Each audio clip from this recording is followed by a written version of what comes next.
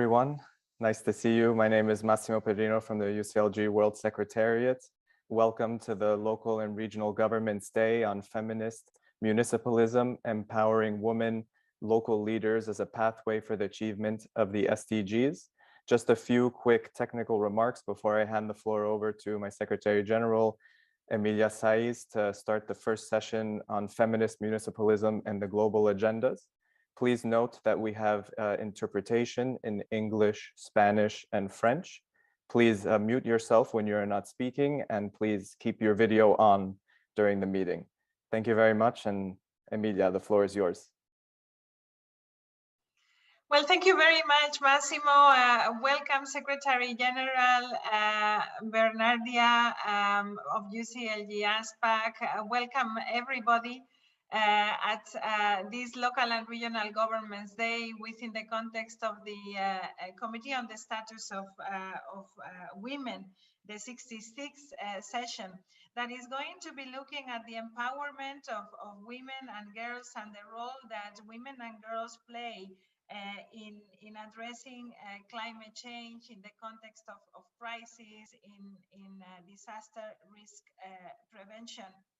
So we find it also very fitting that we look at this topic from a feminist perspective, from the feminist perspective that we promote in the municipal international movement, and that we make the link between this topic and the rest of the global agendas. This Local and Regional Governments Day is a day that we usually organize in the United Nations, in the surroundings of the United Nations headquarters. Sometimes we were lucky and we got a couple of sessions within the building. It was that time of the year, and it still is that time of the year, where the United Nations headquarters were flourishing with all the colors of the women around the world, and where the decision-making tables and the rooms were filled with women.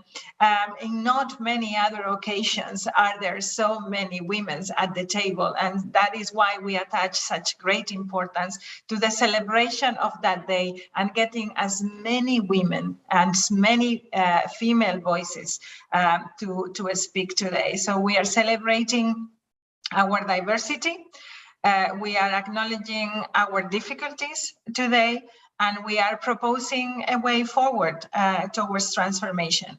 We have 4 sessions in total until later this evening here from Europe, where I am sitting, and we are going to talk about the global agendas, about SDG 5, and about the resilience, the role that women play in resilience, and about transport, public transport, mobility. So without further ado, and I think my governing president is already here with us all the way from Rica, I would like to give the floor to our governing co-president of United Cities and Local Governments, the Mayor of Rica, Madeleine Afelor-Gathman, and to thank her for stopping in the middle of her campaigning towards the Senate to join us today. Mayor, governing president, the floor is yours.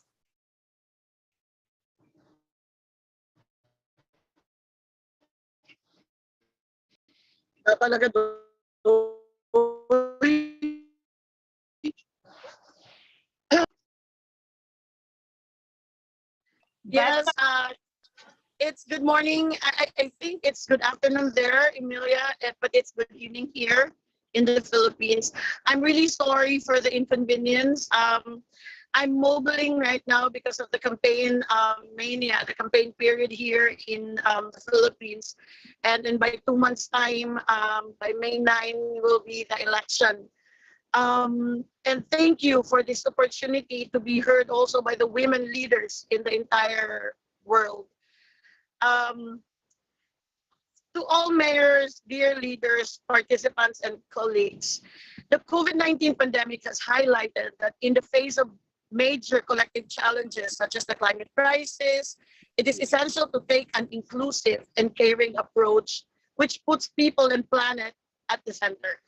Women and girls, children, persons with disabilities, older persons, migrants, refugees, marginalized communities, and ethnicities are disproportionately impacted by crisis.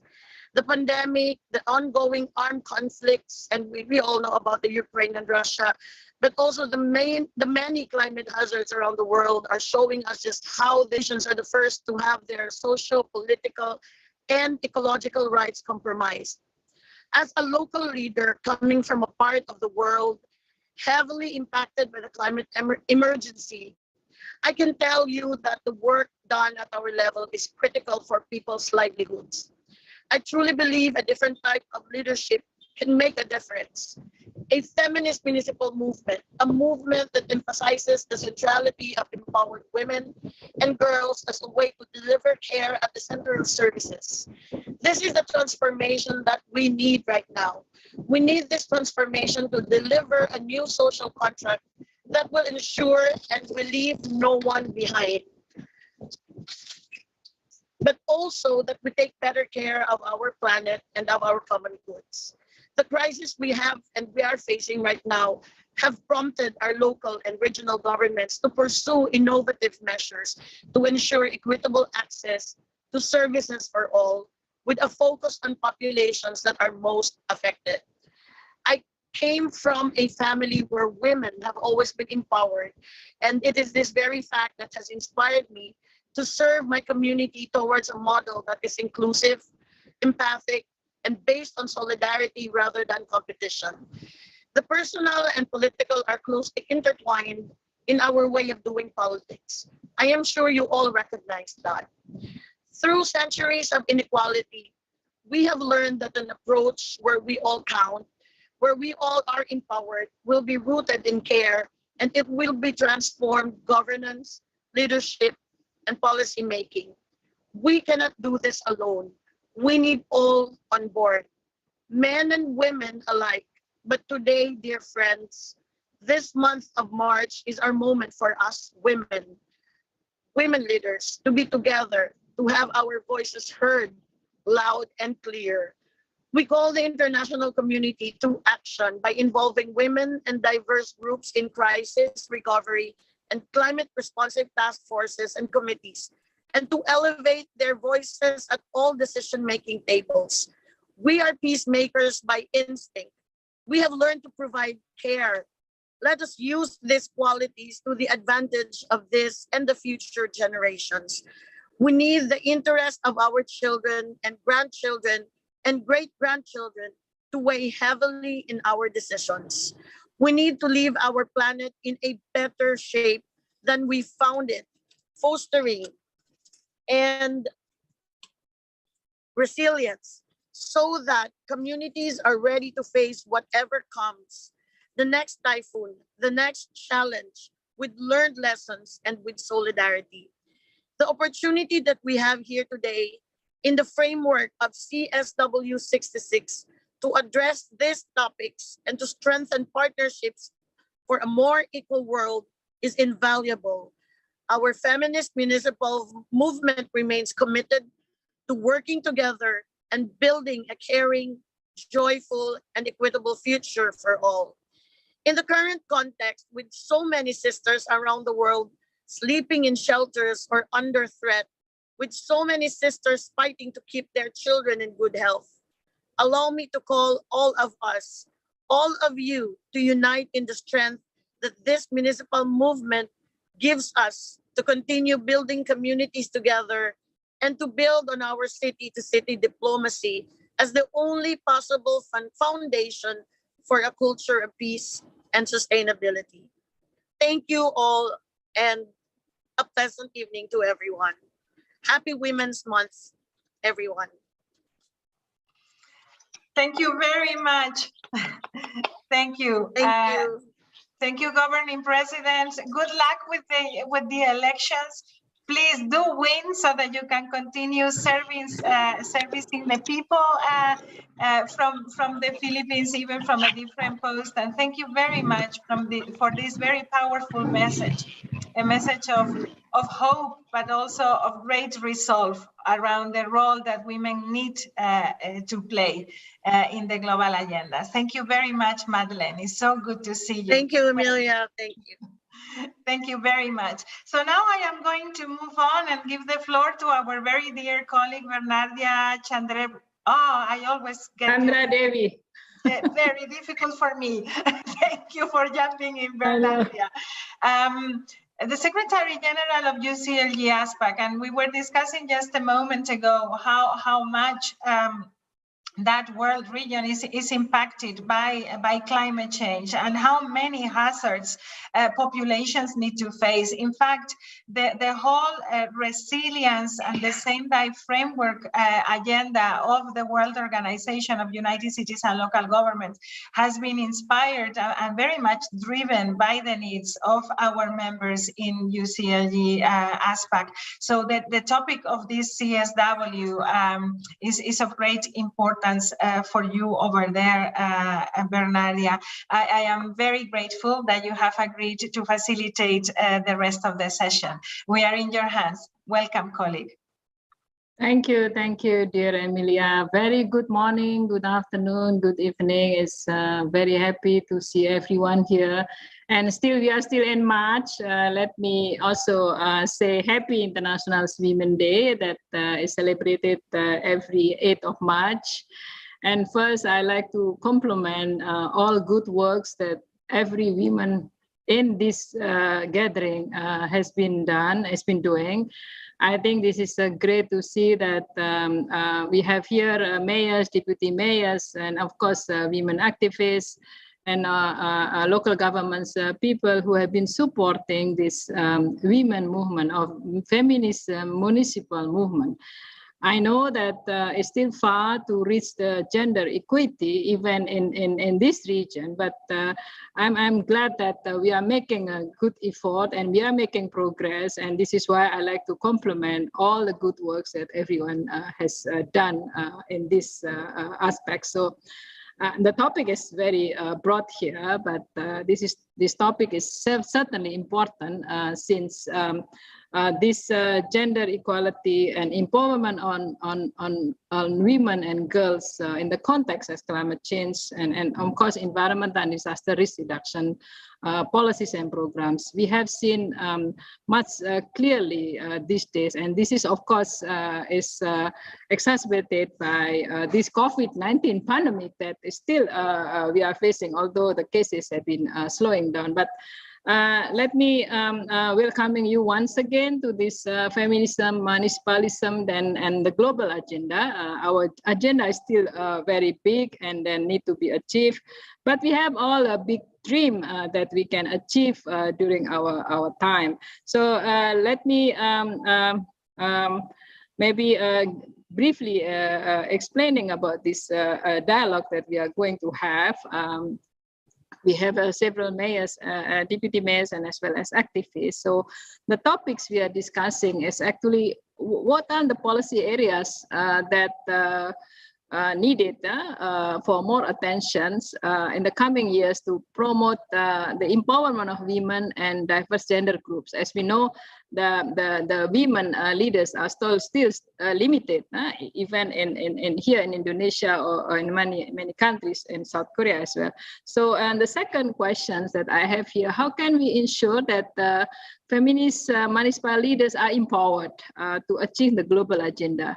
Who are the key stakeholders who will need to be involved? Like in Nepal, under the new constitution, 50%, almost 50% of women, of local leaders are women. So if the mayor is a male, the deputy mayors will be female. And if the mayor is female, then deputy mayor is male. And it's really need empowerment among those women leaders. So that's the questions that we have here for all the panelists. Let me now invite Mayor of San Jose, Costa Rica, Ms. Paula Vargas Ramirez. You have the floor now.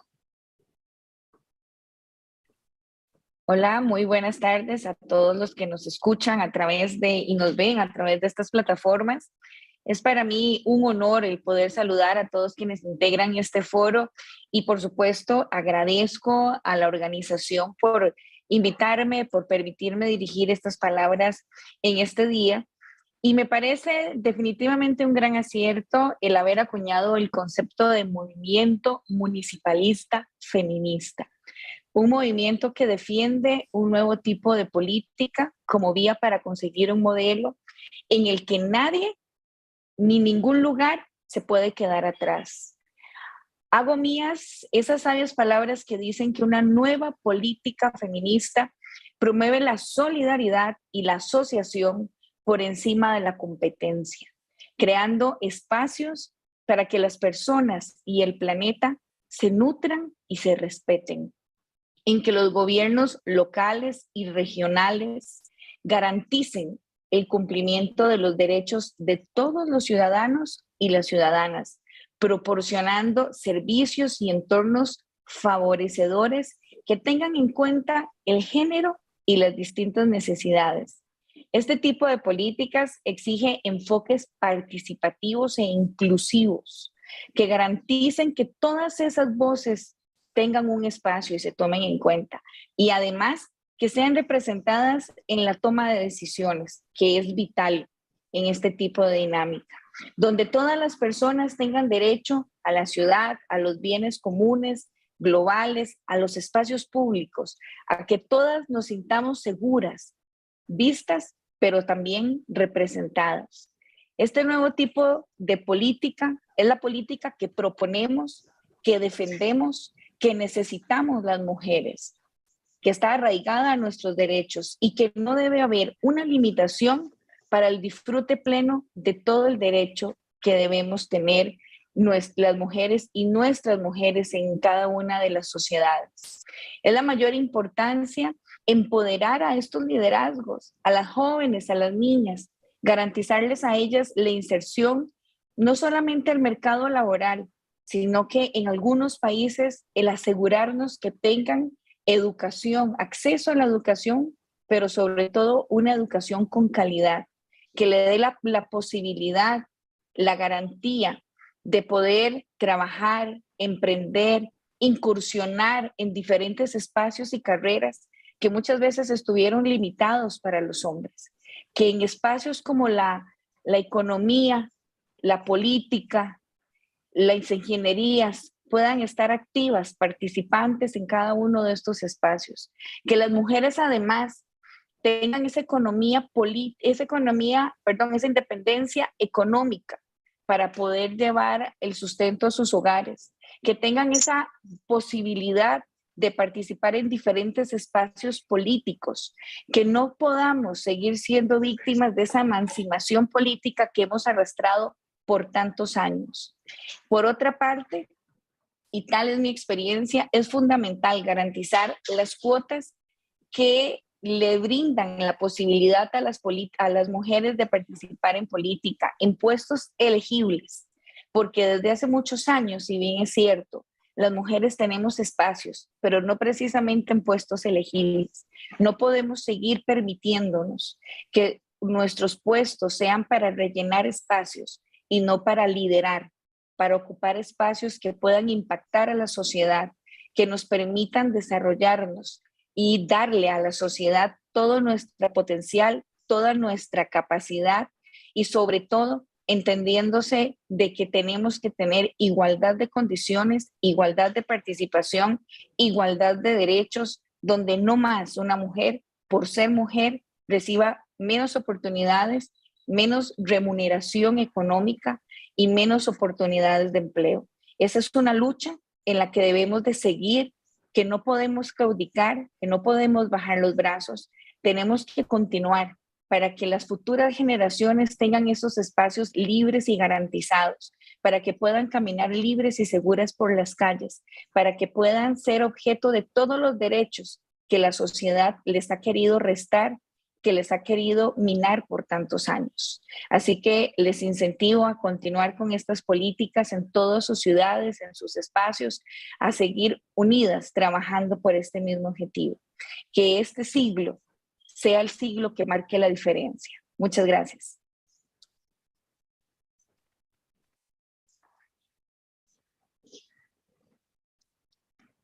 Thank you very much, Mayor Ramirez. It's really wonderful to hear the effort and also your commitment in bringing these women and have no limitation on access to several issues like economic aspects. You also mentioned the importance of putting women in the decision-making processes or involving women in decision-making processes. Thank you very much, Mayor Ramirez. I'm sure there will be some questions to you.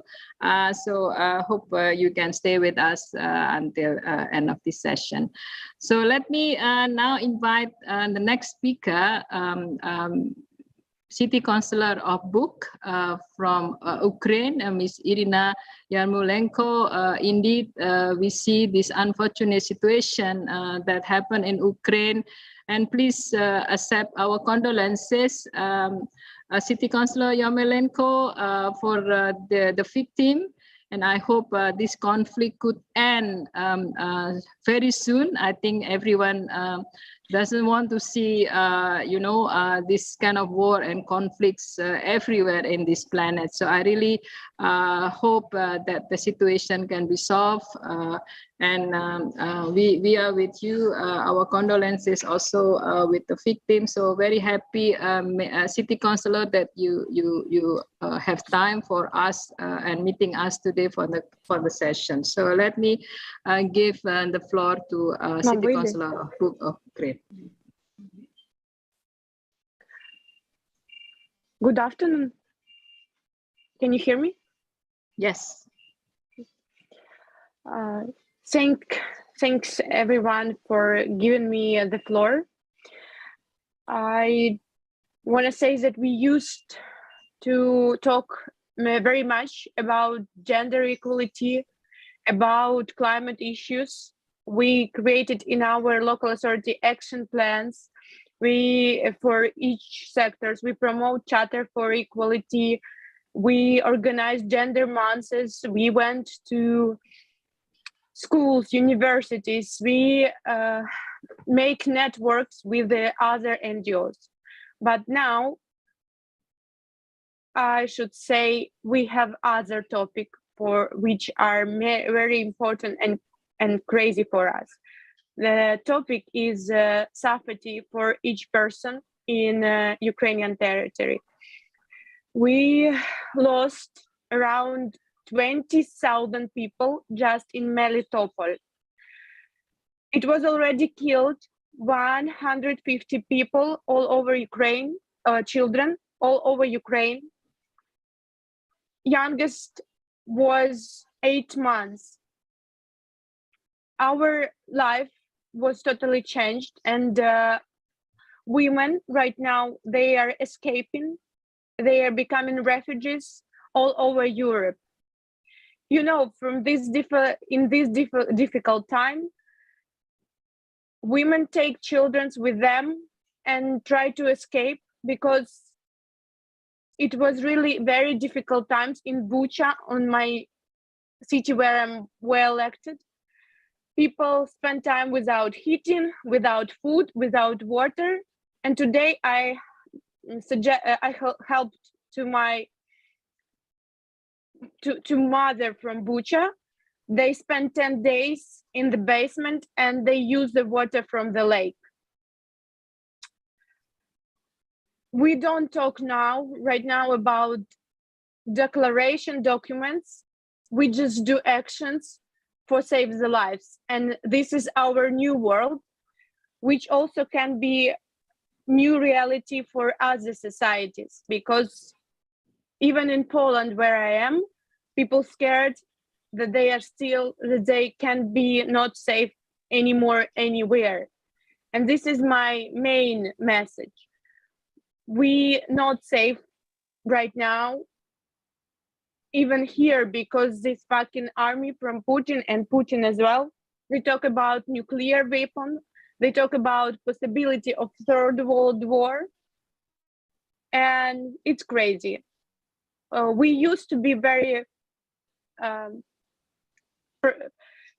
successful. We used to create very nice cities.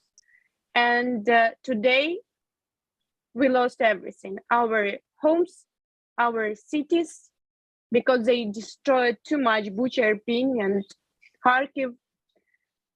So thank you for opportunity to speak, and please, we're grateful for solidarity, but also we need more actions from, you know, global politicians.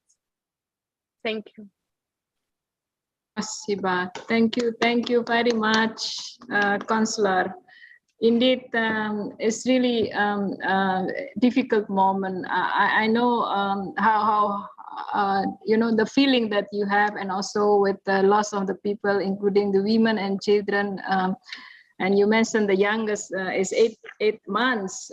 We couldn't believe in this time we still have this kind of conflicts, and we at UCLG we also discuss about this and what kind of support and we, and in the name of global solidarity, we have been also expressing our concerns on this. And we, of course, mobilize also support for this conflict to end. But thank you once again for being with us today. We can hear your feeling and also your story. And once again, thank you very much. Yeah, it's hard. Yeah, it's in South Korea we say like this, but this is also very good sign. Thank you. Our heart is with you, our feeling, and of course our praise are with you, people in Ukraine. Thank you. Asiba. So let me move now to the next speaker. Let me invite now my dear friend from Philippines, City Councilor of Catbalogan, Stephanie Tan. As I think everyone has already met her because she joined several activities of UCLG and of course UCLG World. Stephanie used to be mayor of Catbalogan, the youngest mayor, one of the youngest woman mayor in the Philippines. So now she's the City Councilor of Catbalogan. So you have the floor, Stephanie. Thank you, Uber Nadia, and hi to Ma'am Emilia. Good evening from Catbalogan City, Philippines, and good afternoon to all of you. Thank you very much for making me part of this session. It excites me and at the same time inspires me after reading the concept note, Feminist Municipalism, because the title itself really shows how much we value or give importance to women nowadays.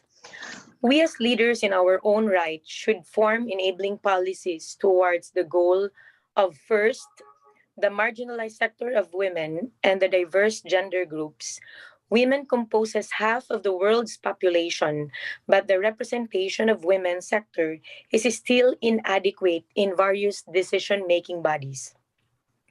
The result is partially in the policies that fail to recognize the rights of women and gender equality up to this very moment. That is why in our city, we institutionalized the women representation in all special bodies and councils to make sure that their voice is heard and recognized. Just this month, in line with the celebration of Women's Month in the Philippines and International Women's Day in the world and the world's International Girls' Day, we had series of public hearings in all our villages and all sectors of the community regarding our revised Gender and Development Code.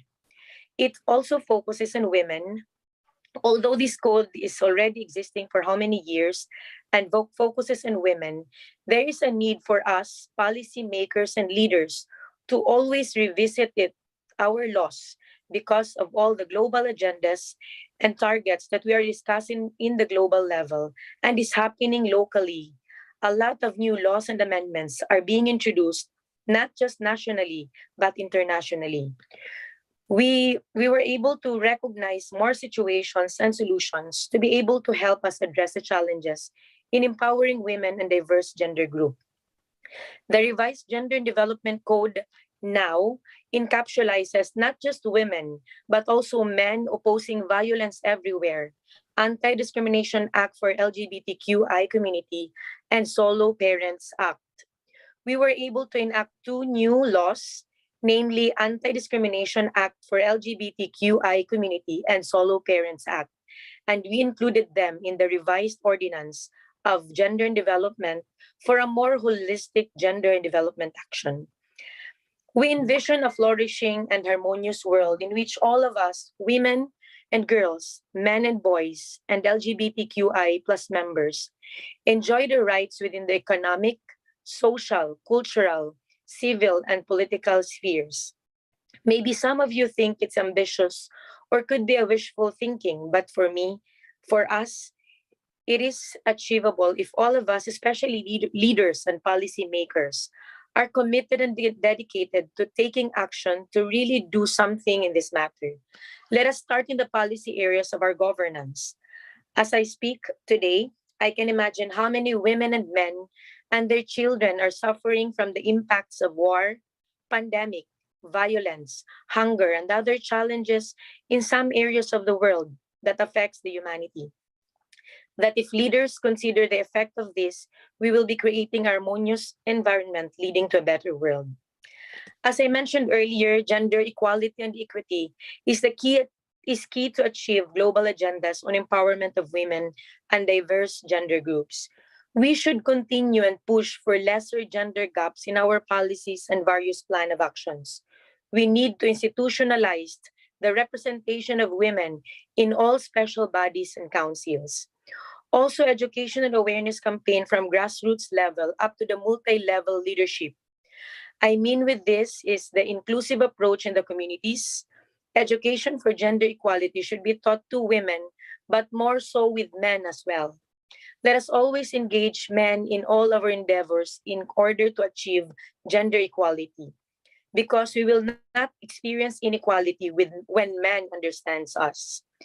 Gender-based violence should be eliminated because we all know that this is the main stumbling block of women to achieve her full potential and succeed. In our city, we launched MOVE, Men Opposed Violence Everywhere. We institutionalized this group to all villages. This is our way of recognizing them as a partner to attain gender equality. There should be a strong support system for our feminist leaders by way of institutional policies that should be in place. We have to make sure that our approach is holistic, leaving no one behind. We cannot discount the fact that peer-to-peer sharing or sharing of best practices is very helpful in educating and inspiring fellow women leaders. It gives us pride to hear from a women leader experiences and challenges that they were able to surpass. Women leaders and potential women leaders and different status of women, governments and institutions that helps empowering women, departments that provide trainings, capability buildings, livelihood, and others should also be involved. But ultimately, we need everyone, whether young or old, men and women and other gender, boys and girls, employed or not, public or private. What I mean is we need everyone to be involved, because feminist municipal leaders are not your ordinary leaders.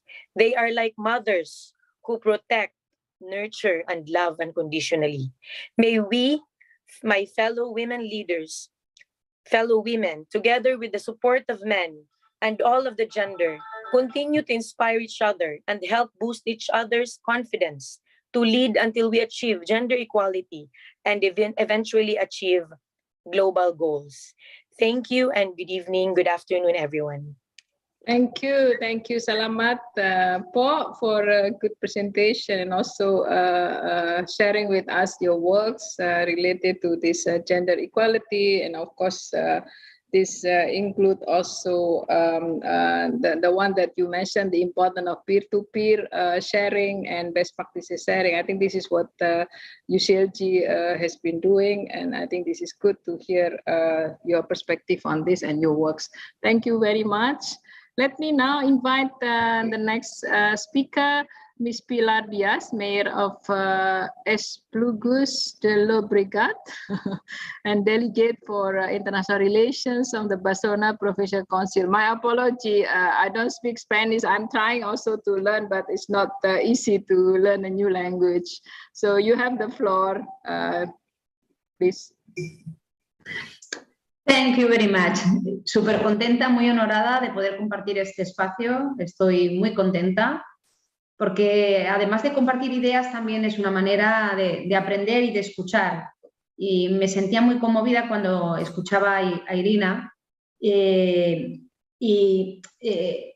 no solamente sentirse honorada es importante, sino también poder aprender de lo que está pasando en el mundo. Y antes de hablar ella, estaba pensando que en este momento necesitamos menos Putin y más mujeres. Necesitamos muchísimas más mujeres en el mundo.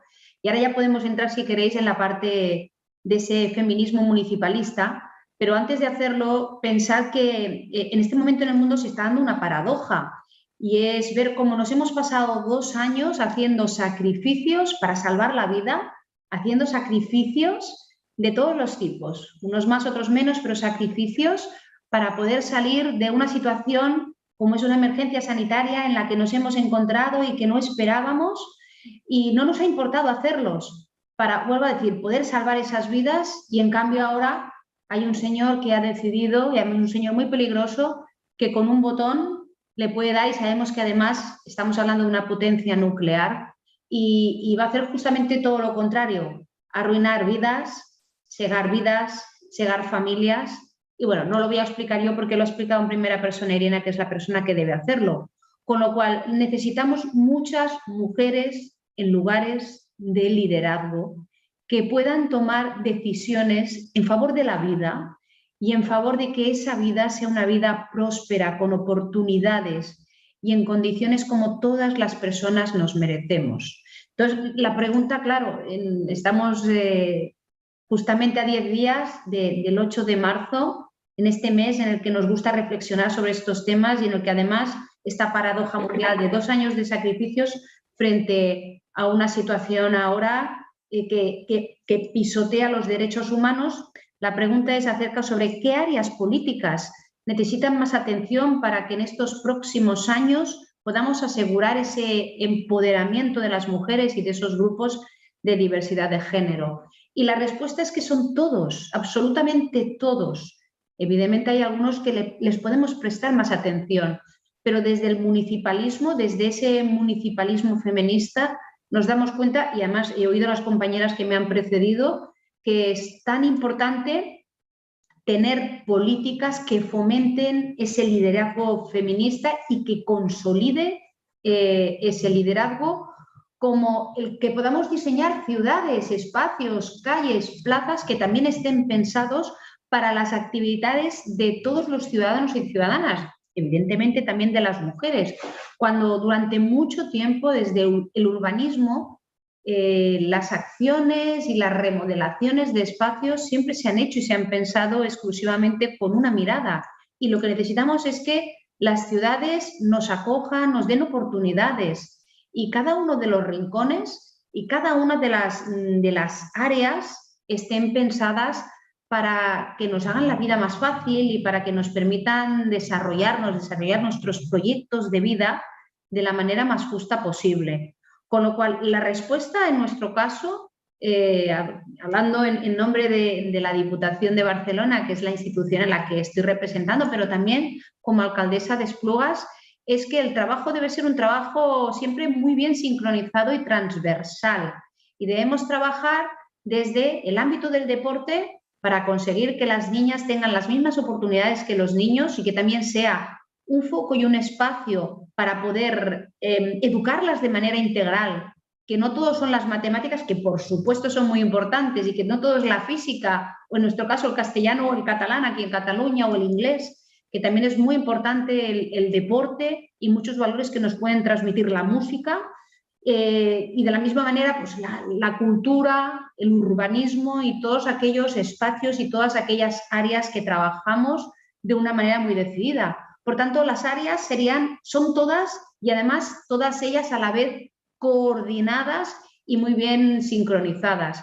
Eso es lo que nos tiene que permitir que podamos trabajar y podamos vivir y podamos disfrutar en un mundo, en un planeta y en unas ciudades que estén pensadas para todas las personas y especialmente para las mujeres. Y por eso es importante, y no me alargo porque creo que tenía 3 minutos, por eso es muy importante que podamos fortalecer esos feminismos, esos liderazgos feministas que deben ocupar también esos espacios de decisión. Y creo que era la alcaldesa de San José, que era Paula, que nos recordaban que no debemos tener a las mujeres solamente en aquellos sitios para rellenar, sino que es importante que estén en todos aquellos puestos que nos permitan liderar. Pero no lo olvidemos, no debemos tener políticas sectoriales exclusivamente dedicados a fomentar ese feminismo, sino que todas las áreas de las administraciones y en concreto de los municipios, de las administraciones locales deben estar sintonizadas para poder dar respuesta y poder conseguir un mundo más justo, un mundo mejor, y no hay justicia si no hay justicia de género. Eso es lo que quería compartir con todas vosotras y muchísimas gracias por este espacio.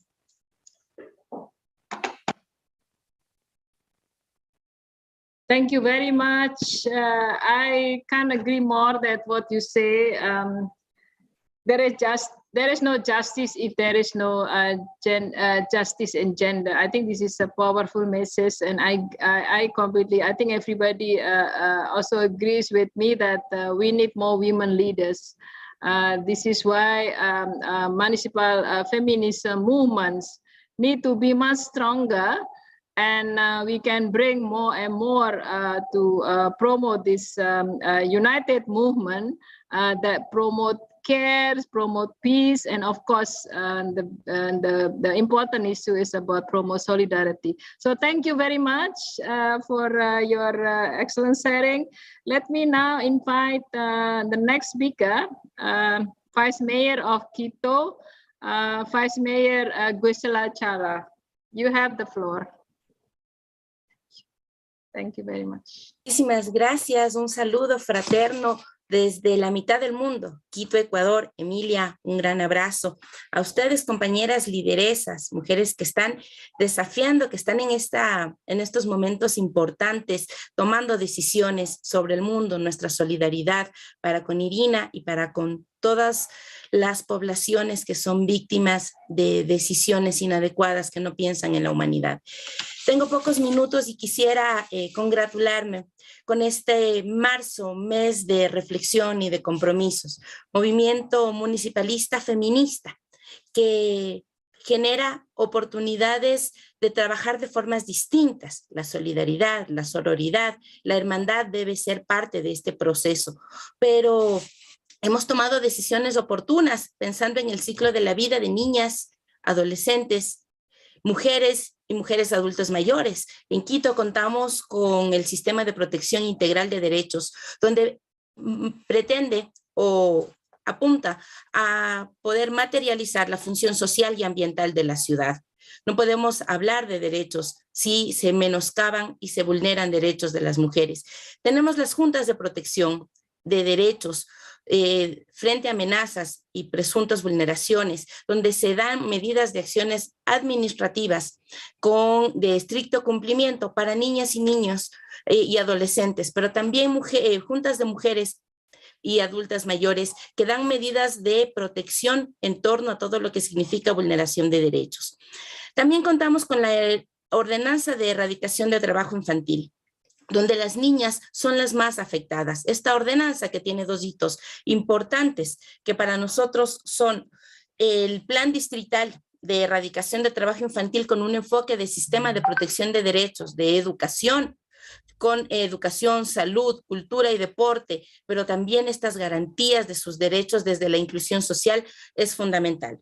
Por otro lado, también queremos mencionar que esta ordenanza de trabajo infantil cuenta con, perdón, estoy un poco está con una mesa interinstitucional donde todos los niveles de gobierno tienen responsabilidades para la erradicación del trabajo infantil. Pero, queridas compañeras, no quiero cerrar esta intervención sin poner en consideración algo que para nosotros es muy fundamental.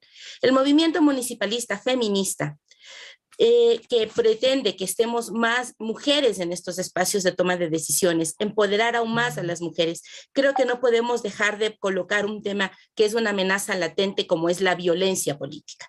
La violencia política que no aqueja solo a quienes estamos en puestos de toma de decisiones por elección popular, sino todas aquellas mujeres que están en designaciones, en representación de gremios. Por eso es fundamental tener esta agenda de participación, de empoderamiento, pero no basta con llegar. Nosotros debemos generar estas redes, estos colectivos de fortalecimiento y de incidencia para rechazar y erradicar la violencia política que desvaloriza y también menoscaba con linchamientos mediáticos, pone en tela de duda nuestras capacidades en toma de decisiones. Debemos trabajar hacia la garantía, promoción y protección desde los derechos para nuestro trabajo como mujeres en cada uno de estos espacios de toma de decisiones.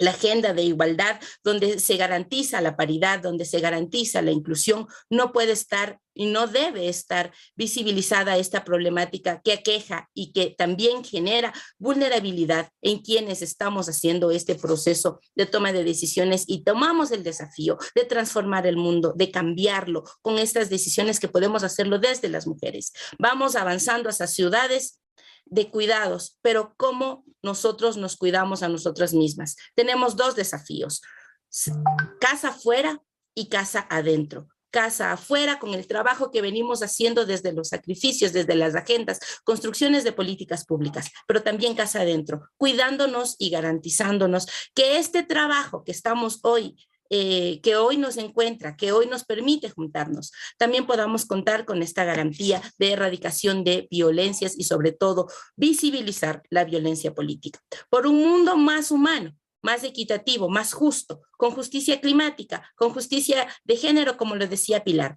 pero sobre todo un mundo sin violencias, sin racismo, sin machismo y sin discriminación. Un abrazo, mujeres, por más compromisos y que esta posibilidad de encontrarnos nos genere también la posibilidad de tener estas agendas que vaya también a favorecer estos derechos políticos. Un abrazo grande desde Quito, Ecuador.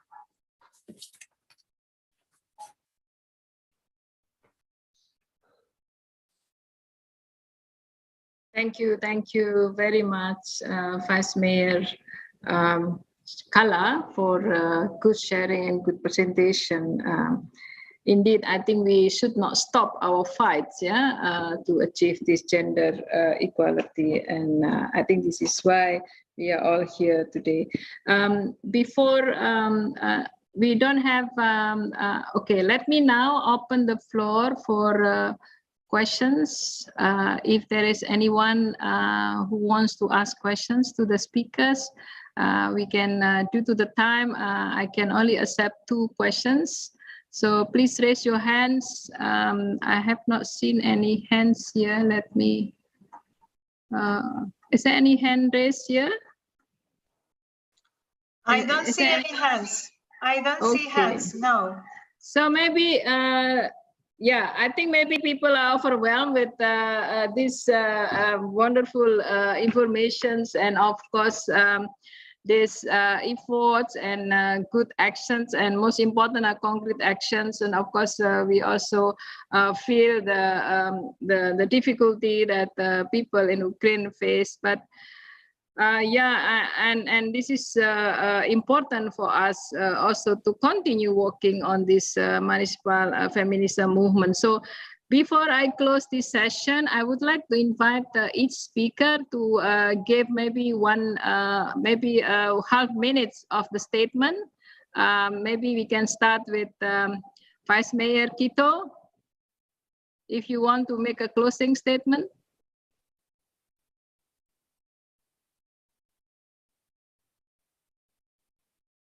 I also see a hand from Anthony Moses okay. there. So if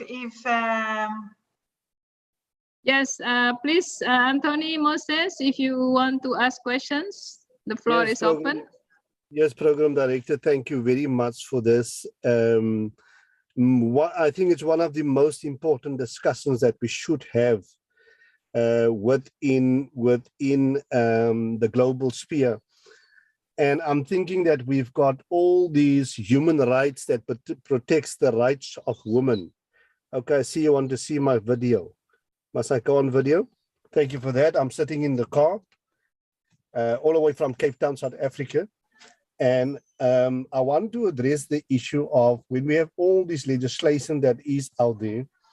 And one of the councillors within the city of Cape Town that have seen how many of my people in the community, especially councillors, how they are sometimes affected by the challenges as far as the legislative issues of women and their rights is concerned. Now, I'm asking if there is a human right in terms of the legislation.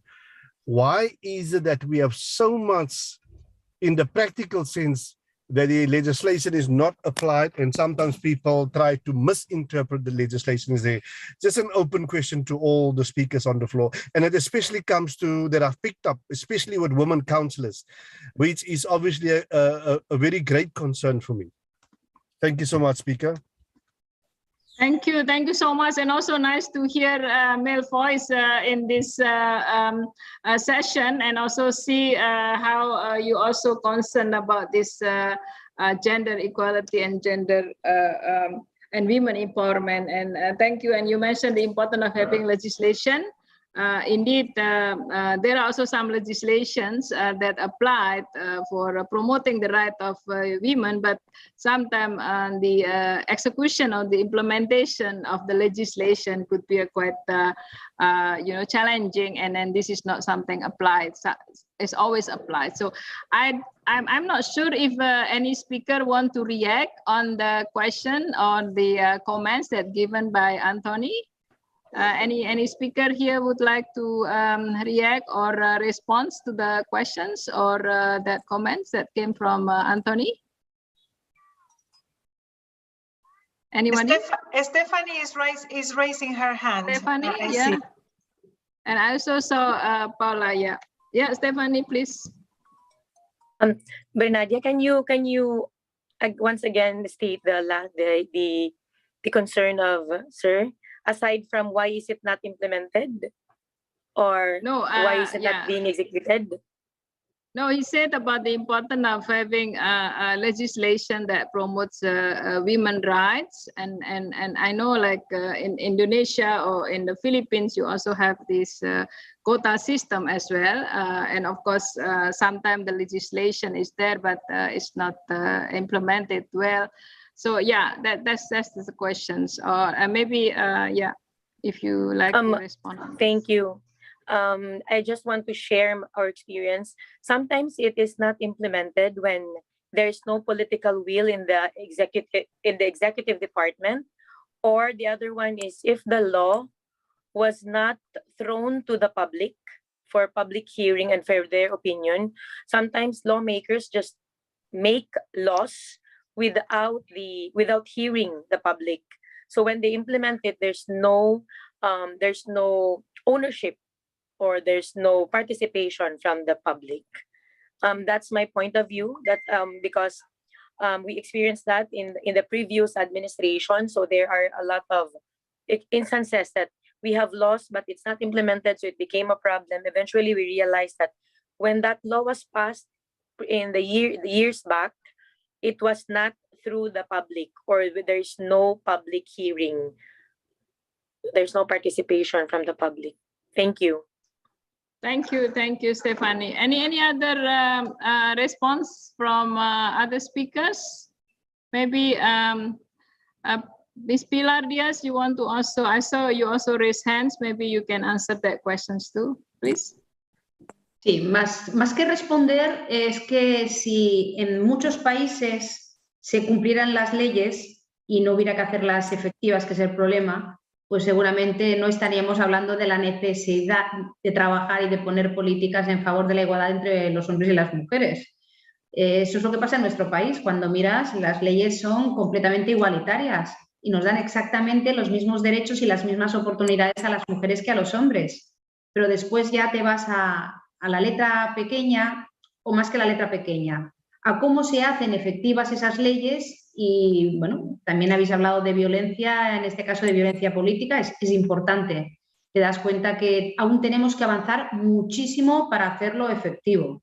Nos encontramos en países en el que esa legislación debe avanzar y en otros en el que la legislación ya recoge la plena igualdad, pero la realidad entre los micromachismos y los macromachismos es que no vivimos en un mundo. Aún hay que dedicar muchos esfuerzos, que sería básicamente como lo vemos desde aquí, muchos esfuerzos para hacer efectiva una legislación que en sí que es completamente igualitaria. Eso es lo que yo querría aportar. Y casi que para después no volver a pedir la palabra, como nos pedíais una pequeña frase o intervenir unos segundos, pues casi que yo la aportación que querríamos hacer es que hace años que detectamos la capacidad que tenemos las mujeres en tejer redes, en hacer piña. Nosotros tenemos un congreso aquí en la comarca, un congreso de mujeres que celebramos cada 4 años y tiene un lema muy bonito que es We are one. Todas somos una, porque tenemos un objetivo que, al margen de las ideologías que tengamos y de lo que podamos defender, nuestro objetivo es un mundo más igualitario en el que las mujeres tengan los mismos derechos y las mismas oportunidades. Es un lema precioso. Y la aportación es que debemos trabajar cada vez más por, no me gusta la palabra, pero creo que la vais a entender, por institucionalizar esas redes, en hacerlas visibles, en sumar, pero no sumar de una manera informal, sino en sumar de manera formal, en tejer redes que sean formales, de mujeres, de alcaldesas potentes que hay en el mundo, de concejales mujeres potentes que hay en el mundo. Y a través de tejer esas redes, de formalizar esas redes, tomar decisiones que son las que necesitamos, las que son decisiones a favor de la vida y a favor de esa igualdad que es imprescindible, de poder visibilizar a mujeres que son líderes en este mundo y que toman decisiones importantes en cada uno de los aspectos y en cada uno de sus días, pero que además todo ello también va muy sintonizado con esa igualdad que debemos hacer efectiva, hablando de legislación, entre hombres y mujeres. Esa es mi aportación. Thank you so much. Indeed, legislation laws must be respected and of course need to be enforced. And then we need to, women need to support, women as well, and then speak as one unity and one goal. Thank you so much. That was a very strong message.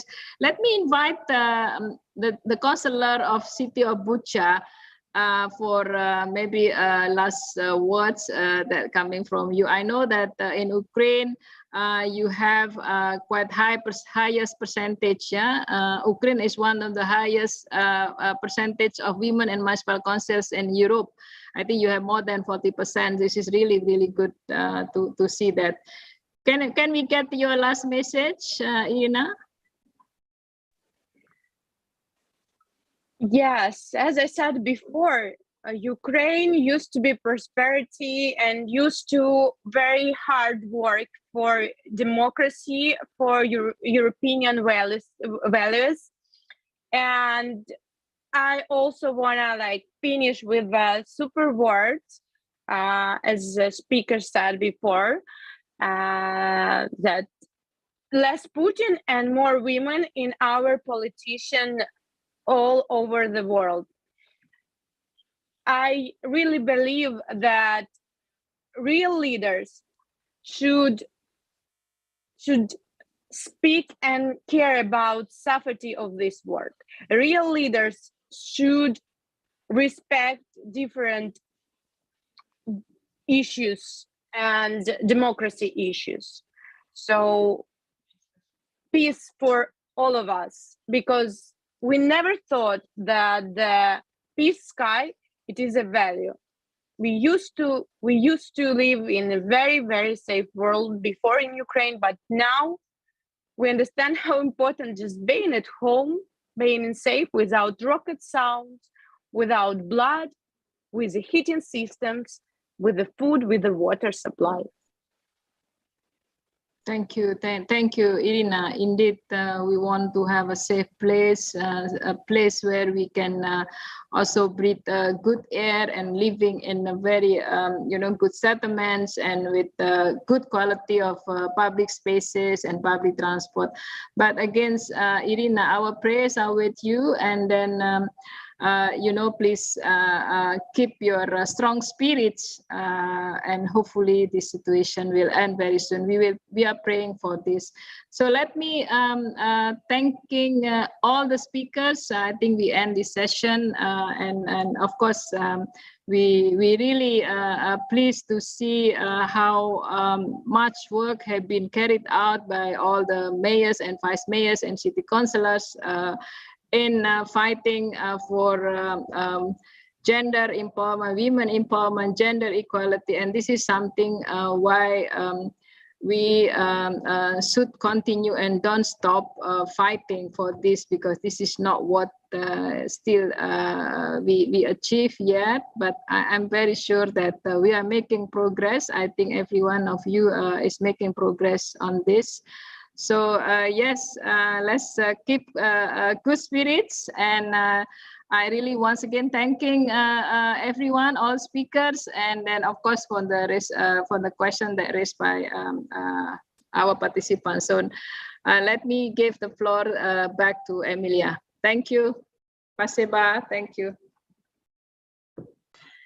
Thank you very much. A big applause to all the speakers in this session, but the biggest applause of all is of course for Irina, for all the women, the sisters, as our governing president was saying, all the sisters that are now seeking shelter and caring for their families. I will follow the words of the governing president saying, let us make sure that we use the community that is gathered in this world organization, in this worldwide movement, to continue building a culture of peace that will allow us to foster solidarity, concrete actions that you need, Irina, you and the people of Ukraine, but that also raise awareness and foster solidarity with the people in Russia that are not happy either with this war and that do not support us. But above all, let us make sure that the female leadership takes a space here to construct this path toward peace. There is no possible easy transition when peace is at the stake, and as Irina was saying, putting peace as a very important value in our societies. We always take it kind of as a given, and it is not. It can go wrong so easily. So it is very critical that the type of feminist leadership that we promote puts that at the core of the agenda. And I think if we make the connection with care and with care provision, we can do important contribution to that. Colleagues, my role now is limited. I just want to start this second session that we have, where we're going to be focusing around Sustainable Development Goal 5, around equality. And many of us, and I am so pleased to have Lucy Slack, the Secretary General of the Commonwealth Local Government Forum, joining us. Many of us, political leaderships, leaders, but also activists, really pushed for this SDG to take shape. I see many colleagues from the Wairu Commission also joining us. They will have a say. I see many colleagues from the Habitat platform. All of them. We really worked as a team to ensure that we would get one specific goal around this. And all of these colleagues of civil society also supported us, local governments, to ensure that the target around the participation of women was met. So I am very pleased to start this session that will be driven by the Secretary General of the Commonwealth Local Government Forum. But before giving you the floor, Lucy, allow me to introduce our Vice President, Carola Gunnarsson, our Vice President for Europe, and the Mayor of Sala. I know that CMR is meeting and deliberating a lot on how to best provide support to our membership in Ukraine, that the task force took place today, Vice President.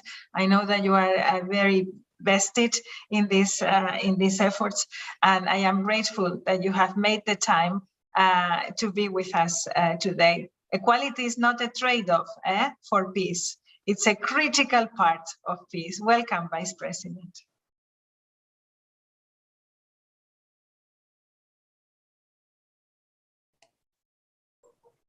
Thank you very much, dear colleagues. Local and regional authorities are the most important ones in the implementation of the Sustainable Development Goals. All 17 SDGs concern the municipalities in regions in one way or another. In many cases, the SDGs couldn't be implemented at all without municipal and regional commitment and action. The local and regional authorities also play crucial roles in gender equality work, both as employers and service providers. This means that the local and regional authorities and their actions are regularly discussed, examined, and assessed from a gender perspective, but also that they have the potential to become important role models. In recent years, we have unfortunately witnessed a backlash in some countries concerning democratic values, equality, and human rights. But worth noting is that many municipalities fight against this development and make resistance when national governments want to deviate from international gender equality agreements. But without peace, we can't talk about sustainable development. None of the SDGs can be reached in times of war. Peace, democracy, and gender equality are the cornerstones to build sustainable societies for the future. One of the most important insights during the COVID-19 pandemic was that the most vulnerable people in our societies were hit the hardest, and then especially women. During crises, conflicts, and wars, girls and young women are amongst the most vulnerable groups in society and therefore exposed to higher risks. Women in war situations and female migrants are at a higher risk of violence, trafficking, exposure to sexually transmitted diseases, and restricted access to education, employment, and healthcare. Refugees fleeing the Russian war in Ukraine now represent the biggest movement of people in Europe since World War II, and the majority being women and children. We have a huge responsibility to make secure routes and safe support for the refugees. On the local level, we must make sure that women and children are protected, are safe, and welcomed in our societies. We must facilitate access to services, support, and tailored information about rights. We must keep women and girls at the center to ensure that the humanitarian assistance planned and provided is gender responsive. We have to ensure on the local level that our policies take an intersectional and gender inclusive approach. To reach the goals in Agenda 2030, we must condemn war and work for peace-building activities. We need peace to make it possible to work with the Sustainable Development Goals. Thank you.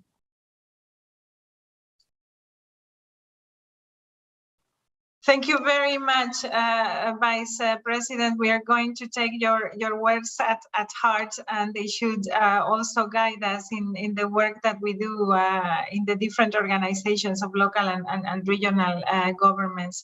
I would like to go now to Lucy, Secretary General of CLGF. Lucy, it has been a long road towards achieving to have a sustainable development goal on equality. It was even harder to get a target on the participation of women in local government. Now we need to make sure that the progress that we have made in some parts of the world does not go back. And we also have the responsibility to make a difference in policies when achieving greater participation of women. We are in your hands, dear friend. Thank you for being here with us. Thank you very much, Emilia, and thanks everyone. It's a great pleasure to join you in the morning, afternoon or evening, wherever you are joining us from. And I'd like to thank Carola for such an important kind of opening statement to really ground us in the realities of the achievement of SDG 5 as we're talking about in this session here. And as Emilia said, you know, SDG 5.5.1b, with specific reference to local government, was one which was extremely hard fought by the local government community. And I think one of the things I would say about that is the reason why we were able to secure that was because we worked together. And I think one of the things which is very kind of resonant, I think, of the feminist movement is the fact that we are coming together collectively to identify shared solutions to some of the challenges that we face and to avoid reinventing the wheel. And this session, which is entitled "In Review, the Role of Regional Local Governments," is really sort of starting us now to think in much more practical terms around a little bit about where we are, but more importantly about what we still need to do. And events like CSW really give us that important moment to kind of like, you know, look back positively on how far we've come, the achievements that we've made. And we've talked about SDG 5 in particular, but also to think in very concrete terms about what we need to do next and how we can work together to achieve that. So each of our speakers could speak for this whole session. I'm going to request that they don't, because we have a limited amount of time as always, but we want to focus our conversation today, and I said around a more kind of focused kind of discussion on two things. The first was something which you raised in your opening. How can we ensure that our policies take a kind of an intersectional and a gender inclusive approach when localizing the SDGs as local governments? And then a little bit kind of like linked to that, how does the care agenda really add to our kind of understanding of SDG 5 and achieving the Agenda 2030? We know about the targets. We're interested to hear, you know, very practically from your experience as local and regional governments, as organizations engaged in supporting the feminist municipal movement. And I'm going to come first to Mayor Joanne van der Hayden, who's the president of the Federation of Canadian Municipalities, and she's also the mayor of Strathroy Caradoc. And I know that there's a lot that you're about to tell us in terms of work that you're doing through FCM and in your own council in this regard. Well, thank you so very much. It's an absolute delight to be with you all. I am just so empowered when I'm with all of you leaders. At FCM, we believe that being part of the solution starts at the local level. To ensure there is more inclusivity, part of that solution needs to be about electing more women to municipal office. We need to help change the face of leadership so that people elected to make decisions reflect the people they serve. As you know, as the government's closest to daily life, we have a real frontline understanding of people's everyday needs and challenges, and it's our job to find pragmatic solutions to those challenges. As an example, Middlesex County Women's Caucus, with the help of FCM program funding, is holding an election school next week. We're focused on women who are interested in learning about municipal election in the fall, and the caucus will be sharing how to overcome barriers, and we'll also have experts there to explain process. A little event with lots of punch. Our local governments are leaders for their communities. As a major employers and service providers, local governments can have significant impact on women's lives by using fair employment practices and inclusive service provisions to citizens. When looking to change the face of leadership, we also must identify systemic bias, recognize and acknowledge racism, and tackle gender-based violence in all its forms. There's growing momentum and discussion about not only the impacts of discrimination in society, but the need to do better. Despite progress, Canadian women remain underrepresented at all levels of leadership. Only 1/5 of our mayors are women, and only a few provinces have exceeded the 30%, while the Yukon and Northwest Territories are the only ones who have attained parity for women elected as councillors. Ensuring that more women of intersectional identity step forward, share their voice, their experiences, and their perspectives at all levels of government in all areas of leadership is now needed more than ever if we're to make up ground for which we've lost under COVID pandemic and achieve equality by 2030. Local policies also play a role in creating more inclusive communities.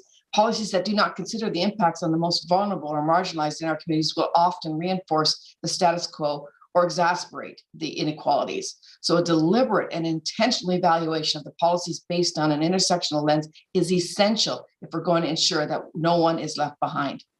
A key action is captured in improving gender disaggregated data. Without data to clearly evaluate and situate our policies, we're making decisions with incomplete or an inaccurate picture of the situation. And that's why FCM has partnered with Statistics Canada so that local leaders and policymakers have greater access to relevant and current data, disaggregated by age, gender, ethnicity, ability, income, language, among other factors, so that municipalities are taking an intersectional lens to their policies, to their programs and decisions. And this allows for us to see the gaps and inequalities and identify them and put the funds where we need to, allocate the funds in the proper spots as we aim for SDG 5.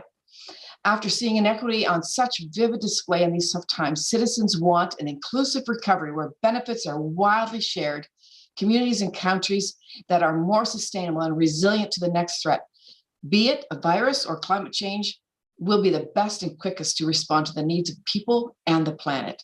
So putting gender equality policies at the forefront of the recovery plans by reinforcing mainstreaming and existing gender sensitive policies is crucial to the future, to a resilient future where where care becomes a priority. And I'll stop with my responses there. Thank you. Wonderful. Thanks very much, Councillor van der Heyden. And I think some very, very tangible and practical steps. You know, particularly it's great to hear about the caucus and the school for election training, but also particularly about your reference to putting money where the need is and making sure that gender equality is really at the forefront of pandemic recovery. And again, you know, the intersectional nature of that is really, really crucial as we go forward. And thank you for your succinct comments. I'm going to come next to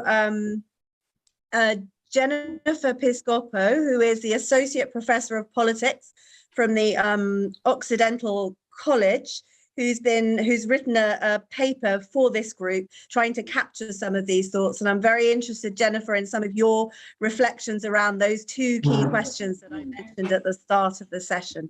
Jennifer, over to you. Great. Excuse me, good morning, and thank you for the invitation. So I will make some brief comments that are drawn from this draft of the SDG 5 localization report that UCLG has invited me to write. So on the first question about ensuring intersectionality and inclusivity and localizing SDG 5, it strikes me that the local and regional governments that are successful are taking an intersectional lens when policies target women and girls, but then they're also taking a gender lens when policy targets other minoritized groups, such as the unhoused and the food insecure. So the idea is an inclusionary approach that works across multiple dimensions of inequality at once and doesn't silo any dimension of inequality, be it gender, be it race, ethnicity, or be it another marginalized identity. So for example, local and regional governments are tailoring municipal support services for migrants or victims of domestic violence in ways that address the differential and differentiated needs of women, of men, gender minorities, and members of the LGBTQI plus community. Women migrants, for instance, might need additional literacy and numeracy education, and the idea is mainstreaming the gender and intersectional perspective across the policy areas. And so this might be understood as gender mainstreaming, but with a feminist perspective. So in the global south and in the global north, from places like Buenos Aires to Barcelona, the feminist perspective is not merely adding women, but is designing policies that address and upend the multiple and intersecting inequities that diverse residents face. So an important aspect of upending structural inequities is exactly this second question about the care agenda. And so it is working to break the association between care work as something that happens in the domestic realm and is therefore seen as the sole or natural responsibility of women. The COVID-19 pandemic has made clear that care work is not a private good, but a public one, and that it has monetary value and can be provided by governments, including local and regional governments, who, as my colleagues have said, are at the front lines of supporting residents.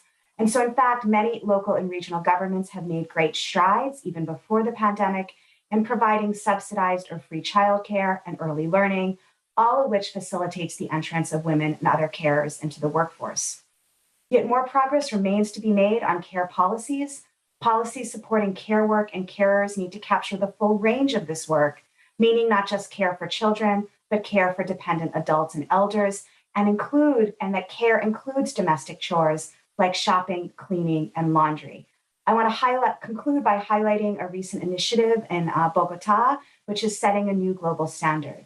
So Bogota's district system of care, CDQ by its Spanish acronym, is providing 30 services of care at the neighborhood level, including laundry, food banks, and leisure spaces.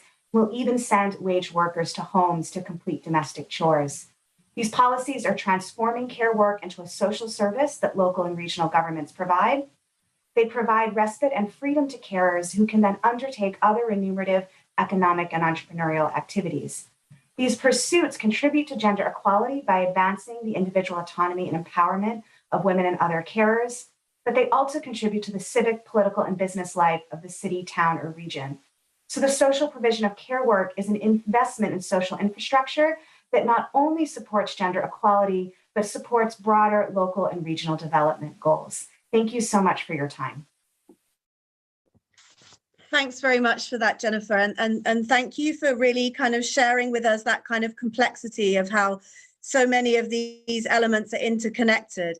And I think, you know, what's always really helpful when we have these kind of meetings is when you can really zero in on a practical example, because I think we all learn so much better from actually understanding how different communities have tackled different challenges. And particularly, I think the issue of care, which is something which challenges so many local governments. It's fascinating to hear that in terms of Bogota, and perhaps that's something that we might have an opportunity even to discuss a little bit more and unpack a little bit more, either on this call or in other meetings.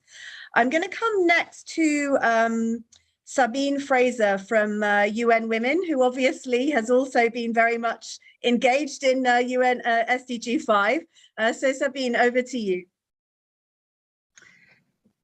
Thank you very, very, very much for having me here today. I am super excited to be here during the Commission on the Status of Women 66, which is on achieving gender equality and the empowerment of all women and girls in the context of climate change, environmental and disaster risk reductions, policies, and programs. So we are nearing the end of the first week. I hope that many of you have had the opportunity to tune in to some of the events that have been occurring during CSW 66. Now is the period where the negotiations of the agreed conclusions are occurring. And so what we really hope is that there are going to be very ambitious recommendations and conclusions that come out of CSW 66, because this is a topic, of course, which is of extraordinary relevance to everybody in terms of human security and women's roles in protecting that human security.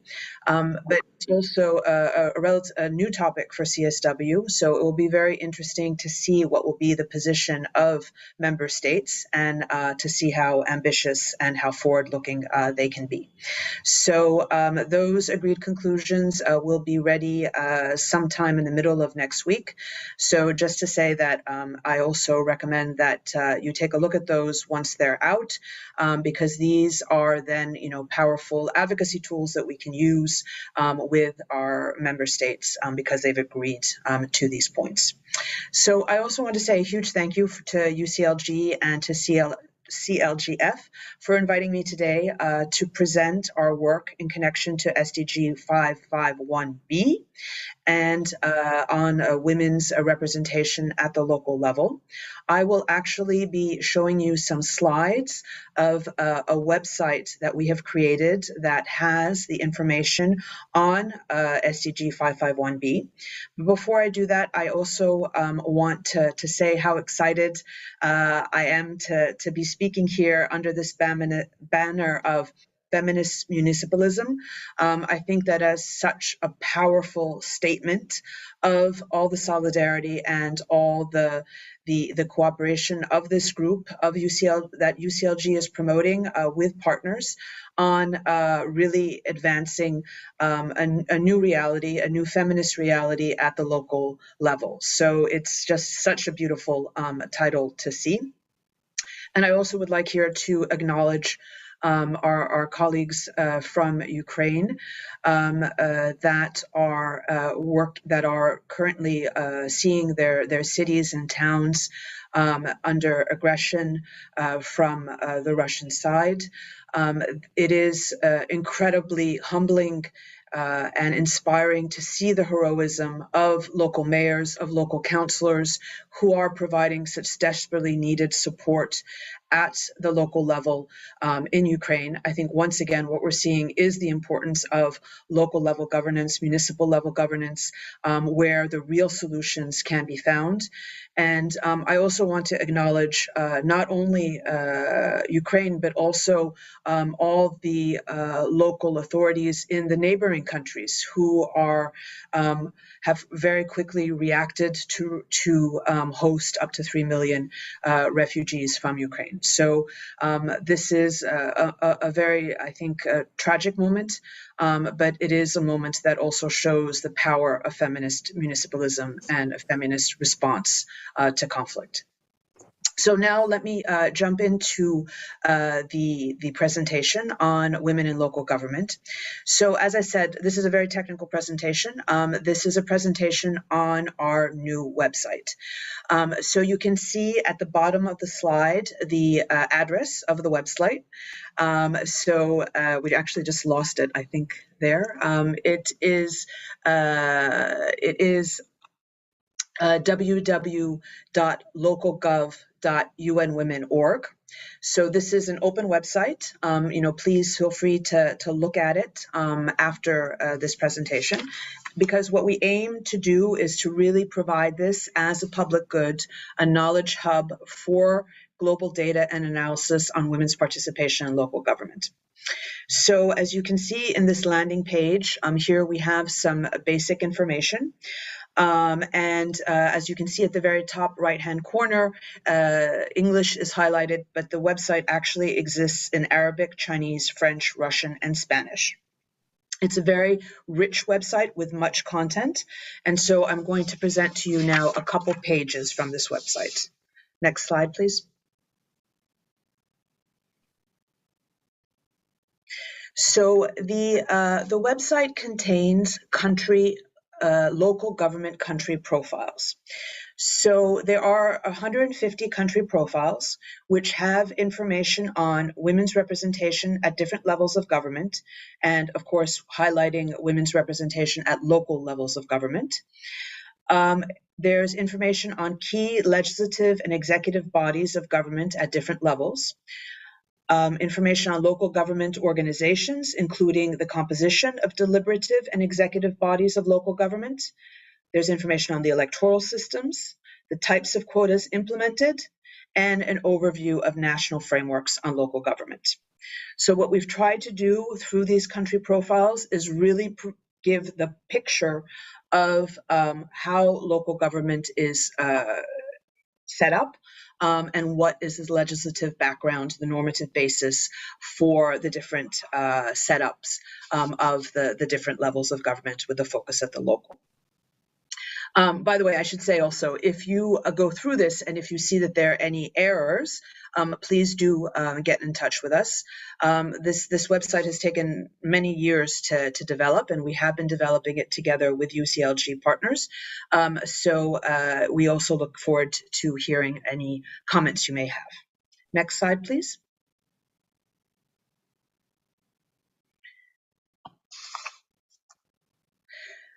We also have on the website global data on women's political participation. So this data page provides access to global data on women's political participation, such as their proportion or absolute numbers and information can be explored here by year, region, and country. You can also then download your selection in the form of a map. So this is kind of more the visual and search side of the database. Next page, please. On the website, we also have a large number of resources.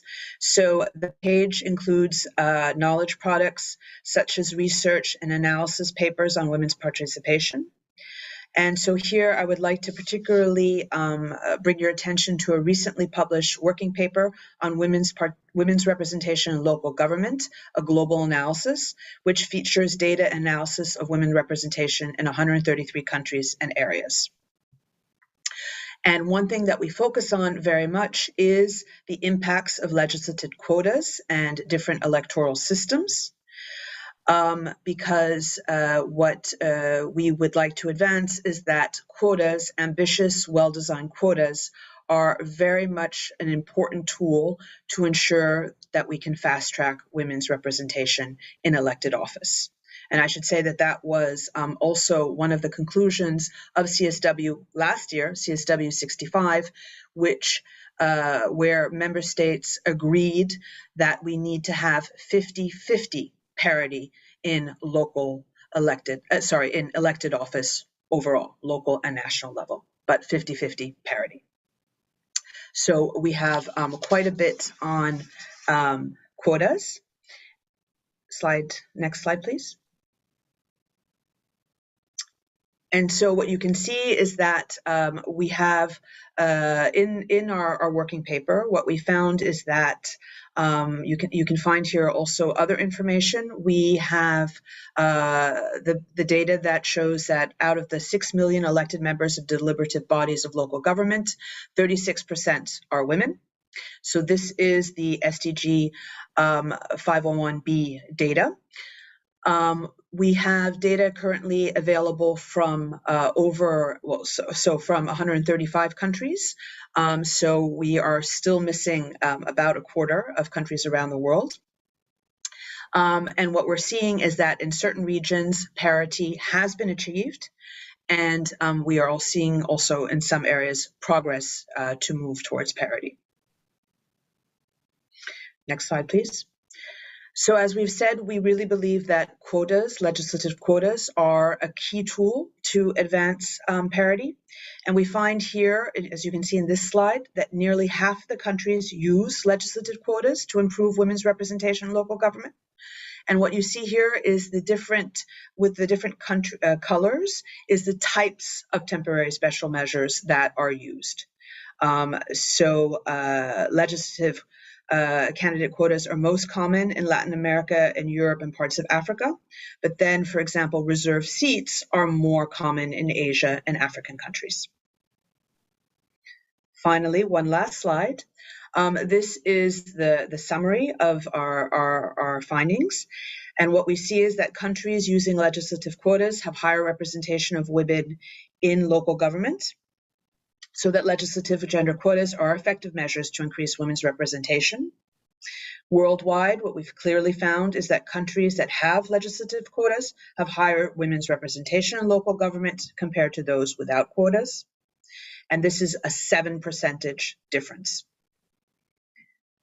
And we are particularly seeing the utility of these quotas in sub-Saharan Africa, Northern Africa, and Western Asia, where the differences are quite striking. So I would like to invite you to please have a look at this new website. And again, we are very happy to hear from you, any comments, any additions, any corrections that you may have. But we were extremely excited about this resource because it really brings together many key aspects of elections, of local government, and of knowledge on the SDG, but also more broad knowledge and analysis. So I very much hope that this can be a resource that we all share and that we can all benefit from. Thank you. Sabine, thank you, and huge congratulations to everybody who's been involved in that, because I know you said it's been a big piece of work. I know just how much time, energy, and effort has gone into that. And I know, you know, right from those very early days around how do we define a local government to actually going out, testing, collecting the data, and now putting it into that usable format. I really hope, you know, you talked a lot in your presentation, you talked a bit about advocacy, and we're really excited to be able to have that data now that we can use to really advocate strongly. So people are talking as much about how many mayors are there in this place as how many MPs are there in this country. So I think, you know, that data is really going to assist us as a movement to kind of mobilize our partners and our stakeholders going forward. So thank you so much for that.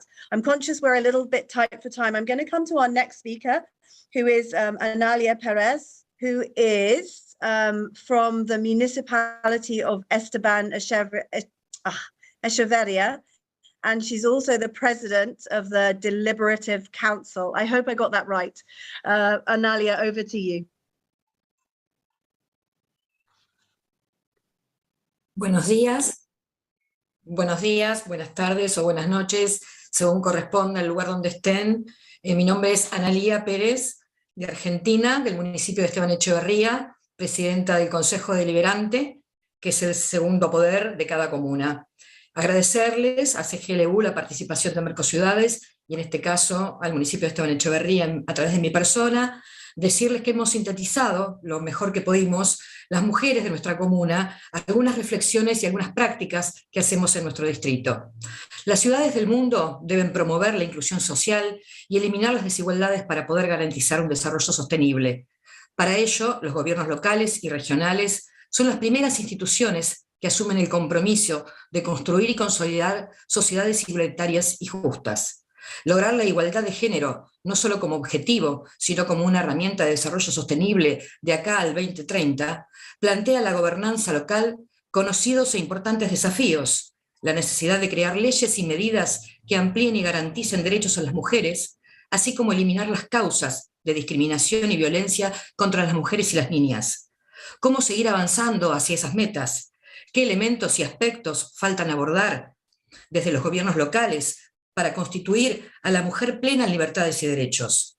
¿Qué factores culturales, sociales o económicos obstaculizan o aletargan esa construcción, impidiendo la consagración de lo que ya se ha logrado, pareciendo ser esto insuficiente? ¿Podremos construir otras estructuras institucionales que canalicen la transformación e incidan en un futuro no muy lejano? Las mujeres del 2030 son las adolescentes y las niñas de hoy. A menos de una década, no podemos afirmar que serán ellas las mujeres libres y empoderadas que buscamos que emerjan. Mientras existan niñas vulneradas en sus derechos, sin justicia social, viviendo en la cotidianidad de las violencias y la discriminación naturalizada, habrá trabajo minucioso por hacer. No quiero cerrar esta reflexión sin incluir y compartir con todos ustedes algunas acciones de gestión que llevamos a nuestro distrito, como el programa de atención a familias vulnerables, destinado a contener víctimas de violencia, de femicidios, de abusos, programa Echeverría Online, a través del que se entregan netbooks para que nuestras jóvenes puedan terminar sus estudios, la creación mediante una ordenanza, de un fondo permanente de recompensas, que está destinado a abonar una compensación dineraria para que las personas de la sociedad civil aporten datos útiles que puedan obtener información de víctimas y lograr aprender a responsables de delitos complejos. Y por último, en el Consejo Deliberante que presido, acordamos acciones que se llevan a cabo solidariamente y en conjunto con las ediles representantes de todos los espacios políticos que integran el cuerpo colegiado, en pos de diseñar campañas comunicacionales y establecer programas abiertos a la participación de mujeres y niñas como partes interesadas de igualdad de condiciones. Como experiencia personal, reconozco la igualdad de oportunidades de liderazgo que impera en mi municipio, ya que soy presidenta del Consejo Deliberante Esteban Echeverría hace 14 años, cargo que ostento como resultado de la elección unánime de todos los concejales, que en este momento son 24, de las que el 50% somos ediles mujeres, y que el 50% de esas compañeras integran todos los espacios políticos que surgen de una elección de acuerdo al mecanismo democrático que rige en Argentina. Y también contarles que este lugar que ostento y que llevo con orgullo y honor, y significa un gran desafío como mujer, porque desde la creación del Consejo Deliberante en el año 1913, es la primera vez que una mujer ocupa este lugar, y en la provincia de Buenos Aires, que es la región más importante que involucra a 135 municipios, soy la primera mujer que continúa durante 14 años en un cargo por tanto tiempo de manera interrumpida. Y además contarles que la comisión directiva del Consejo Deliberante que presido, a partir del 10 de diciembre, conforma en un 100% con 2 vicepresidentas mujeres y quien les habla, la comisión directiva un 100% integrada por mujeres. Esto es muy importante para nosotros. Recién veía a la compañera que me precedió en la palabra, que hasta el 2020 la representación femenina en América Latina había aumentado o era del 25%, y bueno, esto para nosotros en un municipio que está emergiendo gracias al acompañamiento de líderes locales varones, como en nuestro caso el presidente de Mercociudades, que está inaugurando su presidencia año 22, también intendente Esteban Echeverría, hace que nuestra lucha sea más fácil y con despojado de total egoísmo abre camino a las mujeres que intentamos reivindicar la lucha de las mujeres feministas y ocupar y desarrollar lugares de poder.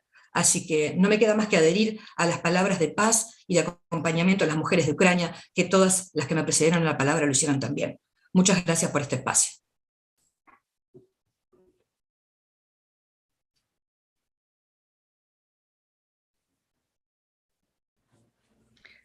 Thank you very much, President of the Deliberative Council, and for sharing both that kind of institutional approach that you've taken in Argentina to address these issues, but also very practically what that means on the ground in terms of the actions that you're taking, and to the kind of the leadership that you've shown and the importance that there is in terms of having more elected women leaders to address some of those issues and to take some of those issues forward. We appreciate that very much. I'm going to move on quickly to our next speaker, who is Violet Chivutse, who is the chair of the Huaru Commission. Again, another colleague who's been very involved in many of these kind of processes, and I'm sure has some interesting views to share on some of these issues around both intersectionality, but also the importance of the care agenda and the role of local government in achieving SDG 5 going forward. In that regard, Violet, please, over to you. Thank you so much. Thank you for inviting me to this session, which is really at the heart of Huaru Commission as a global movement of grassroots women, who many of them are working on care. And it's also the continuance of the journey and partnership together in our advocacy, putting in place and institutionalizing practices to achieve gender equality and women's empowerment. That is what the SDG 5 is all about. And I just wanted to say that as an organization, Huaru Commission, we have put gender equality as the leading transformation agenda for inclusive resilience and gender justice. Member groups are building the leadership capacity of grassroots women, enhancing the resilience of their capacities, and advocating for change in the systems that govern local and global development, planning, and financing. We produced a paper on gender equality and women's empowerment at the 2019 UCLG World Congress and Summit, and it has since been adopted, and the policy recommendations have been included in the UCLG political declaration. Cities and human settlements are sites of opportunities for gender equality and women's empowerment. We want to reiterate that gender equality and women's empowerment are enablers of efficient and accountable local government and not an additional burden, as it has been. Local and regional governments can adopt principles and strategies to accelerate social, political, and economic participation and inclusive decision-making and equitable development. Focusing on the question of gender, of care, and gender equality, we as grassroots women caregivers, from the history of HIV/AIDS in Africa, which we all know, how women came as critical mass to start responding to HIV/AIDS when the social adjustment programs were completely happening and the health systems had collapsed. And that was the beginning of us to start redefining what is care all about, beyond just what people see as women caring for their children and for the husbands and the household goals. This was actually beyond going to the other neighbors and being able to ensure that people were receiving care. And that we actually demonstrated what social protection from a community perspective looks like. And this has continued, and we all have seen, even in COVID-19, in disaster areas, we have also seen how women often come up to start promoting care in the particular community, especially the grassroots women. While there are many policies, plans, and strategies adopted by local and regional governments to advance gender equality and women empowerment related to advance the care agenda, we can achieve more by recognizing the priorities of those on the ground and work in partnership with them, thus investing in real partnership with organized grassroots women groups in effort to localize implementation of the international and regional normative frameworks is one way to fast track those policies we can do. And for that, my recommendation is formalizing and institutionalization of partnerships with grassroots groups, acknowledging that grassroots leaders are agents of change and give them a seat at the table. Supporting the operations of grassroots women groups, e.g. organizing spaces, financial resources, political space, support them in incorporating their group to attain formal status. And making use and recognizing grassroots generated data, which we develop from our own experience, and making links between the community level and national level to ensure that local efforts are captured in national reporting and even beyond. As we move ahead to the SDGs and to realizing our commitments from the Generation Equality Forum, both UCLG and Wairu Commission are co-leaders in the action coalitions. We must have a common bold vision for success rooted at empowering locally led care solutions by grassroots women groups supported by local and regional government for just transformative outcomes reflect of the resilience and building on the ground that is taking place in many communities. We see the upcoming Afri-Cities that will be happening in Kisumu, just in my backyard, as a point for us to start discussions on how to work together as grassroots women and women in local authority and regional governments, and the feminist movement of women that believe in this cause. Thank you so much, and looking forward for more interaction. Thank you. Thank you so much, Violet, for showing that breadth of engagement that the Wairu Commission has.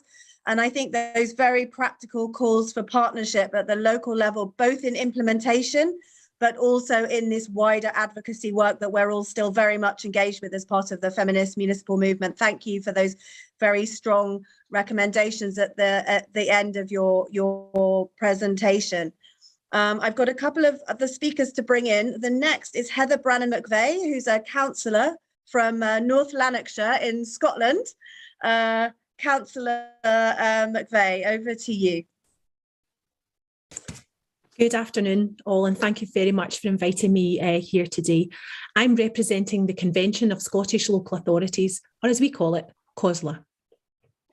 In my brief intervention today, I will discuss the recent efforts to promote gender equality in Scottish local government and the supports of SDG 5, particularly when it comes to women's full participation and equal opportunity for leadership at all levels of political and economic decision making. Scotland has a relatively strong legal and institutional framework for human rights and good examples of positive strategy and policy when it comes to UN sustainable goals. We, for example, continue to work with Scottish Government to ensure that we deliver services with performance being measured in alignment with SDGs. But while equality between men and women has been amongst the most fundamental guarantees of human rights, gender inequality is particularly pervasive. Life chances of women and girls continue to be unequal to those of men across the world. A key priority for us, therefore, is to promote equality, representation and diversity of local members holding office, working to identify changes in cultures and practices that further open up Scotland's democracy. COSLA's Barriers to Elected Office Special Interest Group, of which I was a member, is a nominated and cross-party group established in 2019 to ensure efforts to promote equality and diversity in local government were established and open for conversation. And we've really wanted to base ourselves in action and drive that forward.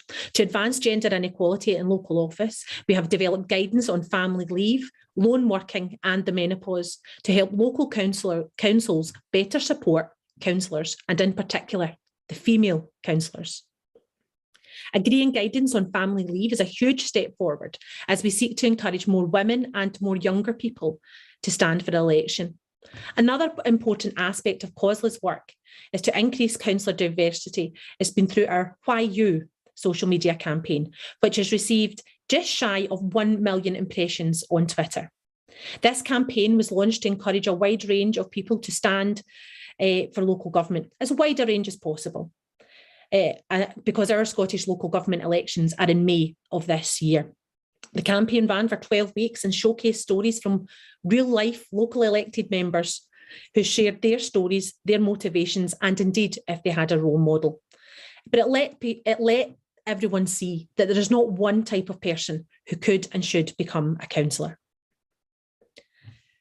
As women only represent 29% of locally elected members in Scotland, the Why You campaign sought to amplify the voices of female councillors and raise their profile to ultimately encourage more women to stand as a candidate.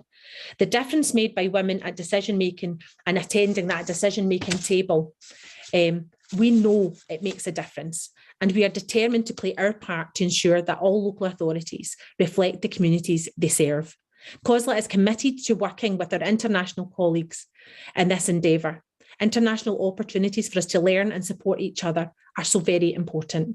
Thank you to the organisers of today, especially UCLG, for this event and for your attention. Thank you.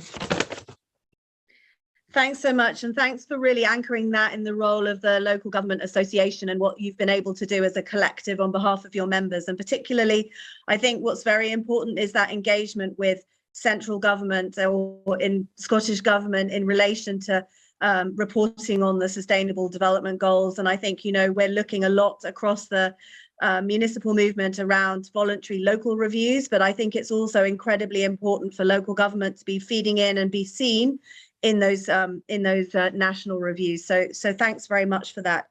I've got a final speaker, and we've been quite strategic in who we've put at the end of this session, because I'm very pleased to announce or invite to come and speak Anna Fallu, who is the Professor Emeritus of the National University of Cordoba, but she's also UCLG's Ubuntu advisor and has been following very closely and has been intimately involved in the development of the whole kind of municipal feminist movement. So Anna, I don't want to say anything more. Over to you, please.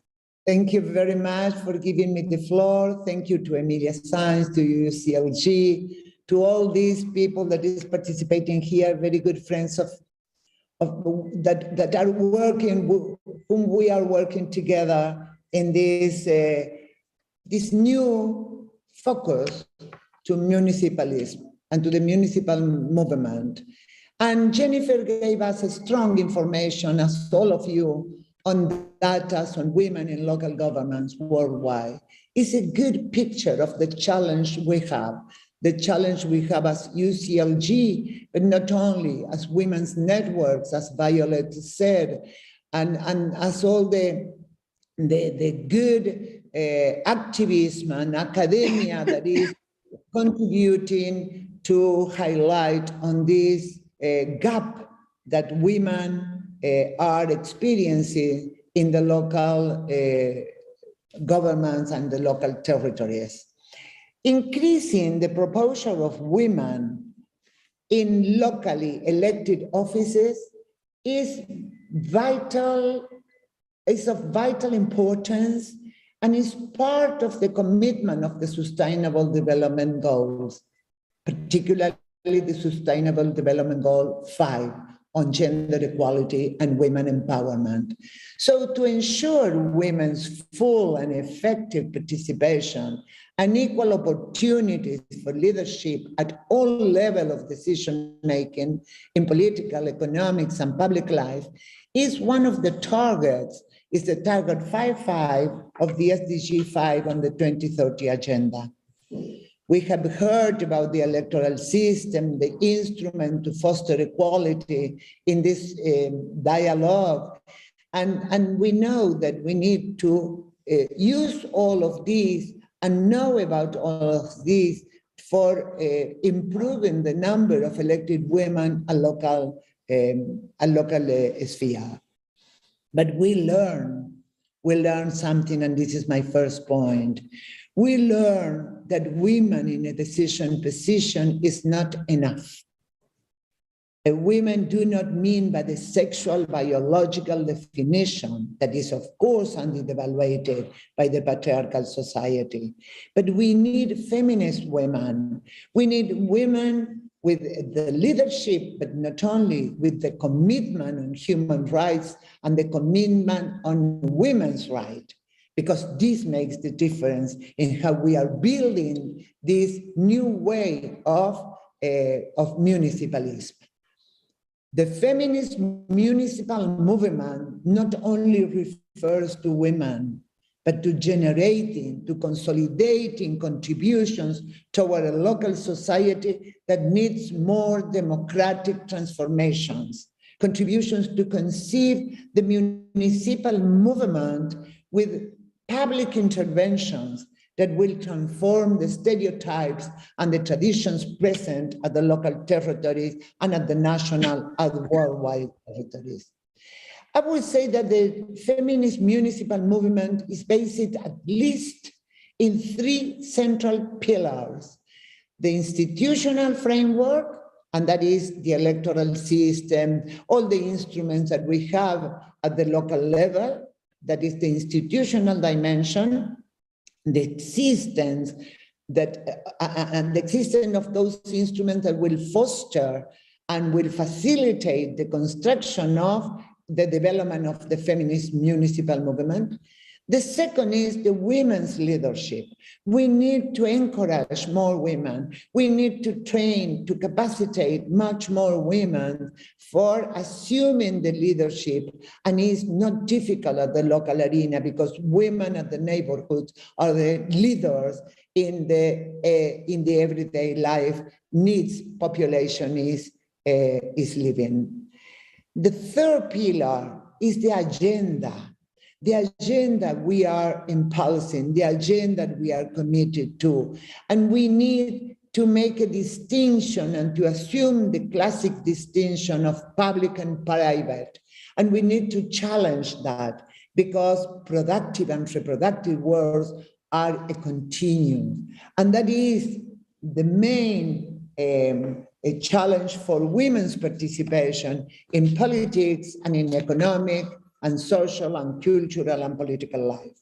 So old and new questions such as violence, such as caretaking, right to work, equal salary, etc., are part of this agenda, but we need to go further.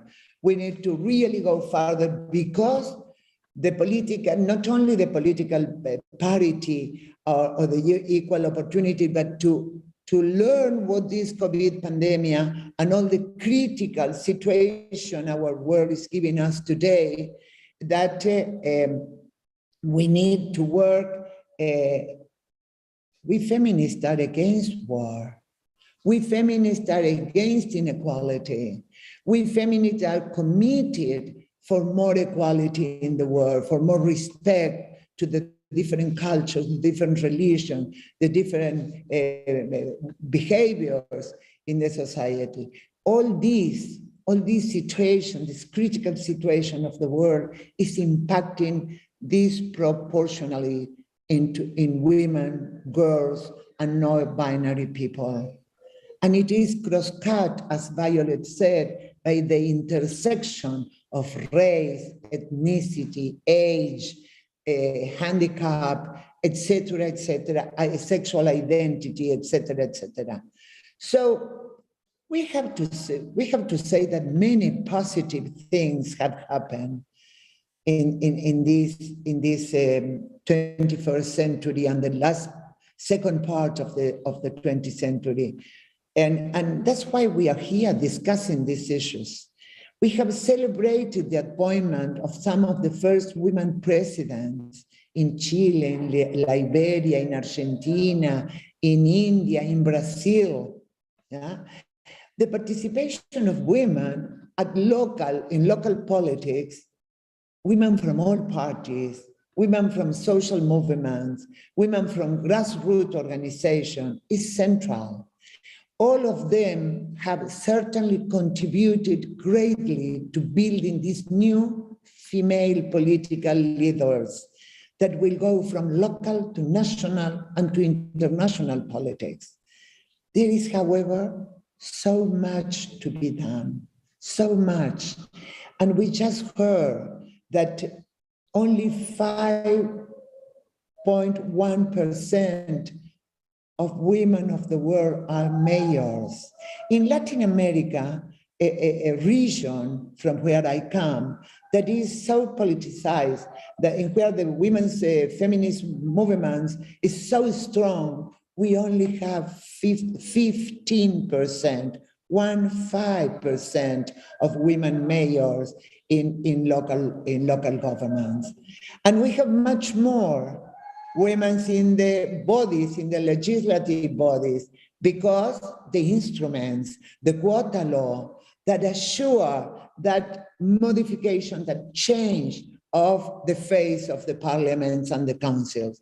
So we need to know, we need data, we need to know, because in the current area of urbanization, with half of the population being female and living in cities, these statistics can provide us with a good idea of the representation gap and the needs that we need urgently address.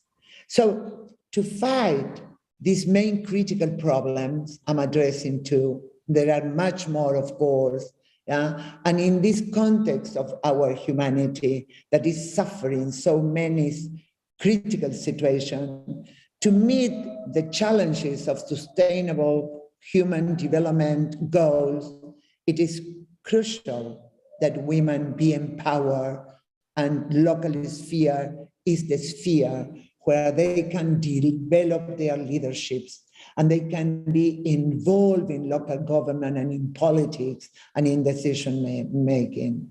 I think that the presence of women in local government has a very positive impact on the female political representation at other levels. It's the way to grow in the political representations, Local governments, and closing, local governments provide a leadership base for national political positions. So to have a more balance between women and men in the parliament and at national government will depend to a large extent on removing the bottleneck at the local level.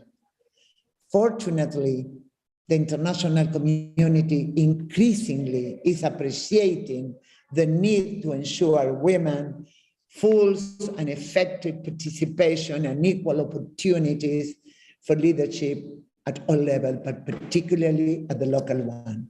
Thank you very much. This was a very interesting dialogue, and thank you very much again, Emilia Sáenz, for organizing this and for this opportunity, and to our moderator. Thank you very much. Anna, thank you so much for that, and for really rounding off what was a fascinating set of contributions from our participants from across the globe, and I appreciate every single one of them. I'm looking to Emilia. I'm assuming not. I don't think we have any opportunity for questions because I've been a bad moderator in not keeping us absolutely to time, mainly because you've been such a great panel. Emilia, I think we probably have to call it a day at the end there without any questions, but just a final thank you to everyone. Lucy, yes. you have been a wonderful guide through this path. If there are any emergencies, I would say feel free to get one or two questions. We have half an hour before the next session starts. Remember, so we can have a couple of voices if needed. I don't see any hands, but if there were any, I would invite them to take the floor. But before you leave, Lucy, how do you see our contribution to this great platform? You and I could only dream of having the platform that Sabine has presented today, and we very quickly understood that we needed to contribute to the development of that, but that probably we needed more support from the international community. So how do you see this big achievement? Because I think it's kind of emotional for some of us that have been behind this for a while. And how can we make sure that that the organized constituency of local and regional governments feels ownership of this and contributes to the update, because that is so critical. So Lucy, some thoughts on that, and maybe Sabine, if you want as well. Yeah. No, absolutely. I couldn't agree more. It's been really incredible to see how far things have come, and to see that website and to see what's included now and how many countries have supplied data is something which is really going to strengthen, I think, our global movement. You heard, I think, almost everyone around the table today emphasize the importance of data. And I think, you know, if we've started now with the elected representatives, but I think now there'll be a momentum towards other data that we can collect to kind of really reinforce both our advocacy, but also reinforce our messaging in terms of what local government's able to do. I think there's a big responsibility, Emilia, on organizations like ours to make sure that we share the links so that our members know that that's there. You know, we're obviously at the beginning of that journey. It's very important, I think, that we share those links. I know that the data is collected through the kind of official channels, so we need to make sure that our members know that, and they know the process and they know how to feed in. And we are super happy, Sabine, to work with you on that. And I think, you know, we also need to use and quote the data, because, you know, we need to actually anchor what we're talking about in the realities. And I think, you know, that's something that you said so clearly, Anna, in your final kind of remarks there. You know, we really need to know what we're dealing with, and we also need to know where we want to get to. And I think, you know, some of the comments that you were making, Violet, and also some of the other colleagues around the table in terms of really knowing how we want to move forward. So I think all of that is really something incumbent on us to kind of like link up with you at UN Women On to make sure that we don't lose that kind of hard fought information that's now in the public domain, and that we can now encourage everybody to use, which is really an incredible achievement. And again, a thanks to everyone who's been involved in that. Thank you very much, Lucy. I really identify with your words, and I think it will also be very important for the national government and the national local government organizations to identify with this and to follow up with the work that the National Statistics Office are doing, and to ensure that they agree with what is being reported. So we need to put in motion this kind of monitoring mechanism, and I think from the Global Task Force we should really push for that. I see that Nosivili Makwanda wanted to take the floor, our colleague from Salga, and then I will go to you, Sabine, just for some remarks, if you agree, and we will start to close down. Nosivile, the floor is yours. Thank you very much. What a wonderful and very empowering session. I really appreciate to be part of this session. Powerful speakers all around. I just wanted to pick on something that has been raised that is very fundamental by the last speaker on the pillars that have been raised of the feminist movement. And I'm interested in the first pillar, which is the institutional frameworks and the electoral system. And reason being, if I may use the South African example, we have not, as a country, institutionalized the quota system, but some political organizations are enforcing it in their own electoral processes. And now I think what becomes critical, I like this pillar and our implementation of it as the SALGA Women's Commission, is to actually follow on the electoral IEC, the Independent Electoral Commission, to actually force all political parties to comply with quota system of women representation in the lists of women that they advance for local leadership. Because we were moving back and forth in terms of progressing 1 minute, and then we're regressing because some political parties will field men only in leadership. And we end up having a situation where what the majority party would have fielded as women leaders is then reduced remarkably by other political parties with fewer numbers would then just field on the men. So this review and actually focus on the institutional frameworks is powerful, and it's something that all the countries we should be pursuing as local government associations. Thank you very much. Thank you so much from that perspective. And I always get worried when our colleagues from South Africa say that some of the things that they have been pursuing in institutional reform, they have difficulties with implementation, because I know that the constitutions and many of the legal frameworks of South Africa are really advanced, certainly on decentralization, certainly on these issues. So it's always a concern. There is so much work that we need to do with the cultural transformation of our societies, and I think that this is what the feminist and municipal movement combination bring to the table.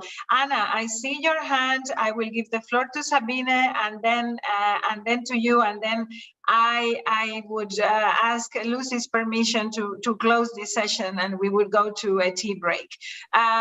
So Sabine, thank you again. As you can see, we are really celebrating around this, and we will find the occasion to have a close, detailed look at this information. Thank you also for acknowledging the strength of the feminist municipalism concept, because it's a hard one. Don't think that it's a given. And we do need all the international acknowledgement and recognition that we can get, believe me, to just keep going. As our colleagues in Ukraine were saying in the first session, you lose rights, environments, and acquired privileges very, very fast. So help us with that as well. Sabine, the floor is yours. Thank you so much, Amelia, and thank you so much, everyone who has given comments also in the chat. As Amelia said, this is for us also a big celebration. I wish we were in person, that we were with each other, and we could celebrate with a glass or with something else together. But still, it is a virtual platform, and it is, as you have said, it's actually a tool, and it's really a tool to advance advocacy. As we know the importance of knowledge and data to be able to argue our points, we really hope that this website will be able to support the advocacy for feminist municipalism, for all the things that Anna mentioned in terms of institutional change, women's leadership, participation of women and girls in all their diversity, and non-binary groups as well. This is really just a tool, and it will be really interesting to follow up, to perhaps have a follow-up meeting in the coming months where we can talk about how to use this tool specifically for the advocacy. So I think I would like to, kind of propose that out in the air, that we could think of how to disseminate the tool and then how to use it. So Amelia, thank you very much for also emphasizing that the people here, that all of you here are important actors in the dissemination. And you've all been important actors in getting this website to where it is today. So thank you a huge much to all of you who have contributed to this over the past years. As Amelia pointed out, it is primarily data from the national statistics institutions, but that is done together very often with the election commissions and sometimes also with the inputs from local and regional authorities. So we also, of course, have had contributions from civil society and from women's organizations, feminist movements, etc. And so I hope that we can kind of keep that coalition together in using the tool and updating it as the years go forward. So again, a huge thank you to everybody, and looking forward to continuing the dialogue and the advocacy. Thank you very much for that, Anna.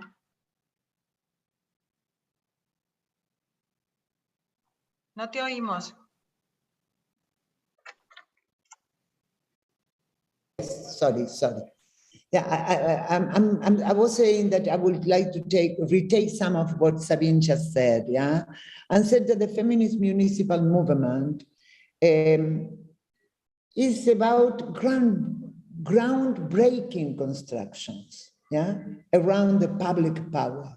We have to rethink this public power at the local level.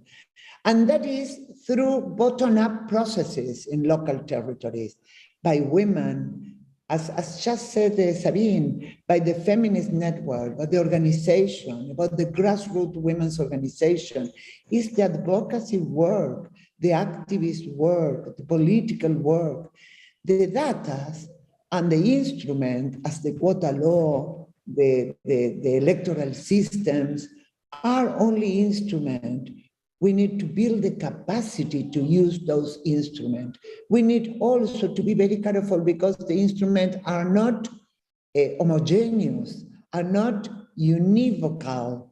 Yeah? The instruments will depend. Here in Latin America, according to the electoral system of Brazil, for instance, so different from the system of Argentina, we could have a quota law, 30-70, yeah, as the limits.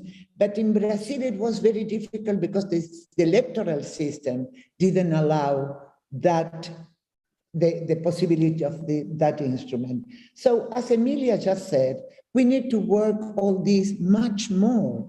We need to have much more information, and we need to exchange and to transfer among us those information, yeah, because these are not univocal constructions. And there is a cultural construction transformation, as Emilia said, yeah, but we need this partnership. And the quota system will depend on that, and the instrument will depend on that. But I would like to close this last intervention saying that the new municipalism that the women politicians, the feminists have burst into the scene, the political scene, is driving new ways of conceiving the state. Is driving new ways in conceiving the relationships and the exercise of power, the administration of the public policy. Yeah, closing with this. And in that sense, and I'm closing with this, the personal is political. I want to insist on that. And this we need to work among us. Stay with us because we need to deliver that message in the session that is coming next. We will have the mayor of Johannesburg with us, the new mayor of Johannesburg, a female mayor. We will have the mayor of Banjul. We will have mayor of Poznan. We have many interesting people coming up next, but look, we women want to do things differently. I'm not going to be too strict. I want all the voices to be heard. Nokusola, I have seen you raising your hand. Please do take the floor, but be good with me, please, and stay for the next session if you want to say more. Just very briefly.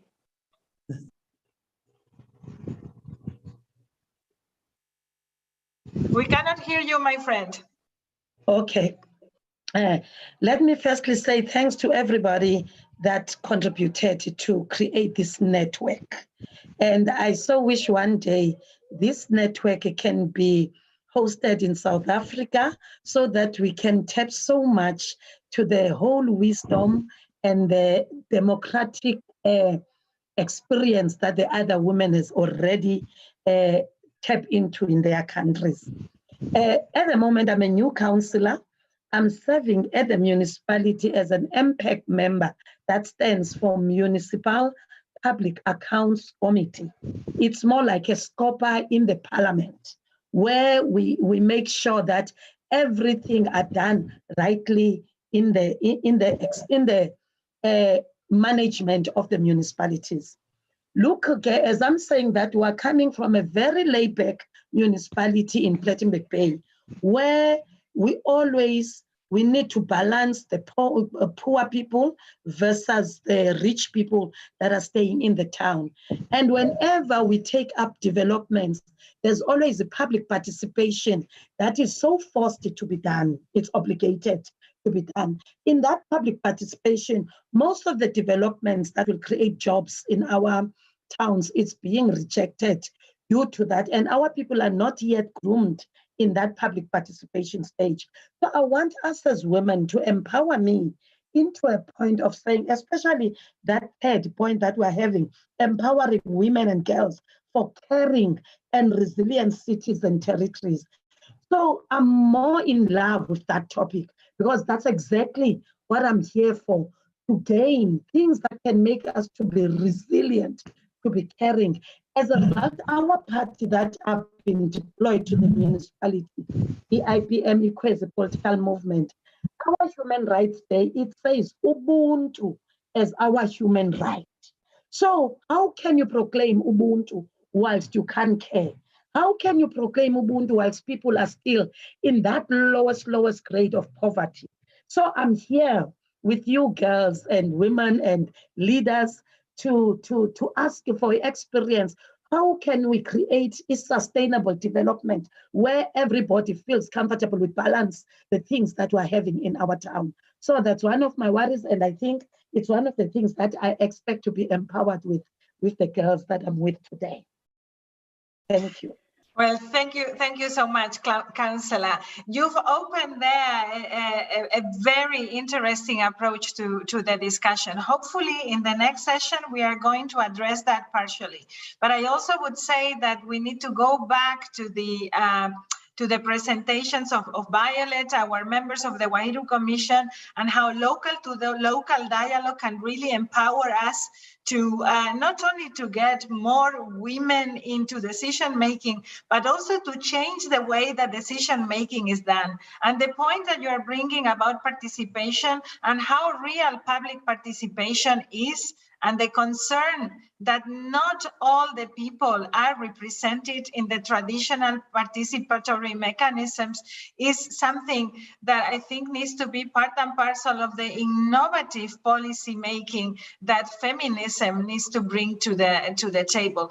There are some ideas there already in a couple of publications that we have, but we will be delighted to explore also with SALGA, the South African Local Government Association, our member in South Africa, how to support you with that. And maybe also some of the experiences of the Federation of Canadian Municipalities, like this training for councillors that our Vice President van der Heijden was bringing to the table might be an experience as well. So we will not forget this. Thank you very much. Colleagues, a quick tea, some technical recess, and we are coming back to talk about resilience and women. Thank you very much. See you soon. Come back, please. Bye.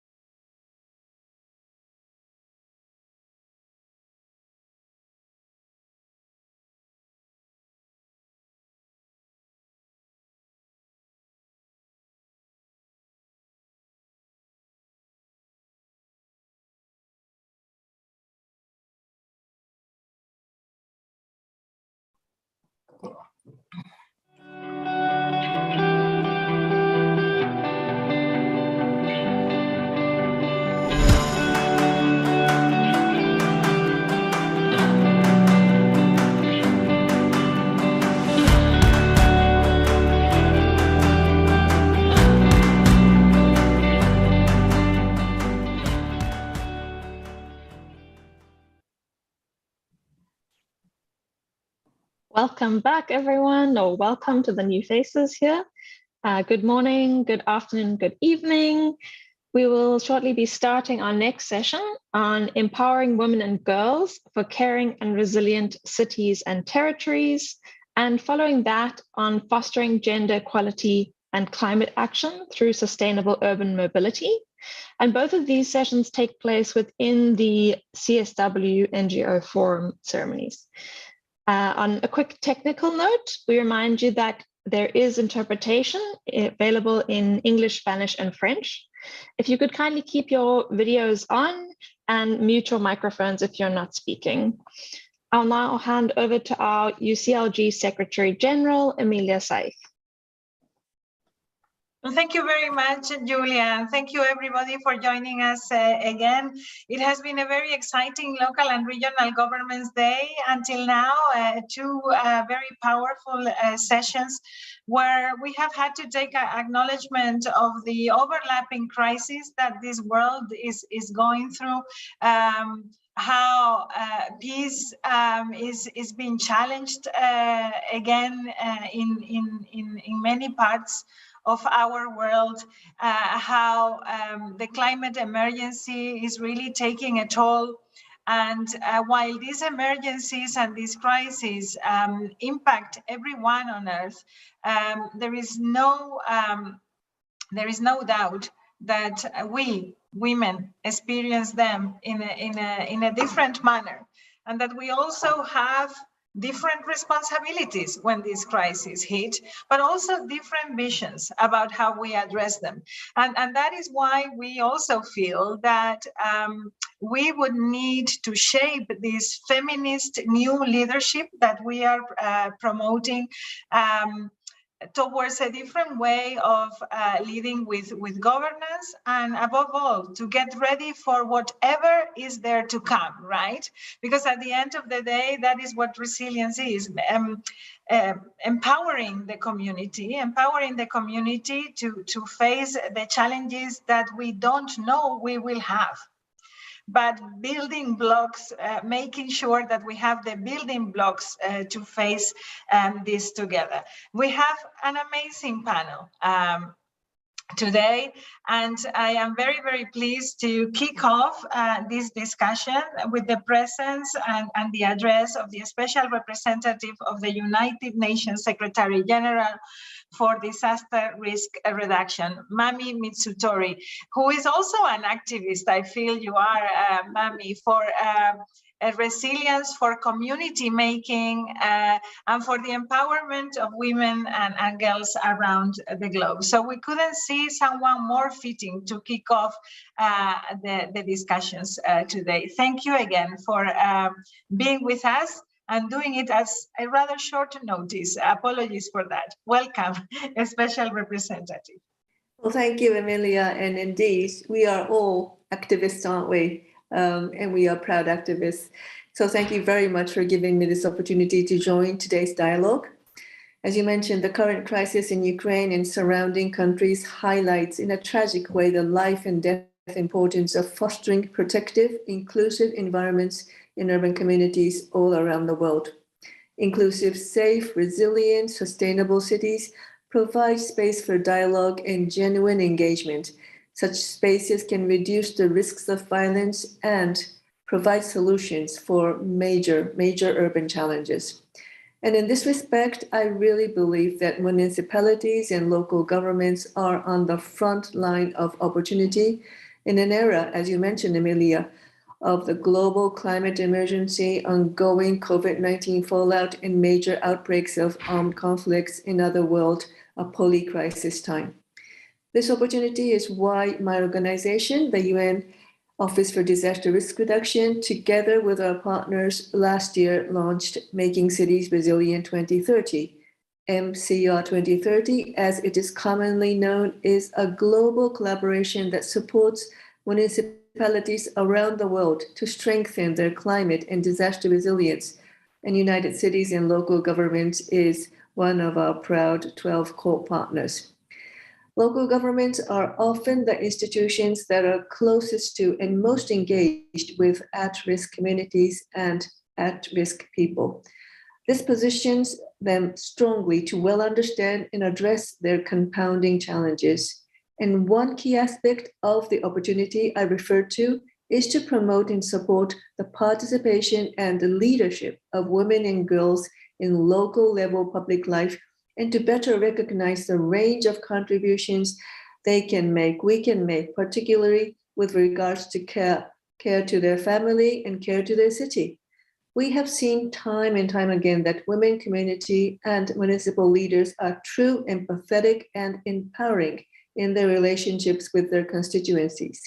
It is a type of leadership that builds a currency of trust in communities, which is priceless in trying times. Before I close, I would like to sincerely acknowledge the leadership role of UCLG in ensuring that voices of women and girls on the ground are being amplified to influence policy at the global level. And you, Emilia, as the Secretary General of UCLG, you are my co-chair on the Global Coordinating Committee of MCR 2030, and you are a constant ally and inspiration in the quest for more inclusive and resilient municipalities all around the world. So together, let's continue to strive to leave no municipality behind on your pathway to inclusive, resilient, and sustainable development. Thank you very much. Thank you very much, Mami, for these initial remarks.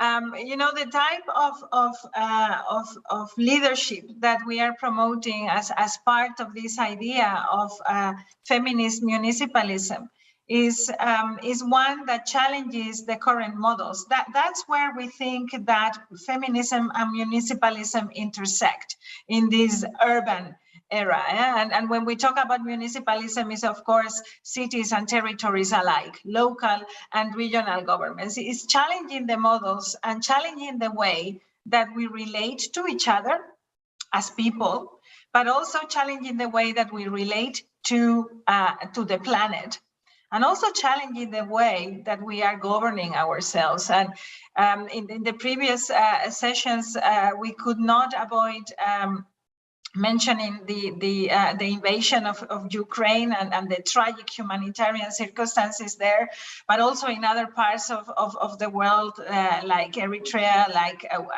Afghanistan, where we are losing many of the rights that we conquered as women, and these changes that we need to foster are extremely deep.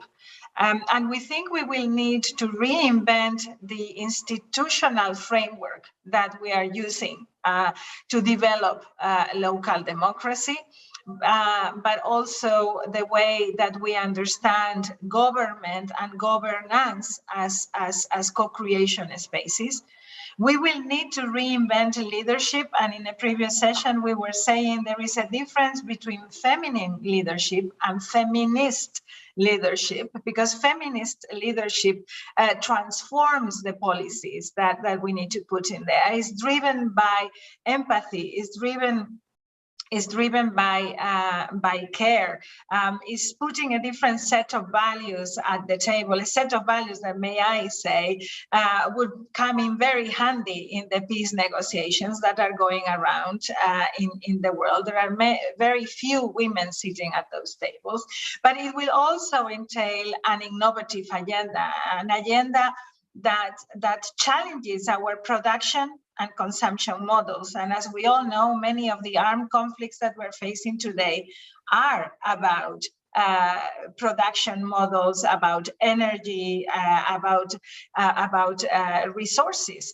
and those are critical parts of and critical components of resilience for the future. It is about redefining the essential services that we are delivering, putting care at the center. So this is what we want to talk about today. How can we make sure that the resilience in our communities reflect all the different interests and voices?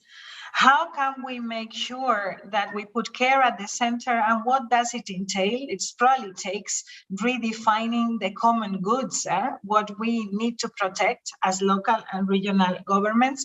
It will also entail a different consideration of the caregivers and a much more powerful public service provision with public service working force that is acknowledged, that is well paid, that is taken care of. And all of these aspects we are going to be looking at with powerful women in powerful positions, I have to say.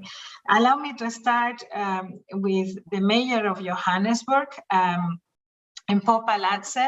I have met her only once, not that long ago, and very quickly she was ready to be with us today and to join the international debate on the empowerment of women and girls. Mayor, it is a true pleasure to have you with us. I know that you are not new to the local leadership of Johannesburg, because you have been related to the city and to service delivery for quite a long time. But I am so pleased to welcome you as mayor now. Welcome, and thank you for being with us. Thank you. Thank you very much. Yes, indeed, I was elected mayor of Johannesburg on the 22nd of November last year. I was elected the first democratically elected female mayor of Johannesburg Metropolitan Council, which is a big win for the city. A city like Johannesburg, which is the economic hub of South Africa and in many ways of the African continent, to trust a woman to be at the helm of a city like Johannesburg is a big statement for all women in the city. And I continue to congratulate all the women of the city, because this is a big win for us as a voice. I believe that women have innate qualities that are different from men. I value men, I work with men, but I also recognize my own uniqueness as a woman and the women in the city. I believe that we have intrinsic care and nurturing qualities. I'm a medical doctor by profession, and I ended up in politics because I cared too much.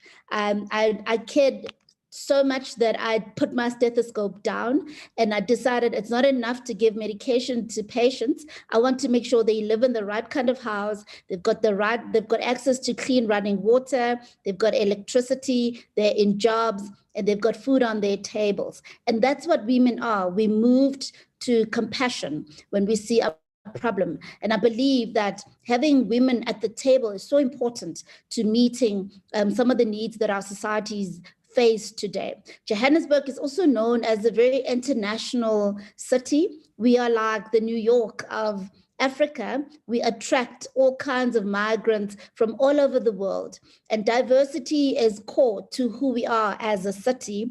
We've got migration is a big program in Johannesburg because of the gold rush. Johannesburg was built on the gold rush, the discovery of gold that attracted many people into the city, and it's never stopped. Even today, many people come into the city in search of the proverbial gold.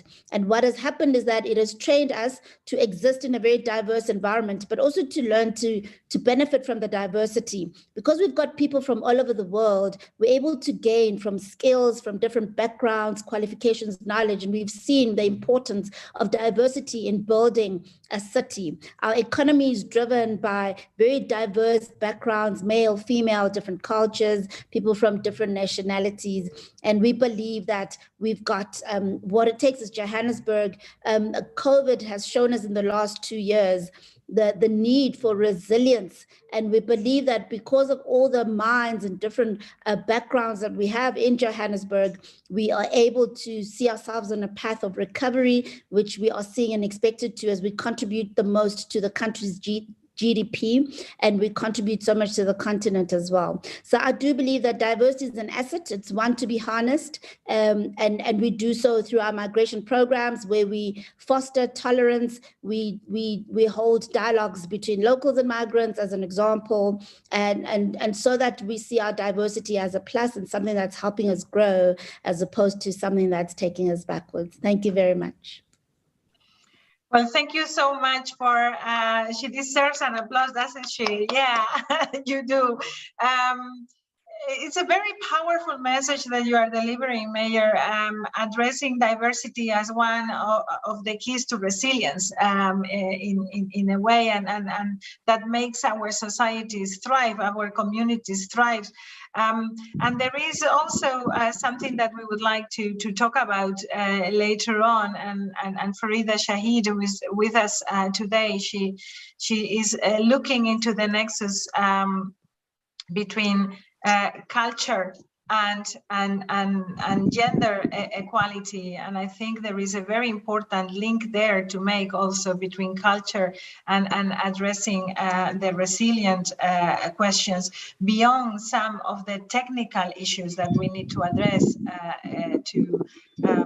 to get together for resilience. So hopefully it will come up later, but thank you very much for that message. You have also talked about the importance of some of the very basic services that we deliver in local and regional governments, and those basic services have people behind them. And I am so pleased to have with us Rosa Pavanelli, the Secretary General of Public Service International, the Federation of Federations of Unions of public workers. And very often when Rosa and I get together, we have to talk about the little recognition that those workers get, the bad paid jobs that they need to deliver, because there is a clear finance gap there, and very often, quite frankly,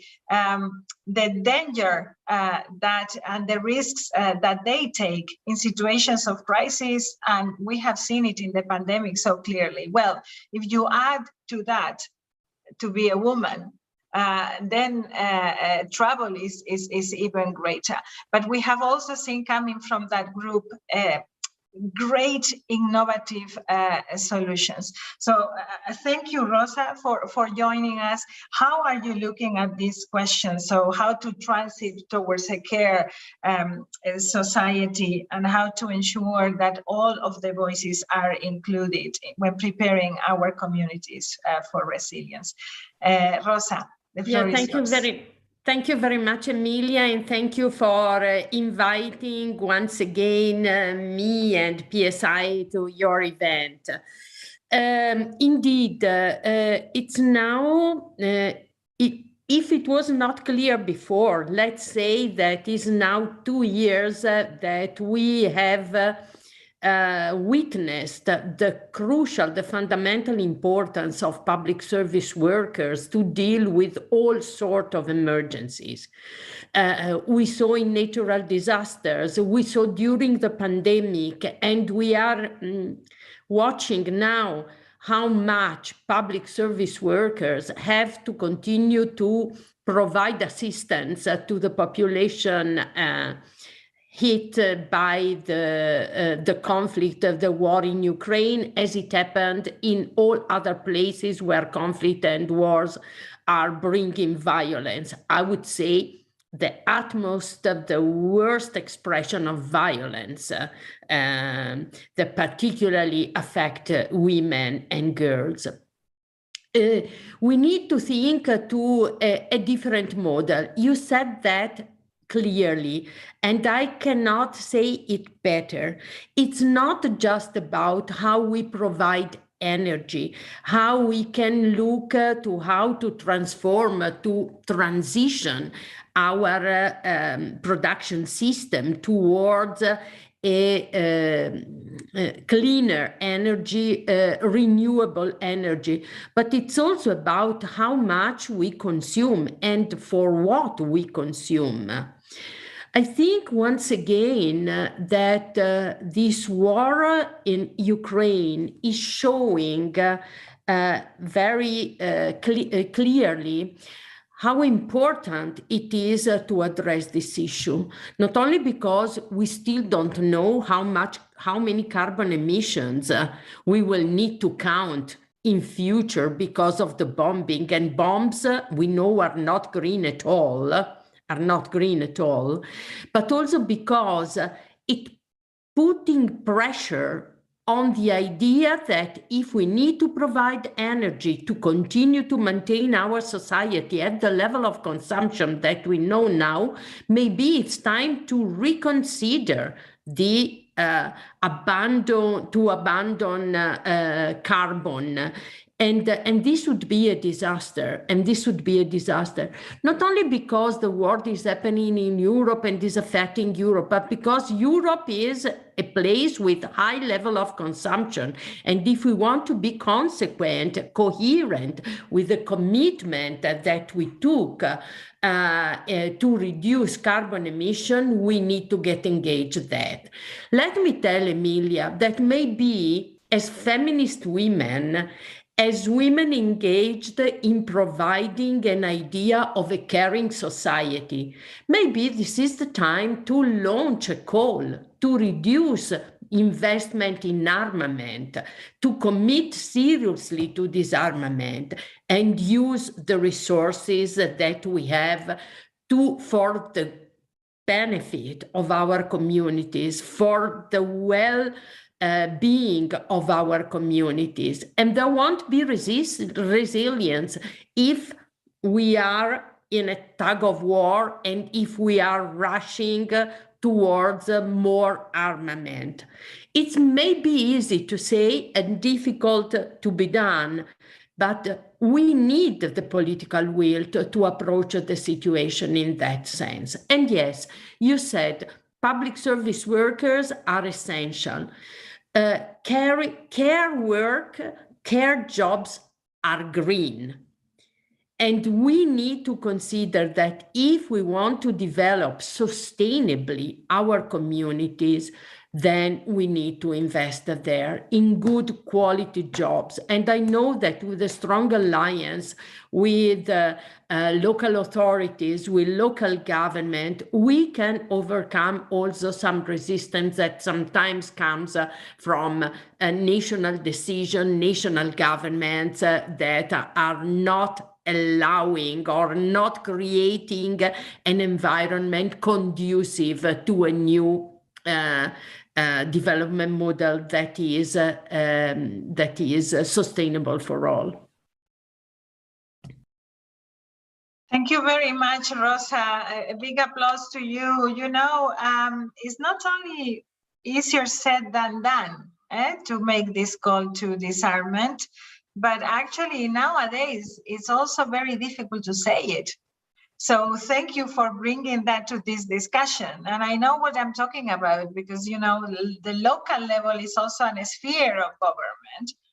And the discussions nowadays are taking place about increasing the budgets in armament, but also we are talking about questioning again our green energy sources, and we are going back to some of the sources that we have always felt were not safe enough for humanity. So this is exactly the kind of candid discussion that we need to have. And once again, it's also not easy to say it nowadays. So I think it takes a different kind of leadership, like the one that we are promoting here, to say it loud and clear.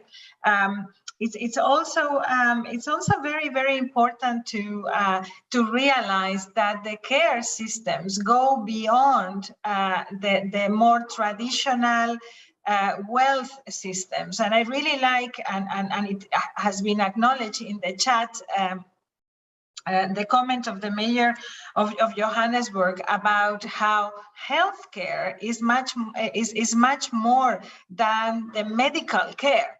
It is about a whole set of service provision that we need to structure around it. So thank you for these inputs.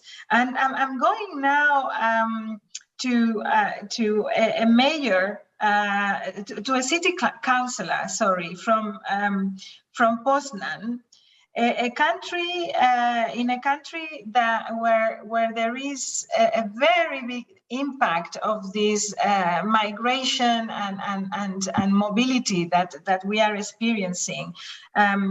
in the region. So Marta Mazurek, how are you looking at this? And I can imagine that the way that you understand resilience now is shifting a little bit. How is your leadership looking at those questions now, and how are you ensuring that all of the voices are included in the discussion? Welcome, Councillor. Thank you very much for the opportunity to speak in such a wonderful, among such wonderful guests. I am honored, and at this point I want to thank CMR Standing Committee for Equality for this opportunity to actively participate in this session. It's not easy to be a female leader, or rather it's not easy to be a feminist leader in this time, to maybe use words of Nobel Prize winner Svetlana Alexievich in the time of unwomanly face of war, because not only the priorities have shifted, also in local policy, in local programs, but also the language has shifted. It has become much more militarized and much more sort of, masculinist. And I see it from, and I sense it from the discussions in the body that I am now actively working in, which is the City Council. I am a councillor of a city that is situated in the west of Poland. And maybe if you allow me, I would like to extend my greetings and words of sympathy to Councillor Irina Yarmolenko, whom we had a chance to listen to in the first session. And my city, as you mentioned, Emilia, thank you very much, is now doing its best to accommodate our neighbors who have been for like over 3 weeks now running away from the atrocities of war in Ukraine and who seek refuge in Poland and also in Poznan. We have created something to maybe refer to the subject matter, to the scare. We have created a city Facebook profile, which is also referring to, our Polish Nobel Prize winner's title in her Nobel receiving speech, which is Tender Narrator, Olga Tokarczuk. We called it Tender Poznan, which probably would be more suitable to translate as responsive Poznan. This is where all organizations, all grassroots, all activists, but also all institutions and businesses spread information, place information about the actions they take, the help that is needed, and the help that is given and extended. We still wait for the state to actually start working. So it's all on local level. It's all on the, if I may say so, on the shoulders of average citizens. I would like to, despite the fact that we are in, that our priorities have shifted, I am actually proud of certain programs, certain solutions, which have been introduced, and I believe for good, in the local policy, also in the local budget, as a sort of stable point to allocate money for, thanks to listening to different voices, or to various voices. In Poznan, we have a very active youth council.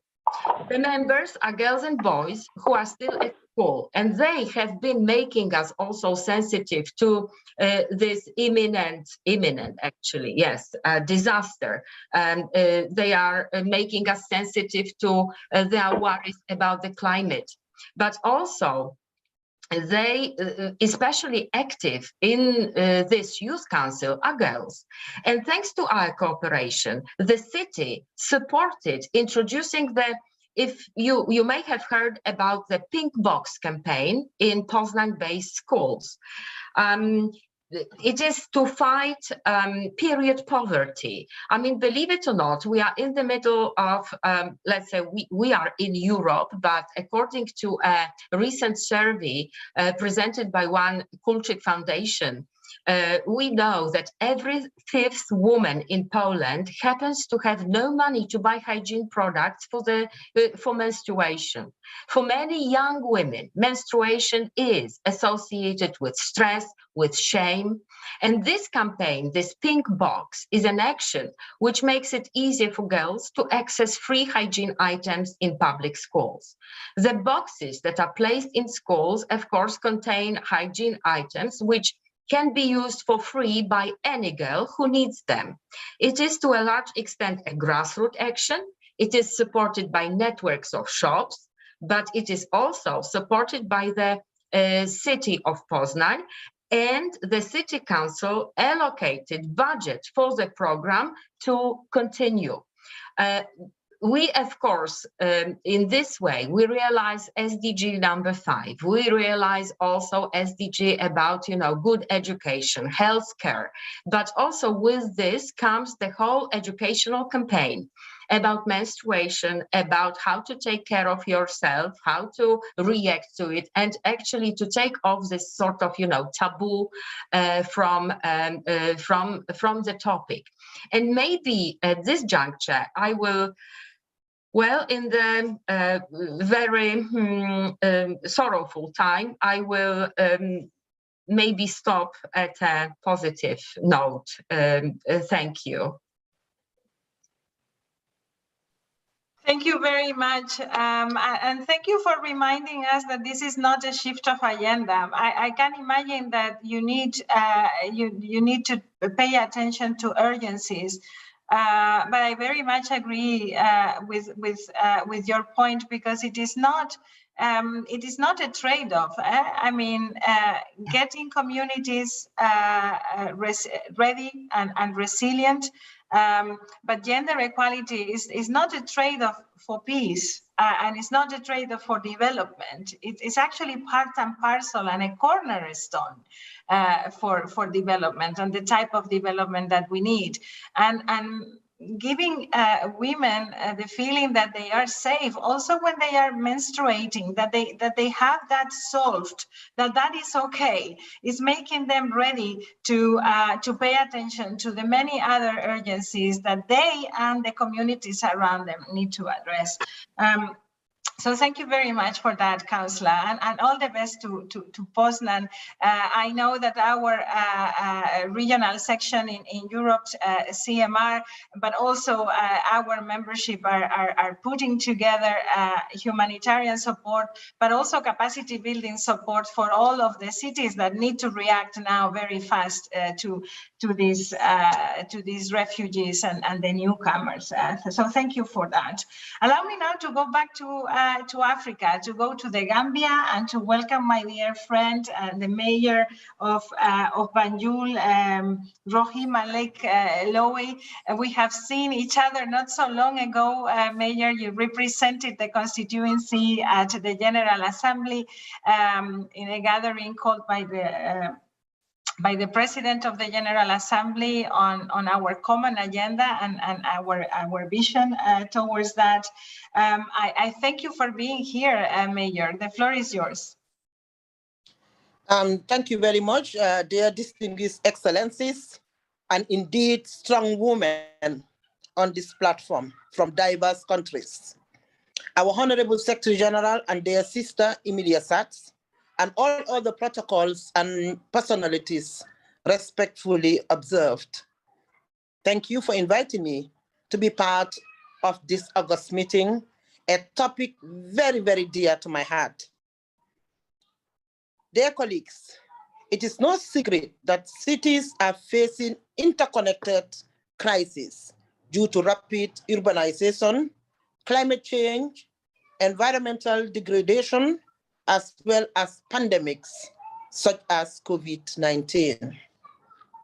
Therefore, there is the need to build cities that have the ability to absorb, recover, and prepare for future shocks, caring and resilient cities.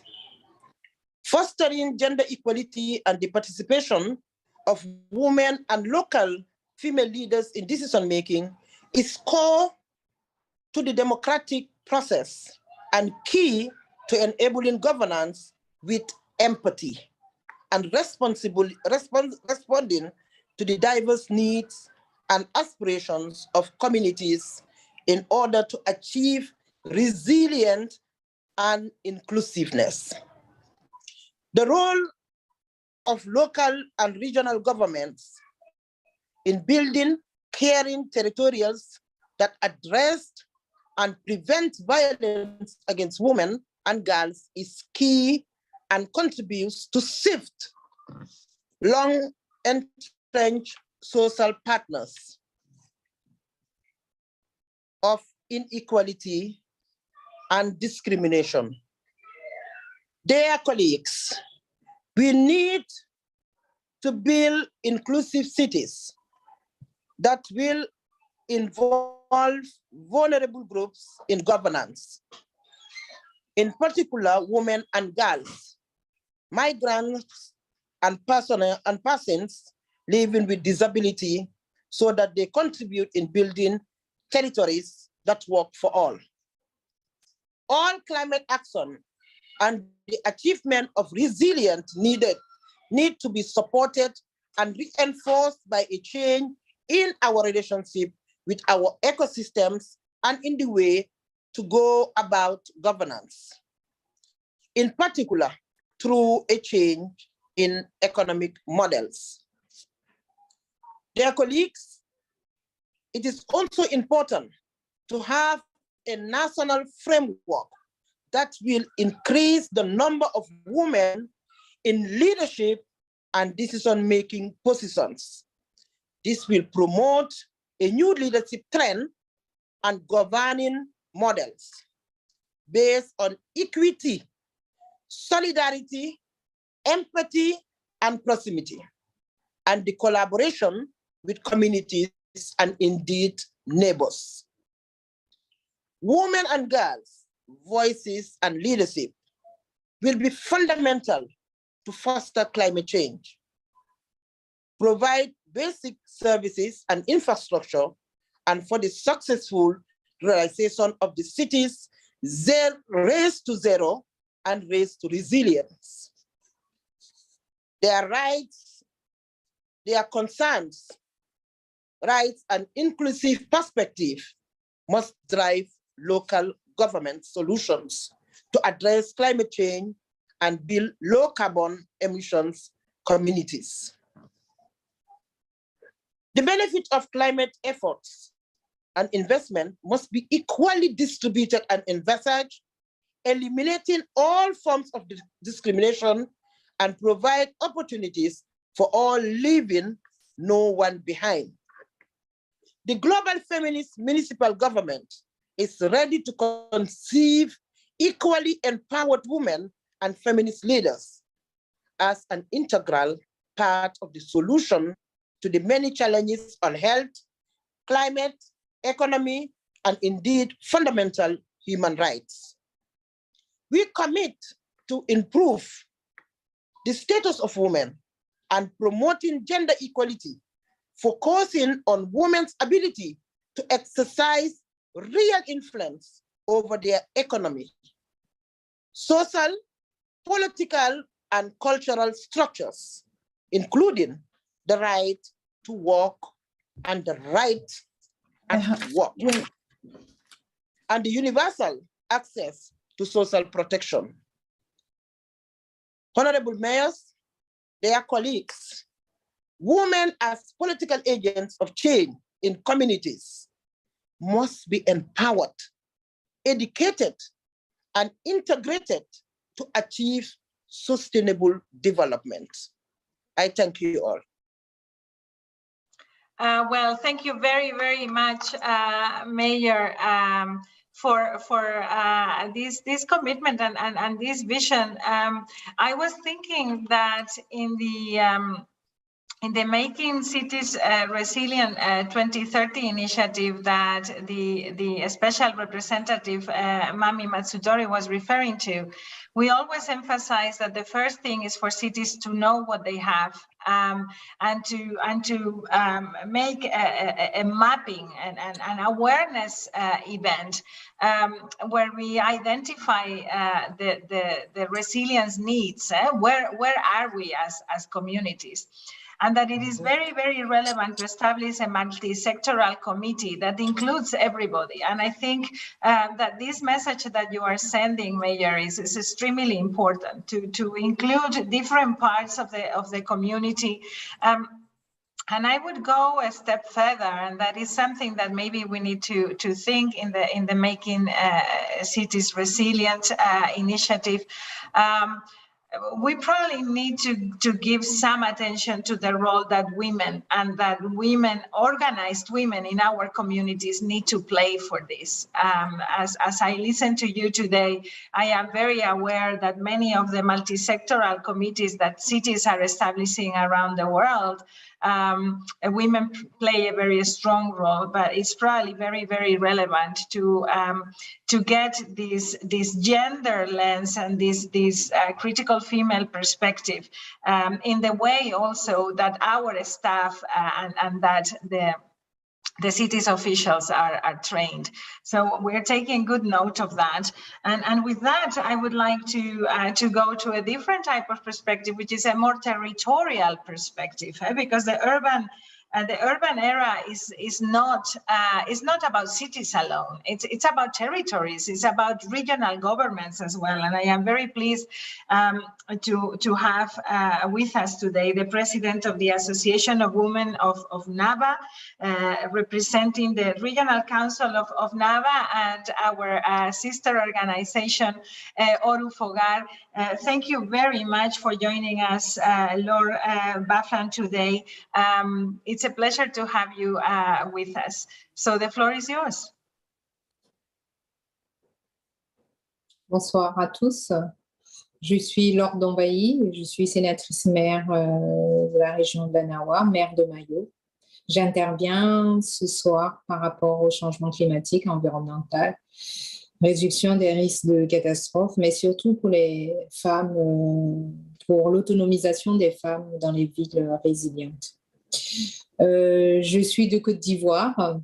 Ma ville est à 300 km de la capitale économique.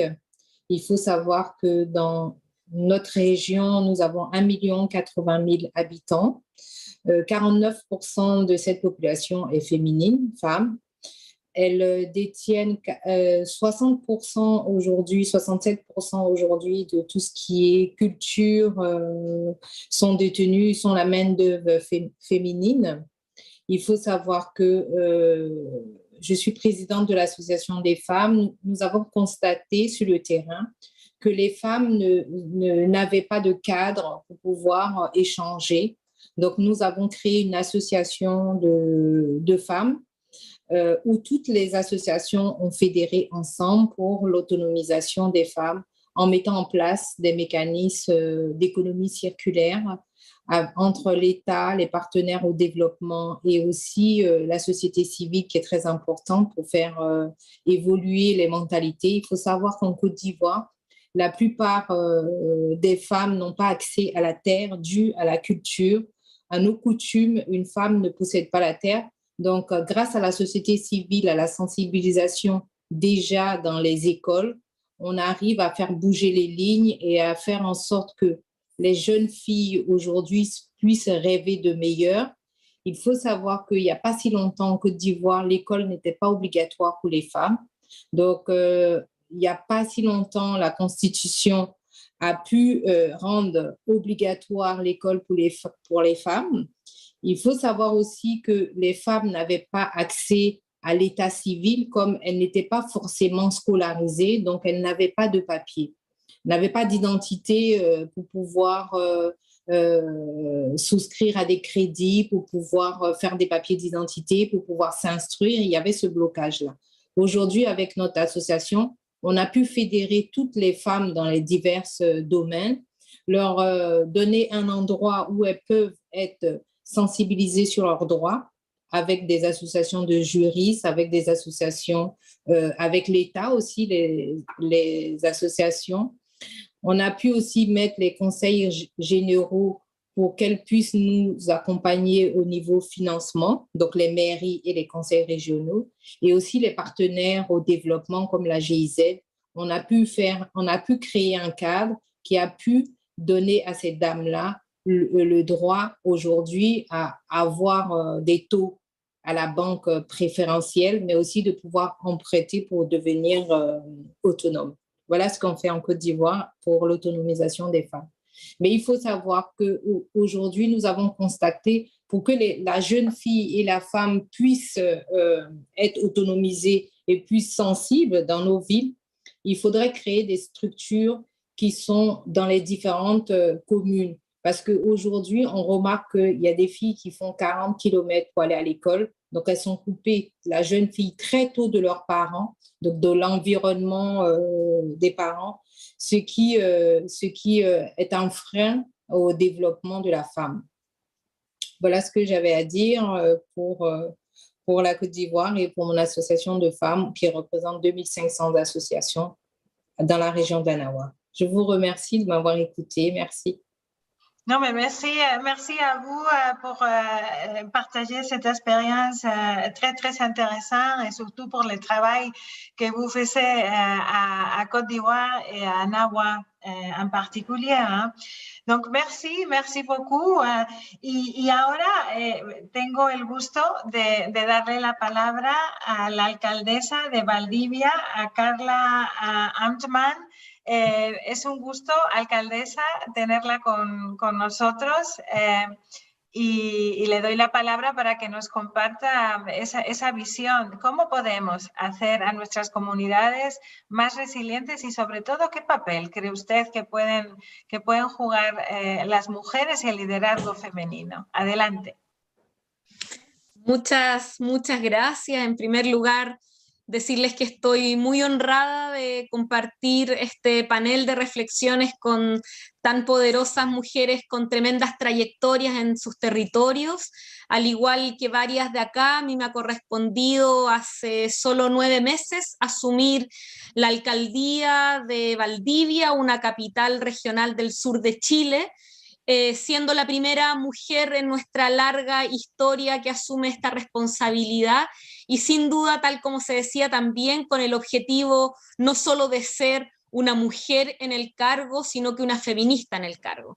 Y ante eso hay tareas sumamente desafiantes, algunas de largo alcance y otras que son concretas y de corto plazo, y tal vez quiero detenerme en una de ellas.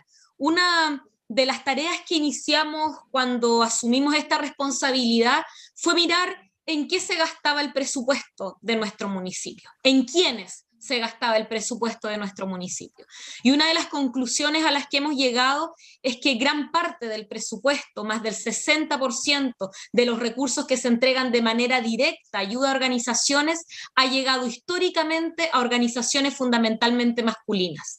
Y por lo tanto hay una tarea importante a nivel presupuestario para la priorización de los recursos públicos, que logremos enfocar los recursos también en las organizaciones de mujeres, de emprendedoras, de agrupaciones feministas, para que con los recursos públicos podamos generar también nuevas articulaciones y apoyo. Esa es una medida tal vez básica, de corto plazo, pero que sin duda cambia las dinámicas en el territorio, y creo que es una responsabilidad por parte de las feministas que administramos recursos públicos tener ese prisma de manera prioritaria. Dicho eso, hay elementos sin duda estructurales que a nosotras nos convocan de sobremanera.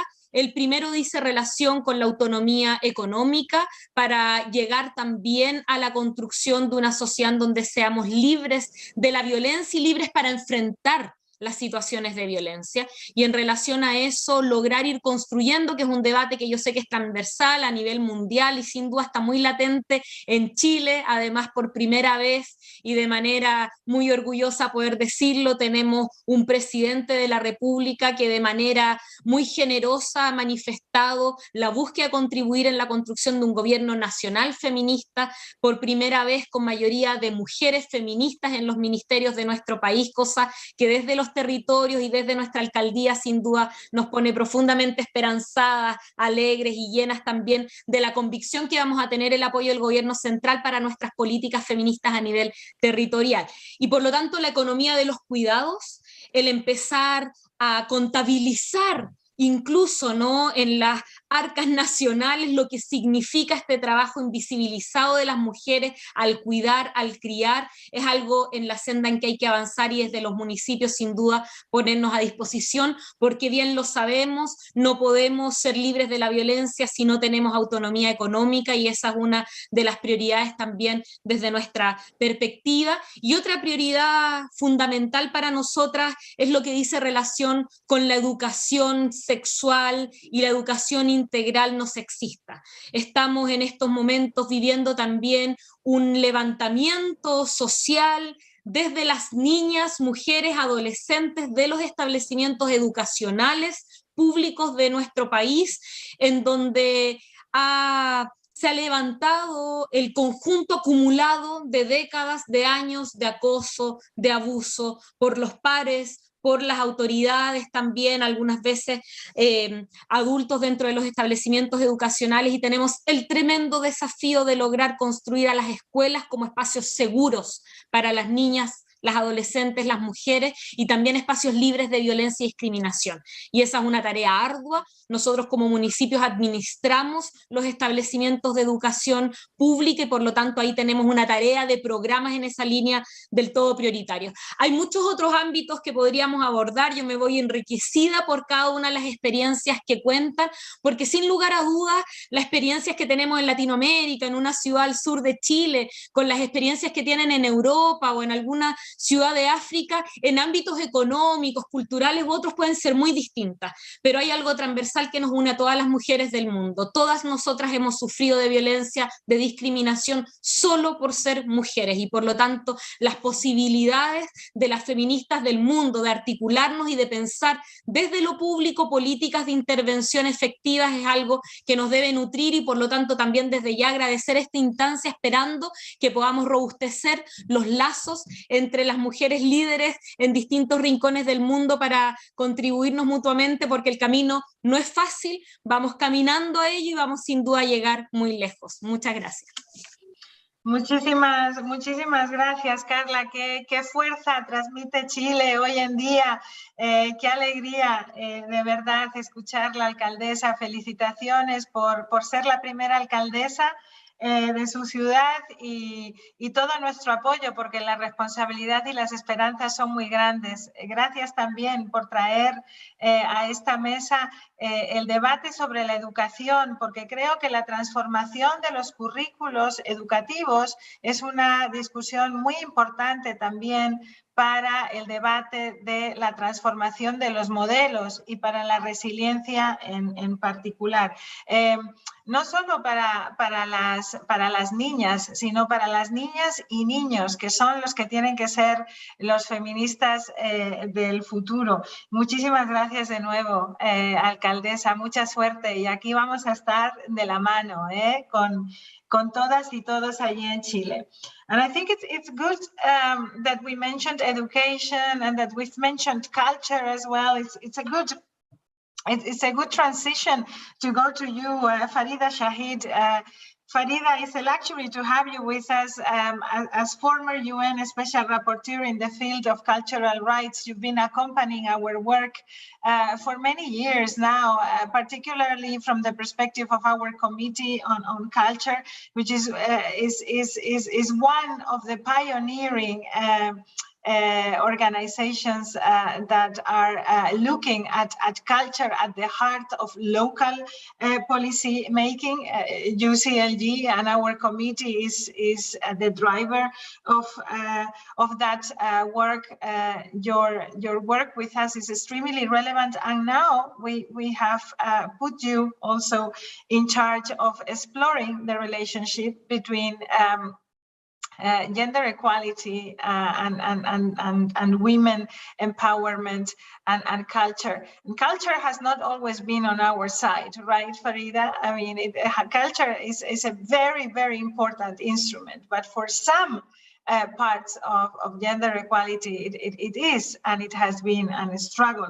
But it's a very important component, I think, of getting our cities ready for resilience. So I'm delighted to have you with us. Farida, the floor is yours. Thank you so much. And I keep listening to all these wonderful, powerful women and thinking, if only they had the purse strings in their hands and the decision-making was theirs, this would not be the world we are living in. So I really do appreciate this is a very powerful group of women. In terms of diversity and culture, as I've said repeatedly, I think there's a huge difference between what culture is constraining and what cultural rights are. And for me, cultural rights means the right to decide what will be part of your heritage, how it'll be changed, what is to be kept, what is to be thrown out completely. It is what we are talking about, the change of vision. So the change of vision, the change of development models, I think is absolutely essential. And from a human rights perspective, of course, you always have to think of the most marginalized, the most excluded. And if it doesn't work for them, it doesn't work for anyone. And if we look at cities and territories, you have people who are occupying and living in the same city, but completely different worlds. Their worlds are completely different because of the gender they have or other identities that they have, or it's where they are located within that territory or city. You have diverse, and when the diversity is not recognized, diverse realities means that you have different needs, you have different priorities, and unless these are all brought together, you are never going to have a sustainable development, society, community at all. And so in one way, I think that the diversity can be seen in the immediate sense as a safety valve. If you do not have everyone at the table, if you do not hear everyone, you're going to have tensions, you're going to have clashes, and you're going to end up going the war route rather than the peace route and sustainable development. So I think that's one. And I think we always have to remember that humanity is defined by the diversity that we have. It is what makes us human.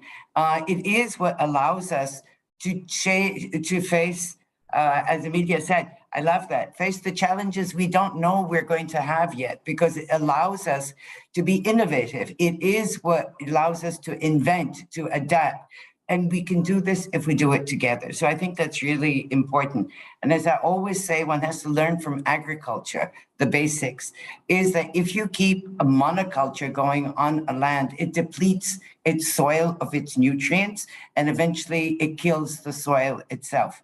So that is why diversity is so important, and why it's so important to have that brought into the decision-making. And of course, it's gender, etc.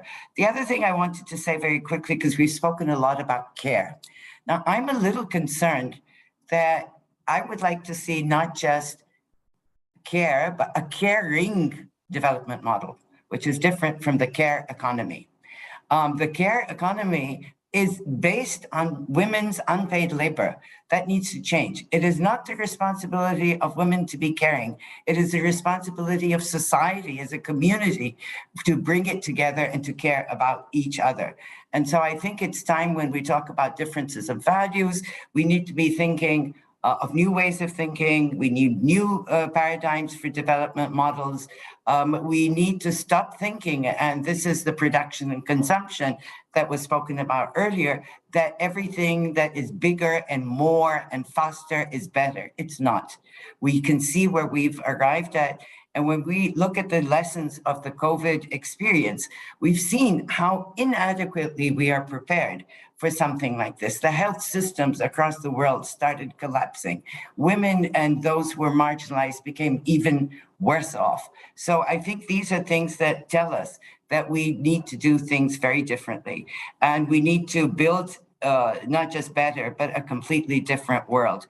And I think that's where, when we talk about the new vision, for me, as I said, culture is essential. It is part of being human, is having a culture. But what that culture means is something we have to develop so that it becomes more human rights oriented. So it is more inclusive of everybody. So we have the spaces, as we just heard right now. You need not just the thinking, you need those mechanisms in place that allow those voices to come forward, that allow that solidarity and exchange to take place so that we really do care for each other. So I think probably I should just stop there because we're running out of time and I'm very conscious of that.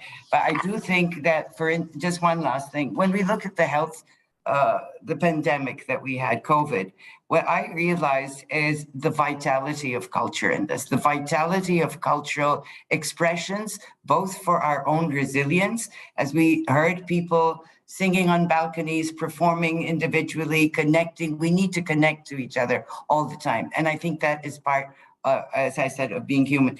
And in thinking differently, why do we not think the WHO has now proven that when you have cultural interventions, they help health. Health is not an absence of sickness. Being healthy means being fully well-being. And that includes your psychological and emotional, as well as just your physical. And I think that's where resilience comes from.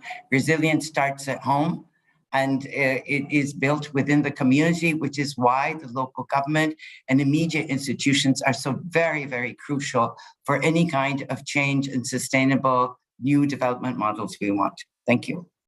Well, thank you very much, Farida, for those inspiring words, for reminding us the importance of culture, the value of culture. You know, the UCLG Decalogue for the post-pandemic era, we don't know when that is going to be, signals culture as the antidote for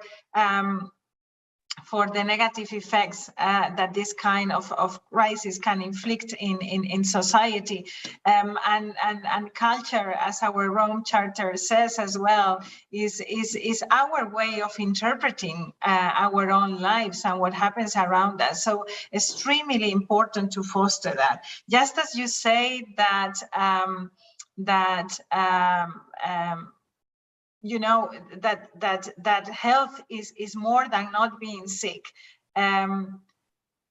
Peace is not the absence of war either. And probably we have not had peace for a very long time.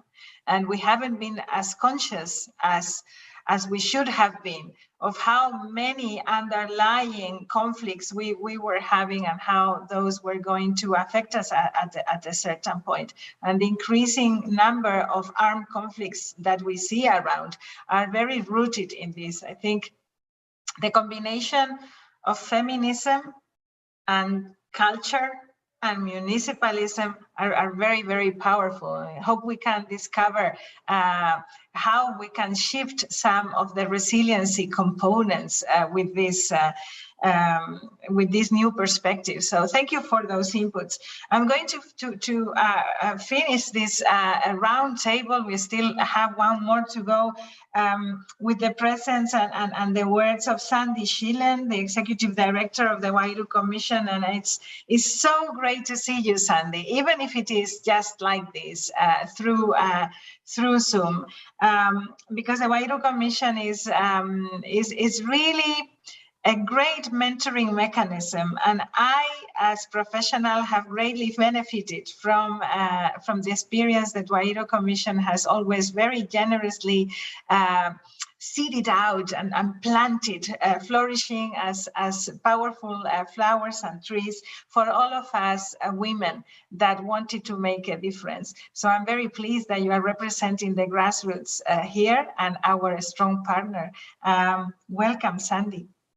Well, Amelia, thank you very much for that appreciation to our whole movement and to have the chance to cap such a brilliant activist panel where we've all really collectively modeled that we build the road by organizing, partnering, and sustaining our determination. So I really wanted to illustrate on behalf of the Wairu Commission how we've done the work of advancing vibrant leadership in local contexts, in communities, and with local governments to tangibly advance the equality of women and social inclusion and women's leadership in local government. So I wanted to start out really by highlighting that our strategies have centered on advancing the agency, the public leadership, constituency-driven and alliance-building approach to realize the aims that this session has been taking up. In our case, the WIRO Commission is a global movement of grassroots women's groups in 42 countries around the world, where grassroots women are protagonists, champions of measurable improvements in local livelihoods, living conditions, and the quality of life for their women's families and communities. The drive and clarity of objectives that grassroots women bring through a constituency-based approach is then consciously linked to ongoing relationships to their mayors and local authorities.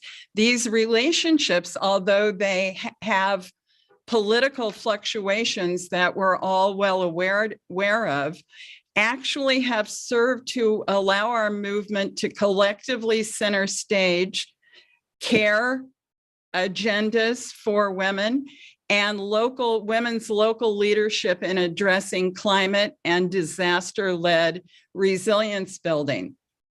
In the context of creating joint plans and activities with their municipalities and with their local authorities.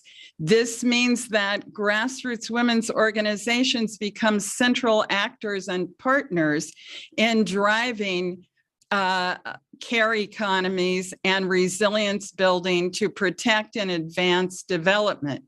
Attached to this agenda has concretely been ongoing demands to formalize and sustain these roles in their cities and towns. In the prior session that you held, you were very kind to recognize our local-to-local dialogue tool as a major way that we not only sustain escalating levels of engagement, but we support grassroots organizations in other communities and other countries to adapt this to a similar approach. And Violet similarly talked about how our care agenda dates back to the organizing at scale in Africa to support grassroots women's groups to be leaders of the response in the global pandemic.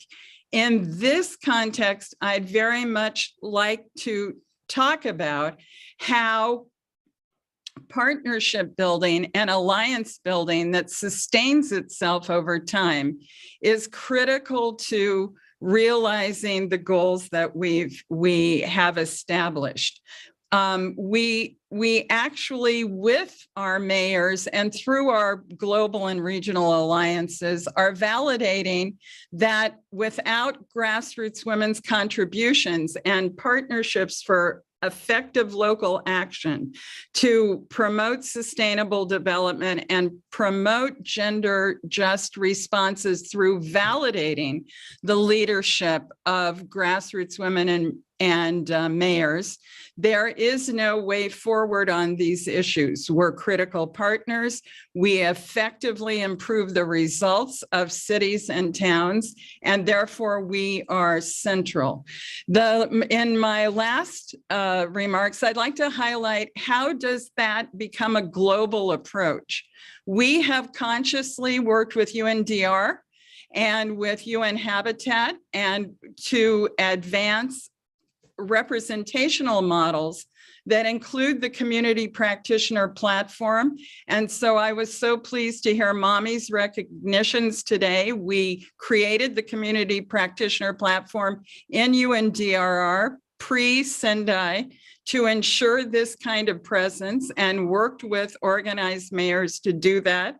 And we are currently very active leaders in the Generation Equality Forum activities that have focused with the government of Mexico on building and advancing the Global Alliance on Care, where we are calling for the recognition, resourcing, and ongoing remuneration of care work in the public budgets and development budgets from local to global. And we have been anchoring cities and spaces safe for women within the Action Coalition on Gender Equality, the Generation Equality Forum, and we have anchored the Action Coalition on Economic Justice that is including a focus on the care economy, as well as just livelihoods and access to and control over resources for women.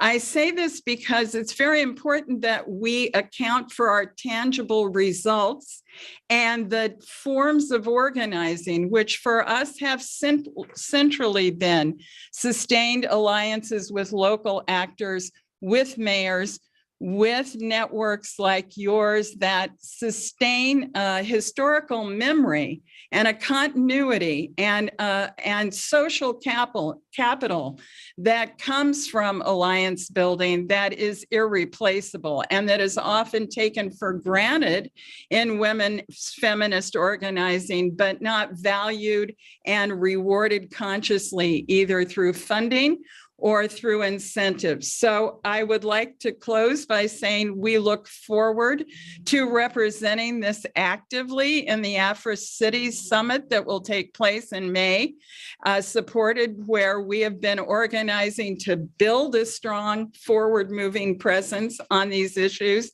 and to also continue to be an anchor in the Feminist Caucus at your UCLG World Summit coming up in South Korea. So we are continuing to build the road by walking. Thank you very much. Yeah, you are walking the talk indeed, Sandy. Thank you very much. I mean, it's only fair to say that we would never be, as World Organization of United Cities and Local Governments, we would never be defending the feminist municipalism if it were not for the work that we have done with you and with the grassroots women. And we would not have as many local elected women if the grassroots wouldn't play a role there. And we need many more. That's a reality. And there is a very big task ahead. But we need to value the instruments that we have. So we're truly grateful that you are still holding us accountable and fighting the good fight with us from the Feminist Caucus. Thank you very much. And I forgot someone important because I still have one more speaker before we go to the next session. And I hope colleagues can bear with me, and you in particular, Elise Pereira Nunes, the Deputy Mayor of Tours. Désolée, parce que je n'ai pas vu que vous étiez là, mais je vous vois maintenant. À vous la parole. Merci d'être là. Welcome, Elise. Bonjour. Okay, well, thank you, UCLG. Thank you, Amelia, for giving me the opportunity to contribute to the dialogue. And it is such a pleasure to exchange, to listen to you all today from all around the world. This is so inspiring. And even if it's still through screens, so I hope one day we'll be able to be gathered in the same room. And we'll do a lot of great things together. I knew that. So, well, when tackling such challenging issues as the ones that we face as a global community, empowering a diversity of voices and contribution is key to craft policies that ensure comprehensive solutions that leave no one behind. And municipalities, large and small like mine, are areas of innovation and creativity and have a direct connection to the communities they represent and mobilize. And as local governing bodies, it is our responsibility to channel all of our citizens' voices at a national and international level. And it starts by making sure that our administration engages them at all levels, from the design all the way to the evaluation of our policies and programs. Besides, the training of officials and public servants on both gender equality and participatory processes is one major step in that direction. And Tours And many others have taken that step to involve citizens and local stakeholders as agents of change, and the positive results are undeniable. To make sure that care is at the core of our action, I see three major points I'd like to share with you. First, developing and disseminating accessible disaggregated data at all levels of governance. That's something fundamental to have a proper grasp of the issues and to inform appropriate decision-making. And we can't fight a problem if we don't know it and if we can't measure it. Second, public financing is the main lever to kickstart leveling the fields of inequality. Gender-sensitive budgeting, therefore, have to become a norm and obligation, just as much as climate-sensitive budgeting has become. And on that point, city-to-city cooperation is an effective tool to learn from experience and to disseminate good practices. Thinking about budget, investing in urbanism in 2022 needs to take all citizens' needs into account, and among those citizens, women, obviously, to think our urban spaces, to make them truly safe and inclusive for all, whether it's about people with a disability, women, people who don't feel like they belong in some city centers because it's not their culture. So this is something that needs to be taken into account. And just to tell you that, well, I'm a local representative and also the president of a task force that fosters international cooperation and gender equality between French cities and their partners abroad, Cités Unies France. And we will, in this perspective, intend to defend women's place in public space making at the World Urban Forum in June. Last but not least, regarding the points I wanted to discuss with you, education. It's been discussed already before my intervention, but I think we know that it's the key to deep change from roots, you know. And local authorities have a responsibility to promote gender-sensitive education and to fight against stereotypes that limit and reduce the capacity of women and girls to reach their full potential at all levels of society. And if one takes a look at schoolyards, for example, as an example of in tour schoolyards, you can fight both climate change and gender inequality through rethinking those schoolyards, through greening, and also organizing space so that boys and girls will share more equally space together. Finally, I try to make it quick, but I cannot conclude without a mention to the mention of the ongoing war in Ukraine. Once again, entire populations are forced to flee or fight for their lives. And once again, women and children bear a disproportionate risk of falling prey to gender-based violence and trafficking, human trafficking, sex exploitation. We know all about that. So this appalling situation is a test for the international community and its capacity to work together in a time of crisis. And just as the resolution of the Ukrainian war and the displacement of refugees will require a comprehensive approach that includes gender equality, so with the climate crisis we are already experiencing. Thank you very much for listening to me. Thank you so much, Elise, for those words. You know, the invasion of Ukraine is not only putting the international community to test, but also the World Organization of Local and Regional Governments. Our capacity to deliver alternative diplomacy is also put to test, and it is in our hands a big responsibility to ensure that dialogue and alternative diplomacy is always open. And I'm really grateful to Cités Unies France, where you are contributing as counselor, for putting it in place and for managing our Solidarity Fund, which we are also opening now to support Ukraine and all the cities that are welcoming refugees. So thank you very much for those inputs.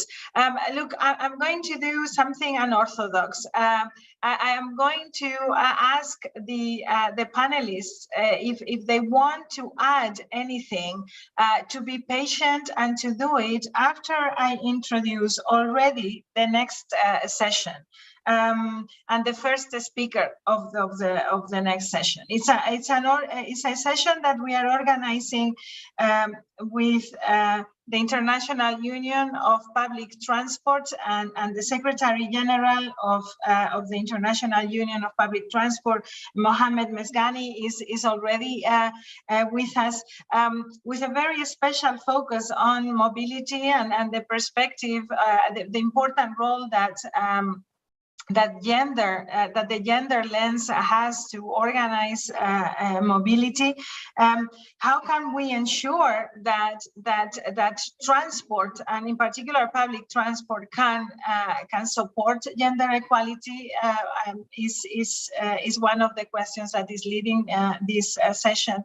But I would like to invite the panelists of the previous session. If you have questions or comments that you want to make, keep them, and I will give you the floor before I hand over to Massimo Perino, our policy officer, that will be facilitating the rest of the session. I think you have been such a fantastic group. I cannot let you leave if you have something else to say.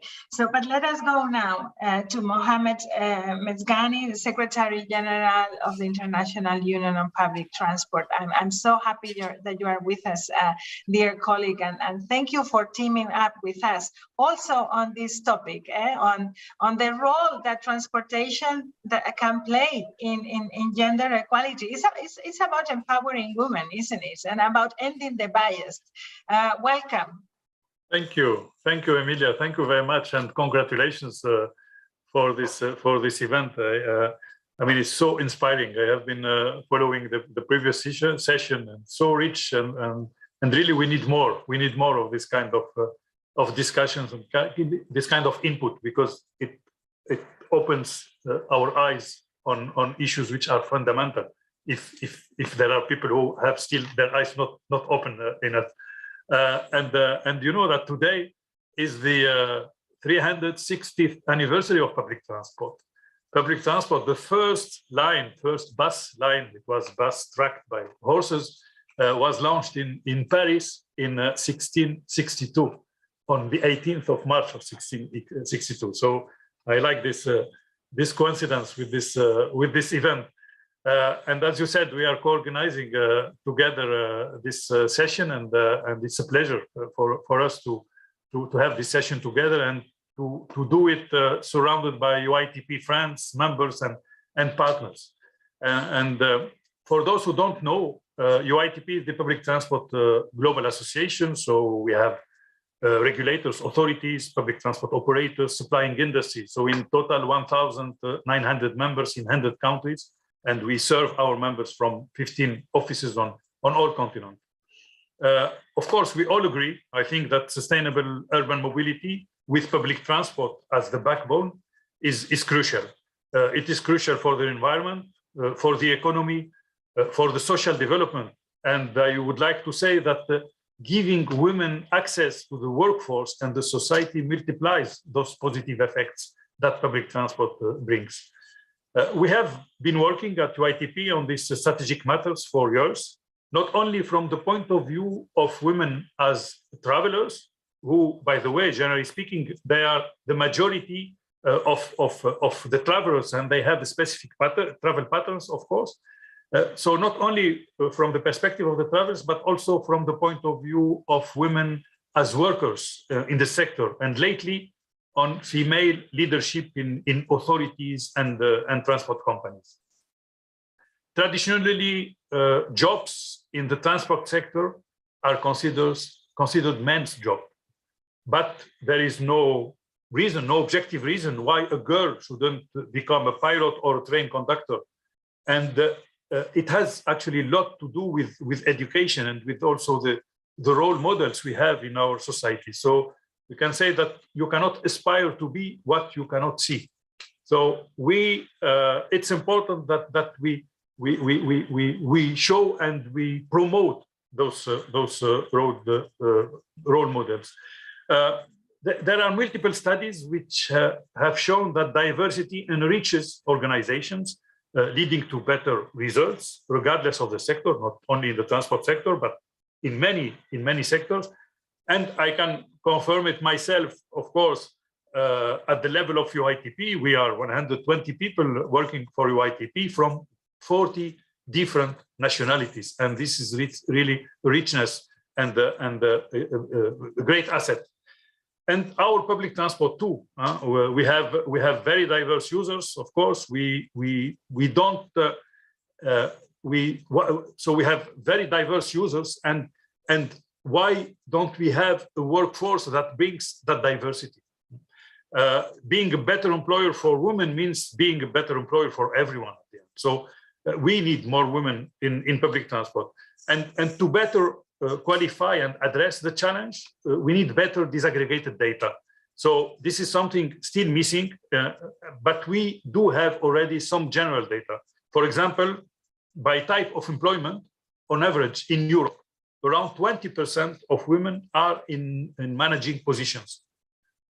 About 40% in administrative and human resources tasks, and more than 40% in customer service, but only 8% in operation and maintenance. Now, if you look to the figures by region, at global level, there are around 22% of women in managerial positions, which varies from 30% in Latin America to around 12% in the Middle East and North Africa. And in UITP, our activities focusing on gender balance and women involvement are gathered under the umbrella of the PT for Me initiative. PT like public transport, so public transport for me. UITP members around the world are supporting public transport for me, and I would like to thank them for that. Of course, we don't have time to present those initiatives, but I would say that they cover multiple facets. Like, for example, we have a joint recommendations issued with ITF, the International Transport Workers Federation, to promote the employment of women in the urban public transport sector, with the very ambitious targets to increase the proportion of women employed from about 17% in 2011 to 40% in 2035. Now we are at about 22% on average, but it is growing. So let's see the glass half full. We also work with our members via our technical committees and partners like the World Bank, like UN Women, to identify best practices and recommendation on a variety of topics like the recruitment policies, like the work and personal life balances, or the gender stereotypes at work. And internally at UITP, we do have an ambitious gender equality policy. I am not going to detail this, but I just would like to seize this opportunity to thank Laura Shoaf, who is the UITP Vice President, for her strong involvement and support, and she is present in this session, and Lindsay Mancini also, who is present and who is leading this on behalf of the Secretariat of UITP. So to conclude, I would like to say that working towards a society that is diverse, equitable, inclusive means that everyone should have the ability to shine in their respective roles. So, and you agree with me that we cannot do this only if we do it collectively and only if we break the bias. So thank you again for your attention and keep on inspiring us. Thanks. Thank you very much, dear friend, Secretary General. You deserve an applaud from all of these powerful women that have been with us, and I really like how we are evolving in the type of policy that we are promoting. We have been working very hard to design public transport systems that had the gender lens. It is extremely important now to provide new role models and to provide a new view of how to deal with jobs, what a decent job can be, and the kind of role that you can play in society, because it is the perspectives of everybody that we need to include there. So a very interesting campaign and break the bias, but very, very interesting policies behind. I see that the initiatives have been shared in the chat by our colleague Dionisio Gonzalez and others.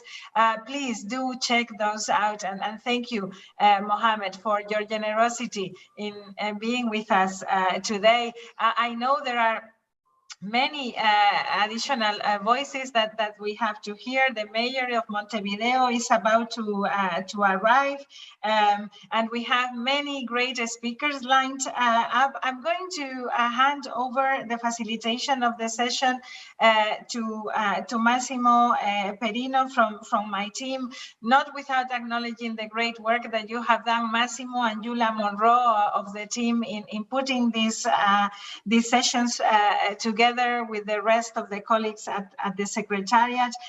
Massimo, we are in your hands, and remember, if you see hands raised from previous sessions, please do take those into account. The floor is yours. Good luck with the moderation, Massimo.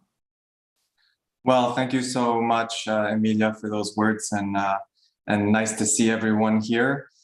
So indeed, this session on public transport is key and timely, not only because of the relationship between public transport and mobility and actions related to climate change, but also from a social perspective, from the perspective as you were mentioning, Emilia, and as the Secretary General of UITP was mentioning, related to gender equality, to access to opportunity.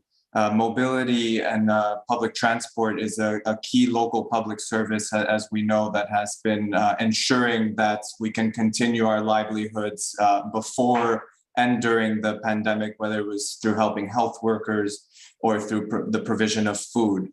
So it really is also social here. And of course, with the access of opportunity also comes its relationship with gender equality, and also in the way that public transport can help shape public spaces and cities. So it can really have a big effect on social inclusion. So it's a pleasure to be moderating this session.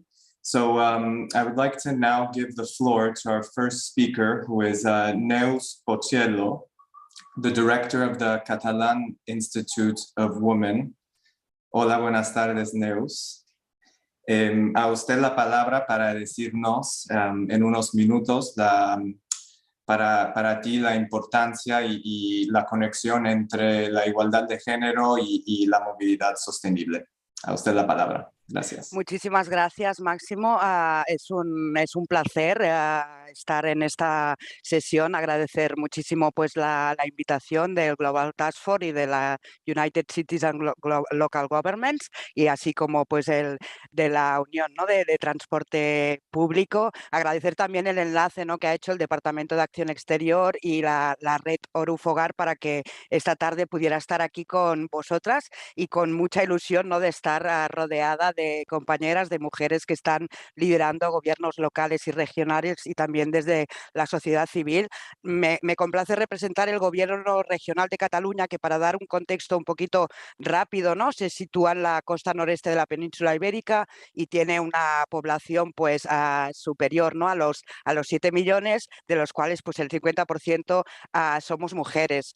En las regiones, ¿no? en España, pues nos organizamos como comunidades autónomas y tenemos autonomía política y financiera. Y remarco esto porque la acción política actual, ¿no? de nuestro gobierno regional se centra en lograr 4 grandes transformaciones en Cataluña, ¿no? La social, la verde, la feminista y la democrática, las 4, ¿no? que inciden directamente en la cuestión de la movilidad. Para lograrlo, pues bueno, tenemos centrado, ¿no?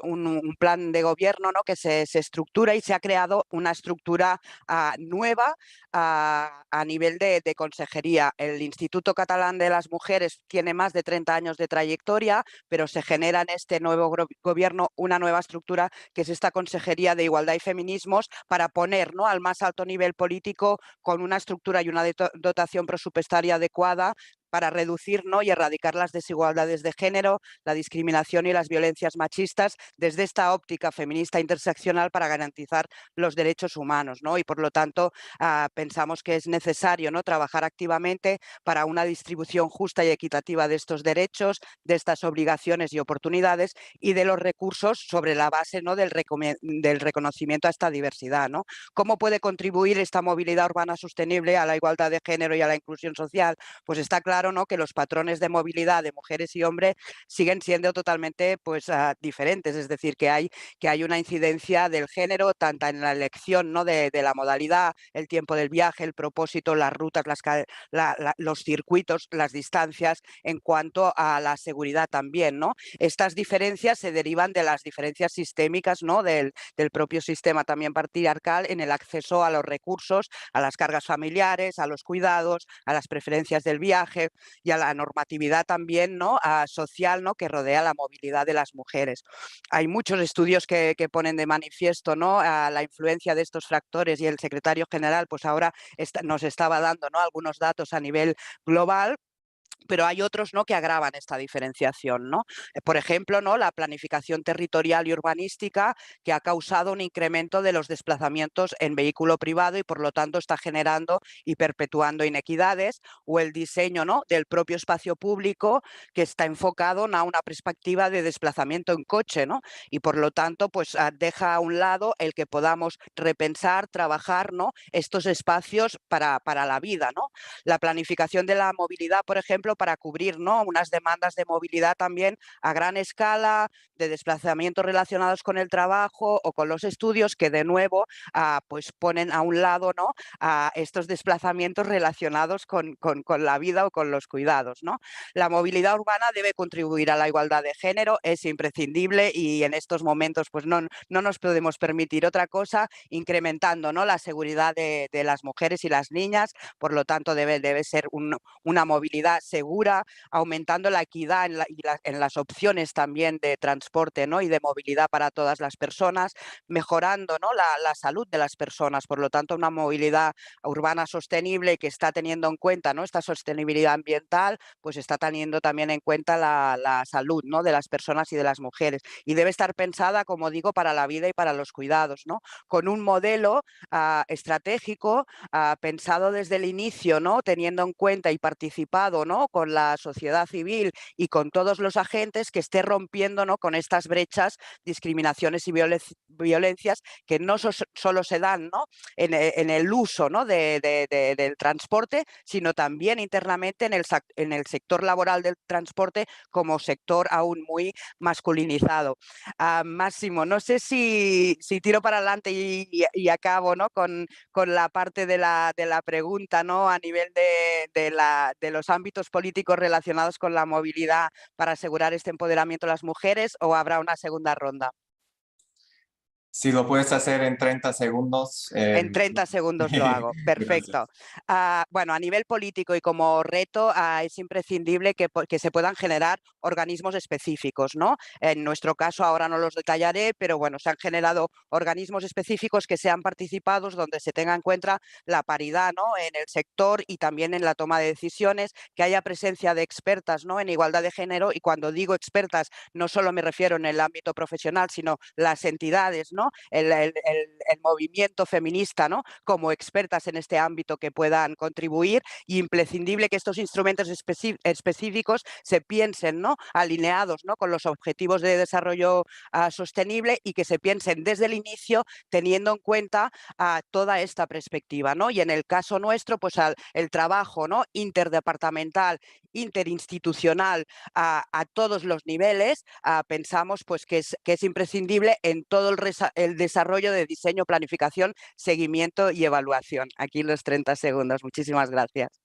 No, muchísimas gracias a ti, Neus, por tus comentarios y por tu reflexión y por destacar la importancia de la igualdad de género y su relación con la planificación urbana, que es algo que hemos discutido también a nivel general en otras sesiones, y también a la conexión entre la igualdad de género y la seguridad y cómo el transporte público puede aportar a eso y a las tomas de decisiones, que bueno, hemos tenido otra sesión en este día sobre el municipalismo feminista y cómo podemos empoderar a las mujeres en el leadership. Entonces son puntos muy importantes.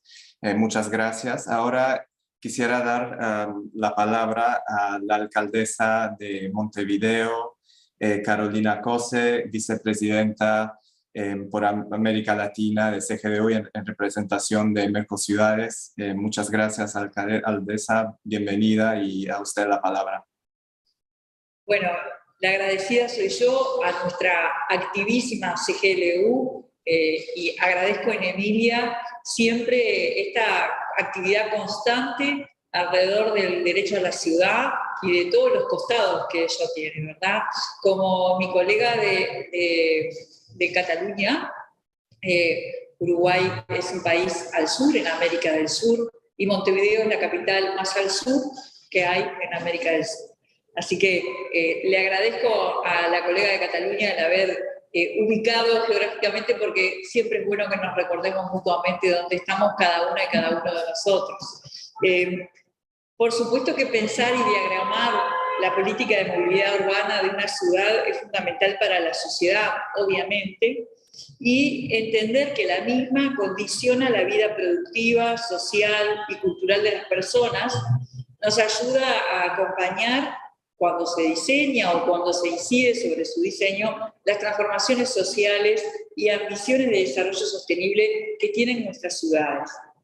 Por eso, las ciudades y su sistema de movilidad no son neutrales a las desigualdades de género y al cambio climático. Yo diría que la política de una ciudad no es neutral a nada, no debería serlo, y que no podemos confundir la palabra neutralidad. Prefiero usar la palabra integralidad. Eso sí, tiene que ser una política integral y que considere y decida que tiene que tener el mayor peso específico en una dirección política. Pero la neutralidad en una política es algo que me parece que va a contrapelo de los derechos y a contrapelo de la democracia.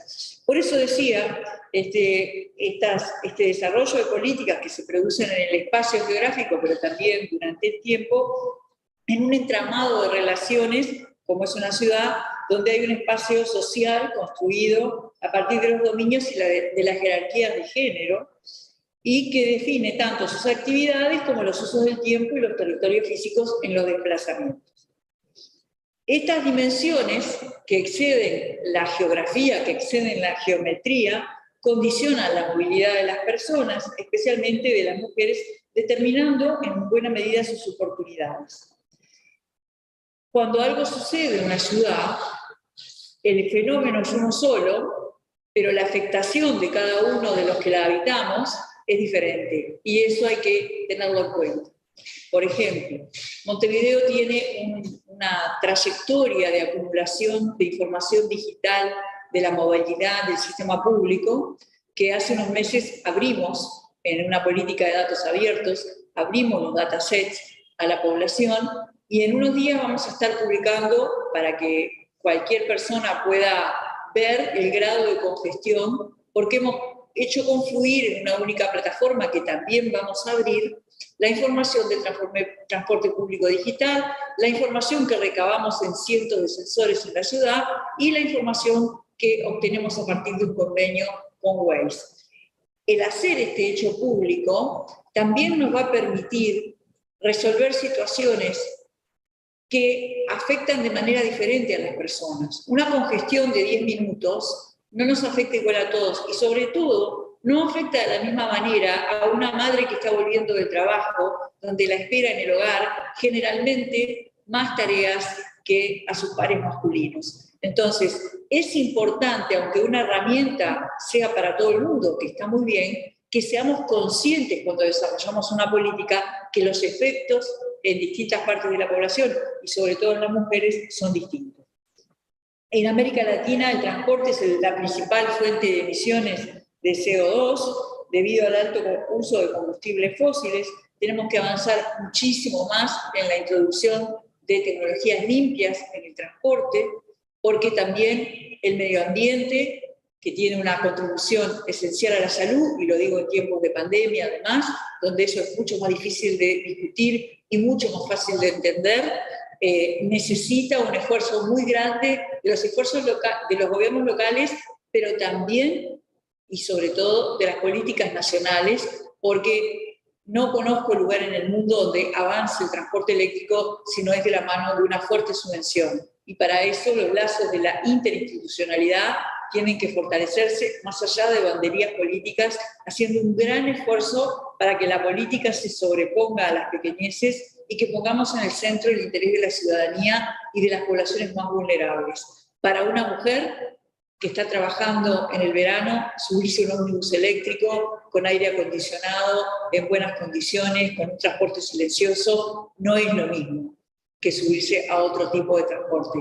Y para quienes vivimos en una ciudad, el poder lograr una ciudad limpia y silenciosa no es lo mismo. Y la salud no afecta, las condiciones saludables de una ciudad tienen mucho mayor impacto en las poblaciones más vulnerables y en las mujeres sobre todo.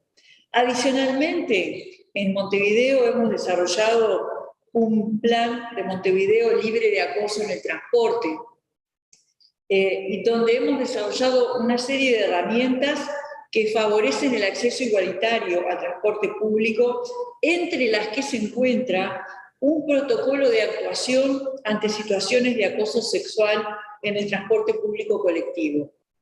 El gobierno de Montevideo tiene un rol regulador, pero el transporte público colectivo en Montevideo lo ejecutan empresas privadas, ¿verdad? Y este protocolo lo trabajamos en conjunto con ellas y se ha impuesto como un protocolo que son normas a seguir por el personal de transporte frente a estas situaciones o denuncias. Dentro de las situaciones de este protocolo se incluyen herramientas como sensibilizaciones de género, prevención y abordaje de la violencia basada en género y formación del personal de las y los trabajadores de las empresas del transporte público, también trabajadores de nuestro gobierno local y también organizaciones de la sociedad civil organizada especializada en la temática. Hemos llevado adelante una política para que esto se conozca, se sepa que este protocolo existe.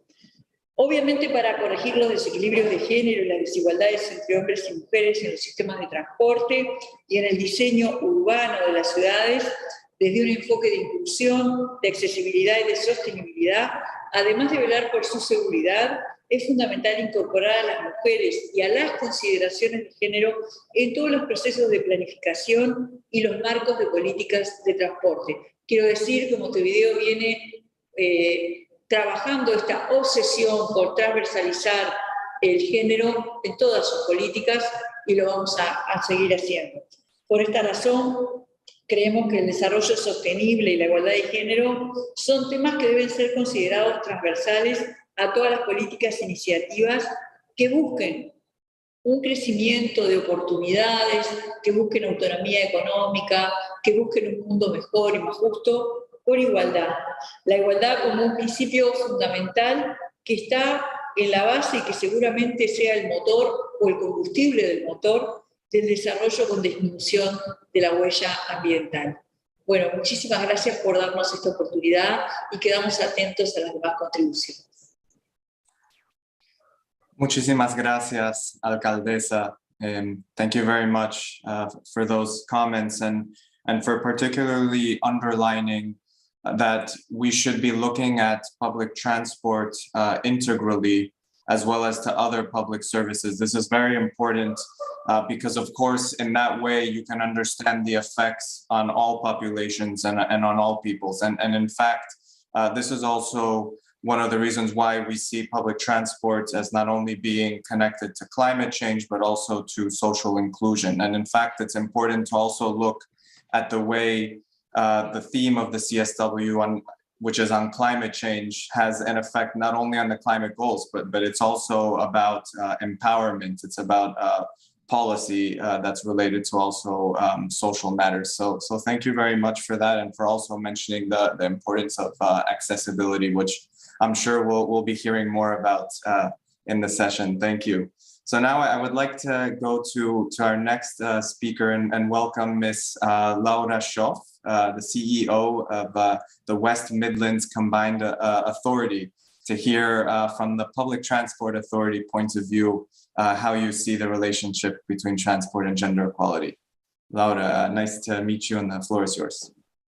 Nice to meet you, and thank you very much for having me. It's been fascinating even just to listen to the previous panel and this one. So thank you very much for inviting me. We are responsible for running the public transport network in Birmingham in the United Kingdom, which is the second biggest city outside of London. And actually, I just wanted to focus today on a bit of research, which we just published last week. A colleague and I were asked by our national government to do a study into how we're going to tackle violence against women and girls on public transport.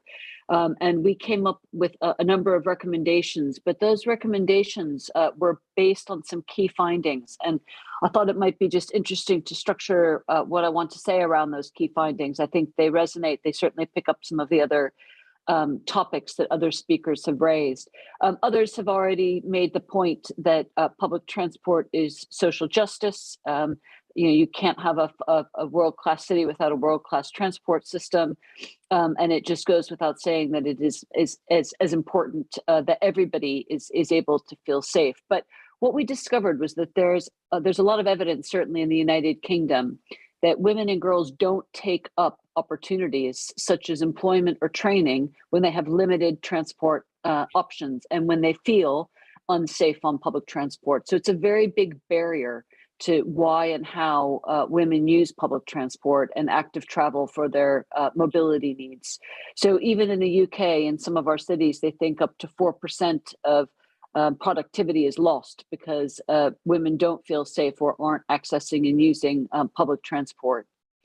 And there is a definite finding as well that we need to be looking at safety and how women feel from end to end of the journey. So from the place they leave from where they live to where they're going. And that's not just public transport. That's how they feel when they're walking or cycling or using scooters or taxis. And all of those places, including the public realms, need to be well lit and maintained so that women feel safe to use them.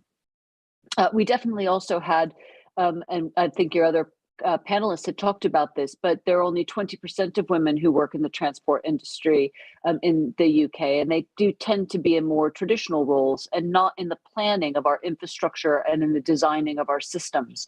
So there's some gender blindness and gender bias that take place on our networks, even though it's women that make more trips on public transport than men, and women are less likely to own a car. They also are the people who are least likely to have designed the infrastructure and the spaces around them. So historically, we haven't paid enough attention to how our infrastructure is designed, and that needs to change. Again, about policy, how do we have equality impact assessments, which we use, but actually how do we look at gender equality impact assessments when we design our infrastructure? And those should be required. I won't pick up the point about data. It's been really well made by other speakers already, but we don't have the right data in order to understand where incidents are happening, how we keep people safe, and actually gender-specific data is lacking and is really very necessary. Bringing those together will help us to do our work better. And again, changing bystander behaviors is really important, but probably not so much to focus on for this call. So we have made a set of recommendations back to our government on things that they can do in order to make our public transport safe.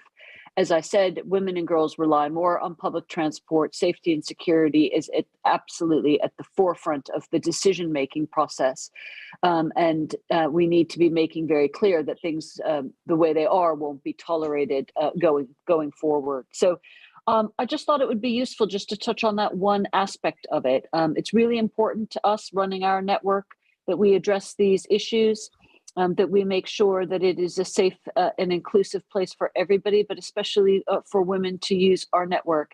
It's important because we're people. It's important to the economy. It's important because it's the right thing to do. But there's a lot of change that needs to happen in this space. And I just want to thank colleagues from UITP and around the world. Actually, we drew a lot of really some of our best practice from other countries who are doing really interesting work in this space. And I'll happily share the link to the report in the chat in case it's of interest to anybody. I'm just very conscious of time, so I thought I'd make a few of those key points and then hand back to you. Thank you. Well, thank you very much, Laura, for those concrete recommendations and for highlighting the importance of employment and public transport and how that can help access for women and girls opportunities. And for mentioning also the issue of bias. In fact, UCLG has partnered with UITP in that campaign on Break the Bias related to public transport. So happy to hear that mention. And of course, the point on data, which I mean, of course, is an issue not only related to public transport, but in general. So thank you for those points. I'll now pass the floor to Laura Zigliani, the advisor to the Director of Strategic Planning of Buenos Aires. Hola Laura, bienvenida. A ti la palabra para contarnos sobre esto desde tu perspectiva local en Buenos Aires. Muchísimas gracias. Una breve introducción muchas gracias por la invitación y el panel, súper interesante lo que estuve escuchando hasta ahora y me alegra muchísimo saber que tenemos tantas reflexiones comunes y pistas de acción que también compartimos. Bueno, soy asesora en planificación de la movilidad en la ciudad de Buenos Aires, así que voy a tratar de tomar esa perspectiva y tratar de ir a ejemplos quizás más concretos, porque me parece que lo esencial ya se estuvo diciendo. La ciudad de Buenos Aires es la capital de la Argentina y tiene 3 millones de habitantes dentro de las fronteras de la ciudad y el área metropolitana cuenta con 13 millones de habitantes, para que tengan una idea de lo que estamos hablando. Acá en Buenos Aires se trabajó muchísimo sobre la campaña de seguridad en el transporte.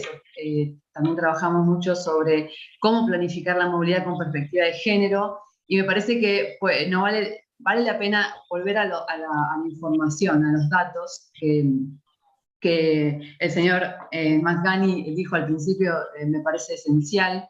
Pero no solo la cantidad de datos que nos están faltando, sino cómo los vamos a buscar, ¿no? Me parece que eso es una pregunta que nos tenemos que hacer. Hoy en día las encuestas de movilidad, no sé cómo serán en sus respectivas ciudades, pero acá en Buenos Aires tradicionalmente van a completar un modelo de transporte. Y ese modelo de transporte hoy en día quizás carece no nos representa las necesidades en términos de movilidad.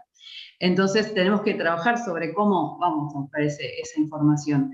Y para ser un poco más precisa aún también, hoy en día, esta semana estamos trabajando en un proyecto muy interesante de urbanización de un barrio vulnerable de la ciudad de Buenos Aires y estamos haciendo 2 diagnósticos a pie y se organizaron distintos grupos. Uno de ellos es con mujeres exclusivamente, otro con jóvenes, hombres varones y mujeres, y otro con personas con dificultades de movimiento, algún tipo de dificultad de desplazamiento. Y lo que es claro es que las mujeres cuando están solas van a decir cosas que no van a decir cuando están acompañadas de varones, entonces ahí tenemos que tener en cuenta cómo las escuchamos y bueno, hacerlas parte también, ¿no? del diagnóstico, hacerlas parte de las soluciones, ¿no? Nos damos cuenta que las mujeres generalmente cuando hablan de su experiencia van a proyectar también las necesidades de las personas mayores, de las personas con movilidad reducida, de los niños. Tienen una visión muy transversal de las necesidades, mientras que cuando se hacen las reuniones con varones, la información tiende a responder a sus propias necesidades. Entonces, tener esta perspectiva de género también en cómo ir a buscar el dato es sumamente interesante para justamente alimentar a la reflexión sobre la movilidad sustentable. Entonces, hay un diálogo muy interesante que se hace acá. Movilidad sustentable es mejorar el transporte público, mejorar la movilidad activa, que es donde hay más mujeres, concretamente. Hay más mujeres que caminan y hay más mujeres que toman el transporte público, en todo caso en Buenos Aires. Representamos más, 60% creo de los usuarios de transporte público y también somos mayoría en la movilidad peatonal. Entonces hay un diálogo muy directo entre la movilidad sustentable y la movilidad con perspectiva de género.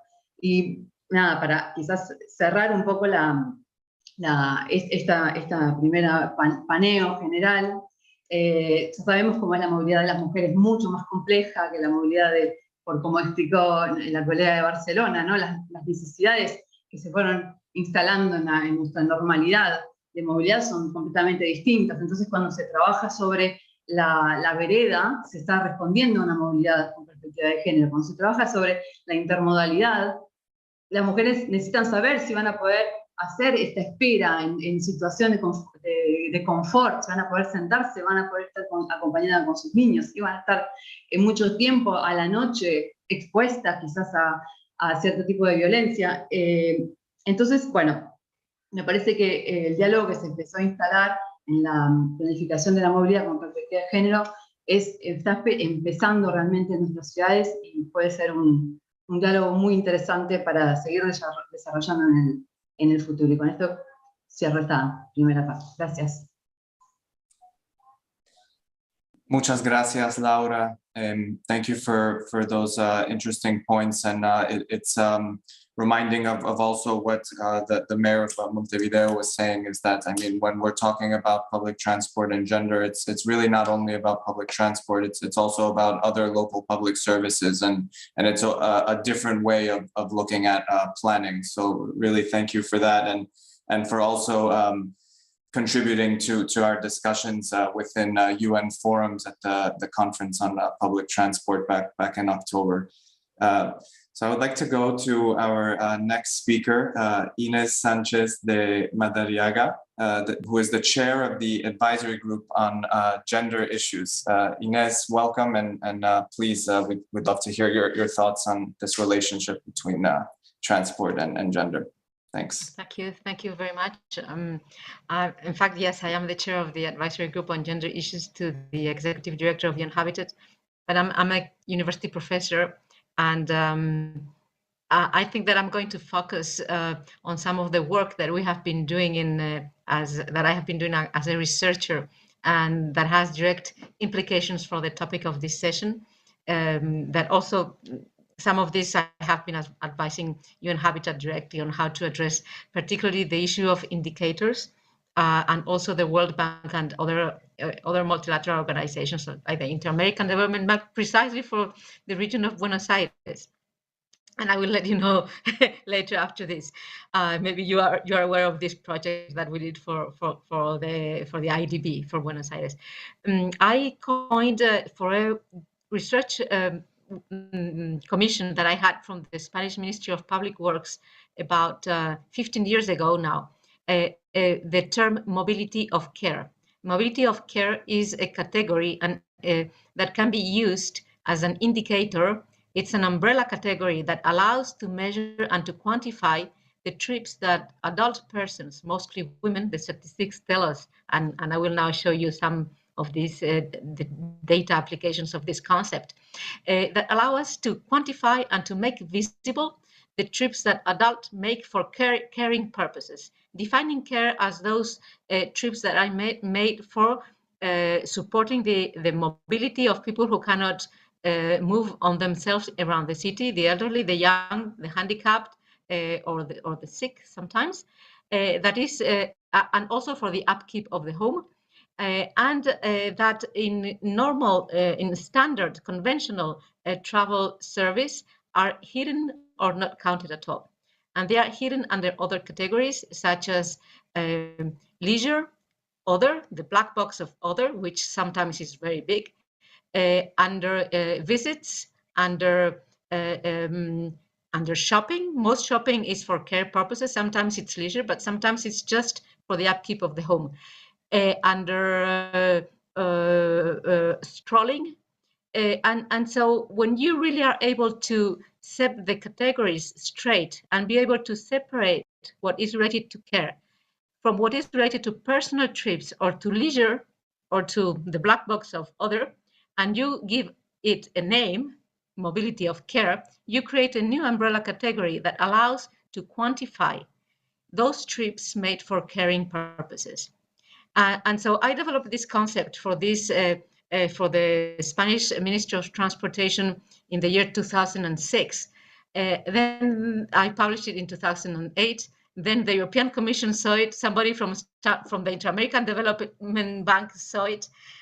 Somebody from Stanford University saw it, and then the World Bank saw it, and we have been applying it in a number of places. We have applied it for a survey in the Madrid metropolitan area. We have applied it in the city of Irun, in Nairobi for UN Habitat. The World Bank is working with this concept in some work that they are doing to develop an integrated gender indicator that can be applicable around the world, which is quite a difficult endeavor, but they're working on this. And the Inter-American Development Bank, we produced a survey for them applying this concept for the region of Buenos Aires. Then, as far as I know, this survey has not been implemented, in fact, because they were not able to raise the funds, so I leave it here. And this concept allows to really understand and to measure and to quantify something that conventional travel service do not count. For instance, trips of less than 15 minutes on foot are not counted on many transportation services because they are not relevant for infrastructure planning. But most of the travel that women do are these kind of trips, so we have to count them. We have to count chain trips, and we have to describe them. What are the different slabs in that chain that are not described properly? And so this is some result of my research that I think that has very direct application for institutions and for improving, in fact, statistics, and for really measuring up and make visible and quantify the mobility that women do. And now, just to finish this, my 3 minutes, the results of the application of this concept in a specific survey that we applied in the metropolitan area of Madrid show that for the segment of the population between 30 and 45, the mobility of care is very close to the mobility related to employment. They also show that most of these trips, that the gender gap in mobility to employment is, for that particular segment, is higher for men, but the gender gap in the mobility for care purposes for this segment of the age is the gender gap is much bigger, but much bigger than the employment related mobility when it comes to care tasks. So I think it's a very useful concept, and so that's related to data. And I also would like to mention another interesting thing that we do, that it's work that we're doing for ADIF. ADIF is the Spanish provider of railway services, and they manage the railway services and all the train stations in the country. It's a public company. It's like the SNSF in France or Amtrak in the US. And ADIF we have advised them on how to introduce gender criteria in all the public procurement that they do for the renewal of train stations around the country. And they are now, we did a couple of pilot projects on how to introduce this, and they are now doing across the board in all the renewal of train stations in the country. So that's another important thing, and I don't have the time to go into this now in my 3 minutes, but I just leave this information that I think can be of interest to the discussion as well. Well, thank you very much, Ines, for that perspective. That very interesting, and in fact, I think it brings us back to the whole two things, to the relationship between mobility and care, so mobility and other local public services, and how if you want to measure those local public services, it's also useful if you're measuring mobility, and that's where then the issue of data comes up, which is that if there's insufficient data, then well, it'll be hard to improve those mobility services, and it will also be hard to improve other local public services as well. So thank you very much for that. I'd now like to go to el señor Marco Berger, director de Planeación en la Secretaría de Medio Ambiente y Desarrollo Territorial de Jalisco. Bienvenido, señor Berger, y a usted la palabra para la perspectiva local desde Jalisco. Gracias. Muchas gracias, Máximo. Muchas gracias, Emilia, Mohamed, todos mis colegas y colegas de los paneles anteriores, que ha sido una jornada inspiradora. Reciban un cordial saludo desde Jalisco, México, en nombre del secretario Sergio Graf, secretario de Medio Ambiente, y dando continuidad a lo que se ha dicho el día de hoy, yo quisiera pormenorizar en 3 aspectos que me parecen relevantes para la discusión y la agenda que de aquí se está derivando. En primer lugar, yo diría que de manera en línea con los ODS, una de las primeras cosas que se están haciendo aquí en Jalisco es, a partir de los diagnósticos territoriales y de las métricas en el marco de los ODS, especialmente en el 5 y en el 13 de Acción por el Clima y por supuesto de Equidad de Género, y también un poco con el de asentamientos humanos, estamos haciendo ya se han hecho una serie de diagnósticos que parten de darle, digamos, métrica al tema de movilidad sustentable, ¿no? Partimos de inventarios que nos dicen que el sector transporte en el estado es responsable de más del 40% de las emisiones de gases y compuestos de efecto invernadero. También hemos diagnosticado de manera continua, no solo a nivel técnico, sino como decía Laura hace unos momentos, ¿no? A pie, ¿no? En el territorio, para ver todas estas variables cualitativas que están relacionadas con las grandes métricas a nivel internacional, pero es importante combinar las dos. Hemos diagnosticado, por ejemplo, cuáles son las metas que tenemos que establecer a 2024 y a 2030 en términos de el número de kilómetros de transporte no motorizado en la ciudad, y hemos sido ambiciosos en tener parámetros por encima incluso del 40%, y así una serie de componentes. Entonces esa sería la primera, digamos, experiencia que quisiéramos compartir en este panel, ¿no? A partir de las métricas, consolidar estas combinaciones cuantitativas y cualitativas.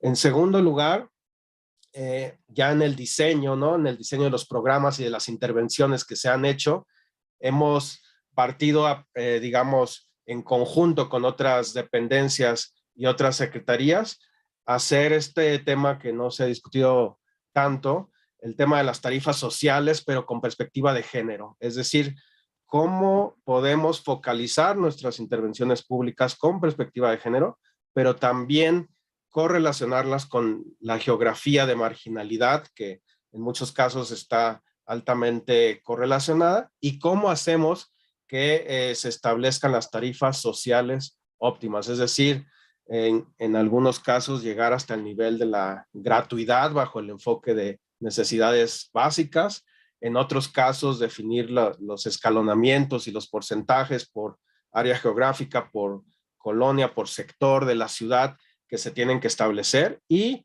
paralelamente también ver los mecanismos de financiamiento de esos subsidios que son necesarios, ¿no? Si hacemos subsidios cruzados o si hacemos otro tipo de mecanismos, para así tener un paraguas un mosaico, mejor dicho, de estructuras en función de lo que es la naturaleza de nuestro transporte público, ¿no? Tenemos un robusto sistema BRT, uno de los más grandes de América Latina, con más de 350,000 viajes al día.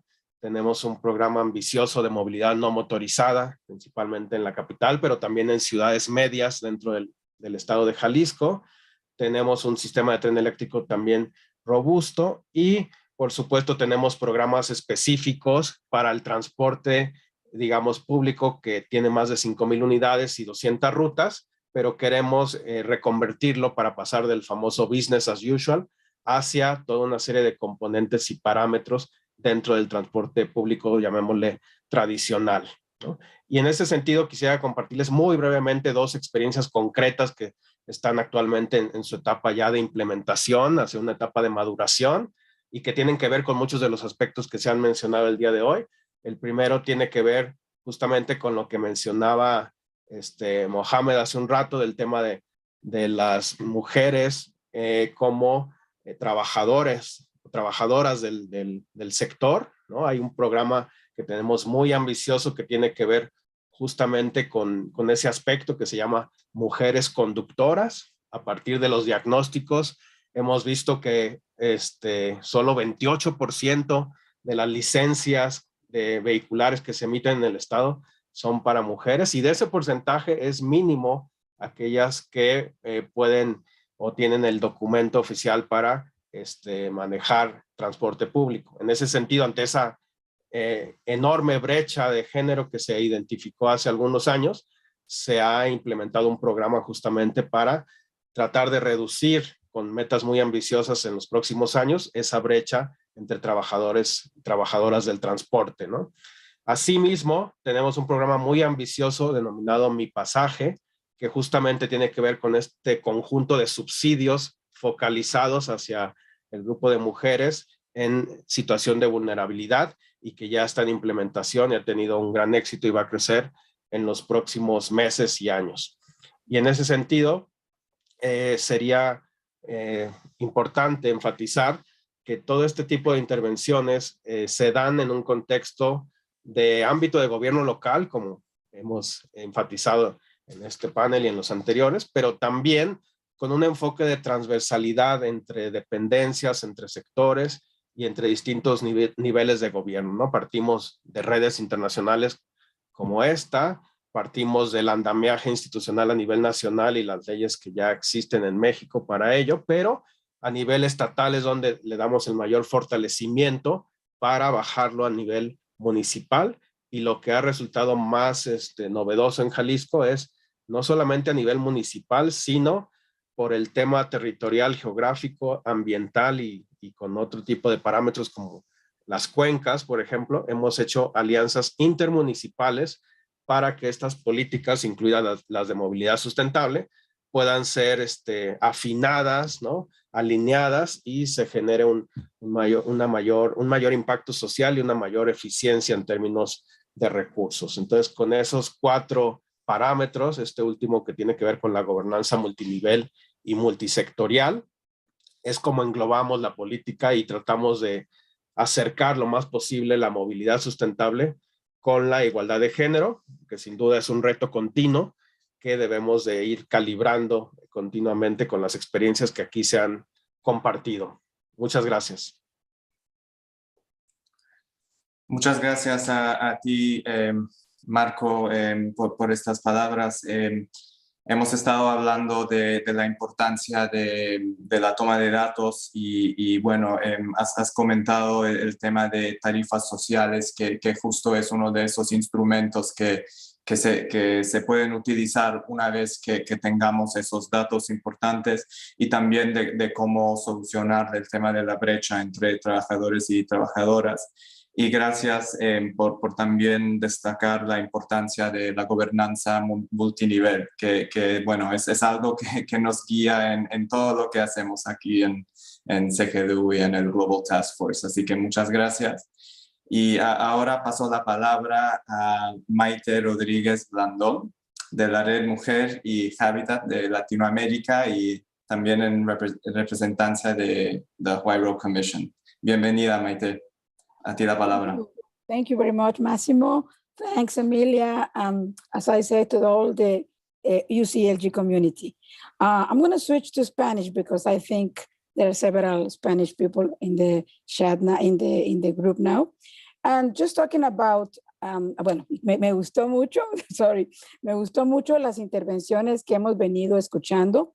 Creo que estamos muy alineadas en muchos sentidos con enfoques que ya se han mencionado acá, y principalmente, bueno, cuando Inés plantea todo el tema de transporte y cuidado, nosotras lo planteamos también desde el enfoque de las ciudades seguras para las mujeres.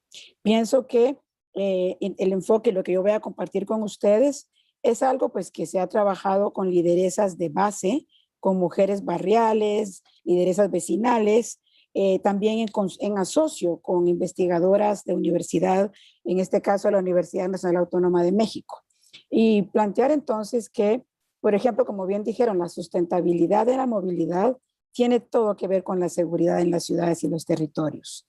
con la arquitectura, con los espacios públicos, con el diseño de trayectos. Y en este caso, yo pienso que, y compartir que para ese tipo de innovaciones en la infraestructura pública, es importante realizar las auditorías de seguridad de las mujeres. Instrumentos que se trabajan muy bien, que han sido aprobados desde mucho tiempo atrás y que las mujeres comunitarias lo saben trabajar y lo implementan en asocio con su policía, con los encargados de transporte, con las gobernaciones, las alcaldías, con la mayor parte de las actoras y actores políticos y sociales del municipio para llevar a cabo y conducir un ejercicio participativo. En ese caso, pues, tenemos que recordar lo que Teresa del Valle nos plantea, ¿verdad? Los imaginarios del miedo. Las mujeres en la calle tienen miedo, miedo de transitar, miedo de tomar un transporte público, porque las ciudades no nos ofrecen, los municipios no nos ofrecen las condiciones para que nos podamos desplazar. Y en ese sentido, pues me alegra muchísimo que ahorita estemos en esta campaña y que el director de la UITP pues esté con nosotras y nosotros acá, porque tenemos que ver que si queremos que la movilidad sea sustentable y que no produzca altas emisiones de carbono, definitivamente necesitamos abordar y construir nuestras ciudades con senderos seguros, para que por allí transiten las mujeres y las niñas. Necesitamos ver que las ciudades resilientes, que bueno, que hemos hecho campañas por ciudades resilientes, trabajan el riesgo urbano, muy bien, pero tienen que ver que el riesgo urbano está vinculado con el fenómeno de la violencia en nuestras ciudades. Entonces, en ese sentido, quiero compartir que desde la Comisión Guairo, la Red Mujer y Hábitat, hemos manejado y hemos implementado una agenda regional por el derecho de las mujeres a la ciudad, que se trabajó en 7 países de América Latina. Lo trabajaron las propias lideresas comunitarias, planteando varios temas que necesitaban que estuvieran incluidos en esta agenda regional por derechos de las mujeres a la ciudad. Y uno de ellos fue el tema de la movilidad urbana con perspectiva de género, por supuesto. Y plantearon que una política de movilidad eficaz e inclusiva debe tomar en cuenta aspectos específicos y diversos de los desplazamientos de las mujeres. La realización, como ya mencionaron varias acá, de los diagnósticos participativos, que no pueden hacerse solo de escritorio o solo con técnicas y técnicos que están involucrados en el área del transporte. Tienen que hacerse con las usuarias de los transportes y en ese caso, pues, también ver que las economías informales de las ciudades son prácticamente llevadas a cabo por mujeres que necesitan el transporte público a altas horas de la madrugada, a grandes horas de las noches, cuando recogen sus puestos, y para todo ello tenemos que tomar en cuenta ese tipo de acciones. En este esquema de la movilidad urbana que tenemos en la Agenda de Mujeres por Derecho a la Ciudad, tenemos varias recomendaciones y propuestas, pero han planteado aquí algunas que quiero referirme, por ejemplo, al desarrollo de los modelos de transporte intermodal e inclusivo, con conexiones expeditas entre los diferentes modos y tarifas integradas, que ya lo plantearon acá. Me alegra mucho porque eso lo recogimos de las mujeres de base en estos ejercicios de la agenda regional, y también ver que el desarrollo de las zonas de espera y conexión sean seguras y cómodas. Estamos planteando también pues que las lideresas son las que utilizan el sistema de transporte colectivo, son las que menos huella de carbón dejan en este sentido, pero tenemos que también trabajar con los empresarios de transporte público de nuestras ciudades que realmente necesitan hacer una revisión total de sus unidades, porque son las que van dejando, digamos, como decimos, esas altas emisiones de gases de efecto invernadero. Quiero también tocar un tema que no ha salido acá con el tema del transporte, la movilidad segura, y es el tema de las mujeres indígenas. Cómo las mujeres indígenas utilizan el transporte público en nuestras ciudades. Déjenme decirlo, están llenas ahora de mujeres y niñas indígenas, jóvenes indígenas, que debido a la degradación climática de sus comunidades, sabemos que están debido a la sequía, debido a los eventos climáticos como las inundaciones, tormentas tropicales, migran a la ciudad. Bueno, no voy a decir que migran también al norte, que la sabemos que todos los riesgos que eso implica, ¿verdad? Pero emigran a las ciudades. Y en ese sentido, a las mujeres todavía, como además del imaginario del miedo que tienen, se suma que las mujeres tienen una experiencia constante de discriminación porque son indígenas y porque tener una vestimenta diferente en el uso del transporte ha dado paso a, pues por así decir, a casos como porque lo que se ha documentado, que les cobran más caro, que los que manejan las unidades de transporte no tienen ninguna sensibilidad hacia el tema cultural, que es importante que lo vayamos definiendo. Y por ejemplo, se piensa que las mujeres, y las mujeres indígenas así lo han demostrado, que ellas son ajenas a la ciudad y a la vida urbana. Más bien siguen asociando sus formas de vida a la ruralidad y a la vida campesina en el medio de una gran ciudad capital y en el medio de una alta densidad poblacional. Quiero compartir que nosotras hicimos desde la Red Mujer y Hábitat con lideresas comunitarias, con las Grassroots de México en Ciudad Universitaria de la UNAM, hicimos un ejercicio precioso que se llamó Vivir y Transitar en Ciudad Universitaria, un diagnóstico sobre la movilidad y la segura y libre en el campus central de la UNAM. Esto fue derivado de un ejercicio de UNAM Segura que condujimos para llevar a cabo el tema de las ciudades seguras también en Ciudad Universitaria. Participaron todas las escuelas de la universidad, pero principalmente, y lo que más me gusta es que participaron las mujeres que viven y que tienen sus medios de vida en la propia ciudad universitaria. Las vendedoras de cafetería, los puestos de comida, mujeres indígenas que atienden la universidad. E hicimos unos estudios al momento de ver las horas pico, cuando las mujeres usan el transporte público, por ejemplo, el metro. Nos instalamos en las salidas y en las entradas del metro de la ciudad universitaria. No voy a poder contar por el tiempo los hallazgos, pero impresionantes que se tuvieron, así como también en el uso de la ciclovía de Ciudad Universitaria. ¿A qué hora las mujeres usan más la ciclovía? Bueno, pues por supuesto en la hora que tiene luz, ¿verdad? Porque también el asocio de todo lo que tenemos que ver, que los momentos de la ocurrencia y de la oscuridad, pues como digo, están presentes en el tema del transporte.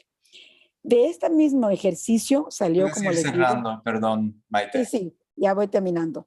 Que decimos que en este mismo ejercicio salió otra manera de investigar los derechos y el sentido de la movilidad de las mujeres indígenas en las ciudades.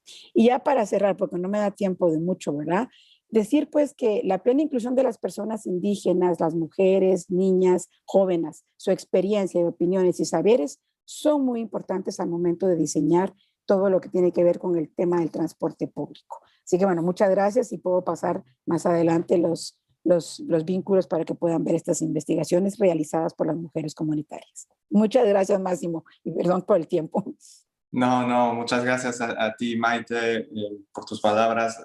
Thank you very much for underlining the importance, I think, of participatory practices within policy. I think in the end that there needs to be participation of women and girls in these types of policies related to mobility, but not only.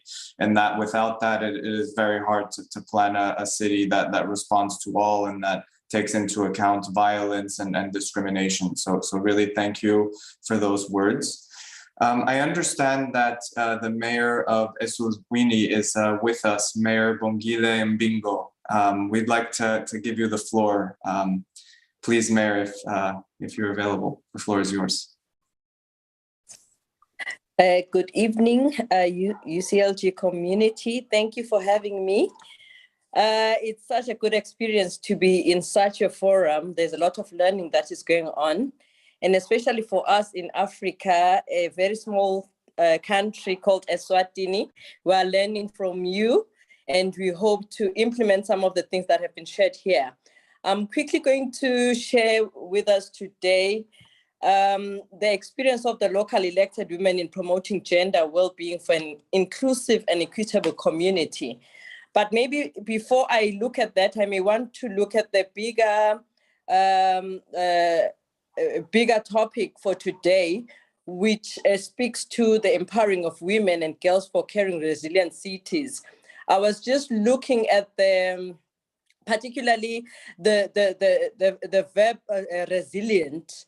You know, when it speaks to resilience, it is basically the capacity to recover quickly from difficulties.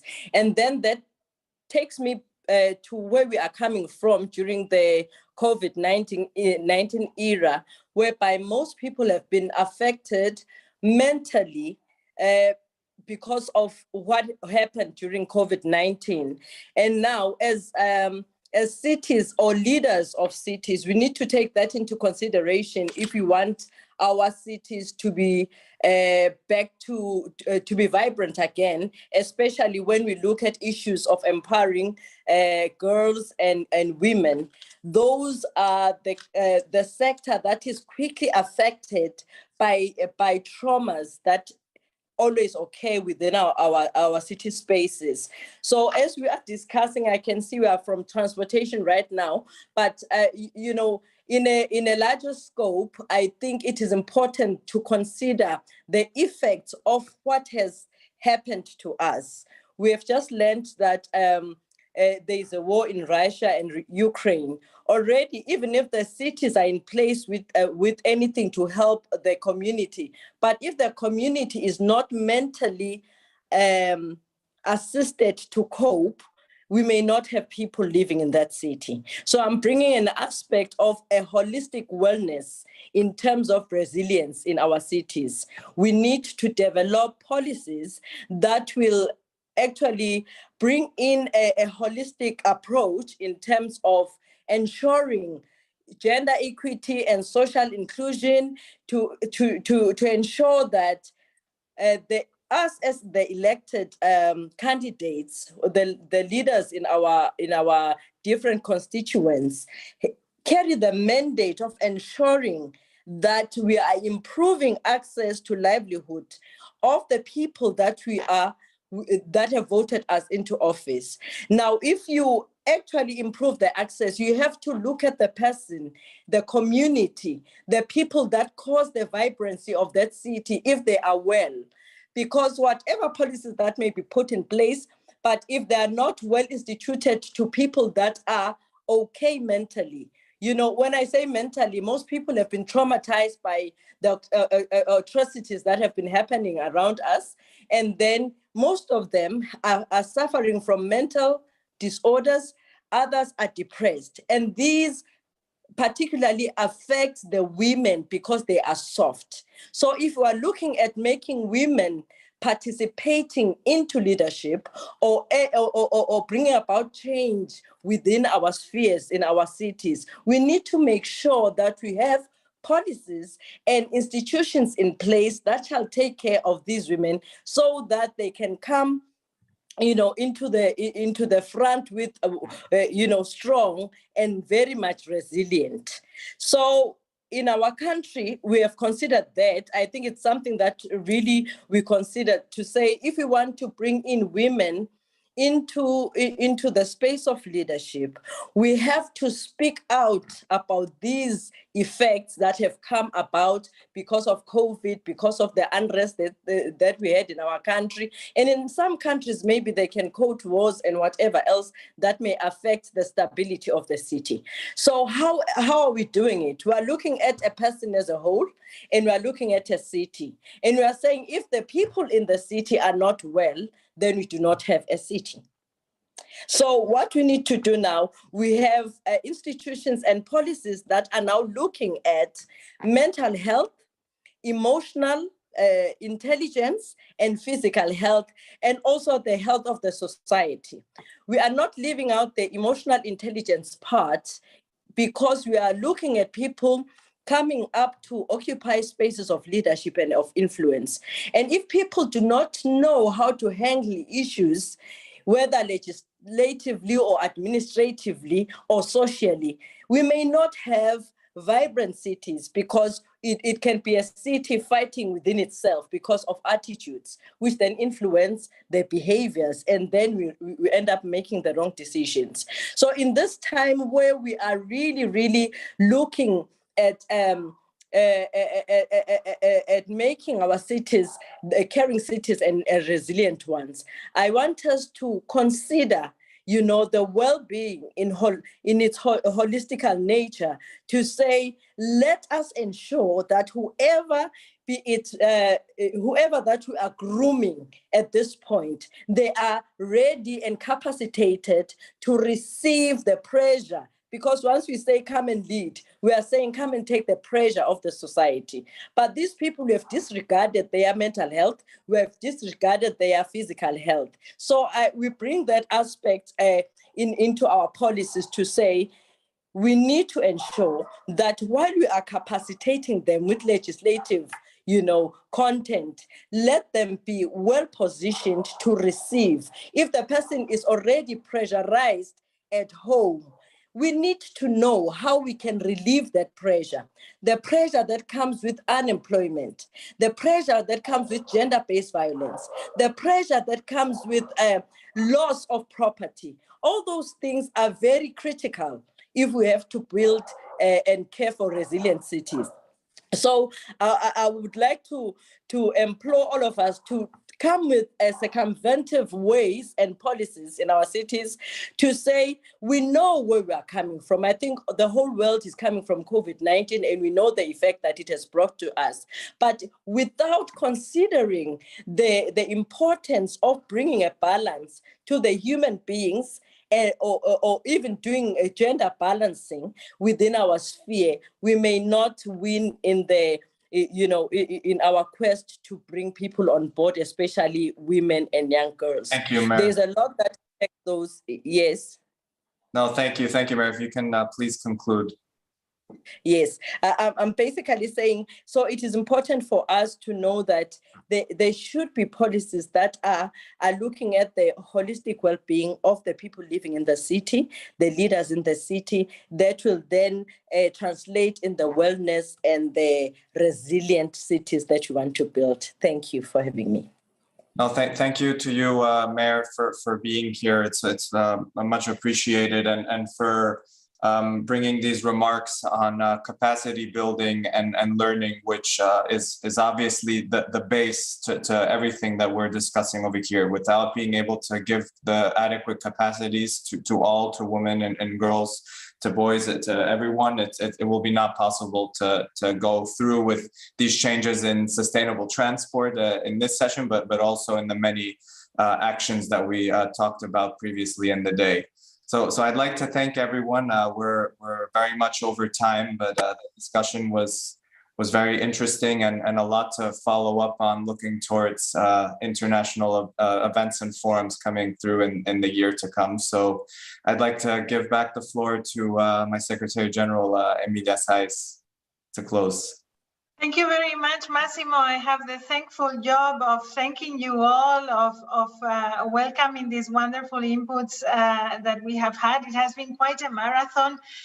We started at 2 o'clock from Barcelona time, and it is now 7:37 in the evening here, and we are still there and going. Very inspiring. We've started with the role that the feminist movement needs to have in the global agendas. We carried on to talk about SDG 5 and what it means for equality, and how the feminist municipal movement can actually influence the achievement of the goals. And we have gone through to talk about the role of women in resilience, and ended up with a very important topic on transport. And I would like to thank our partners from the International Union on Public Transport, because it is a very critical policy and action for our cities.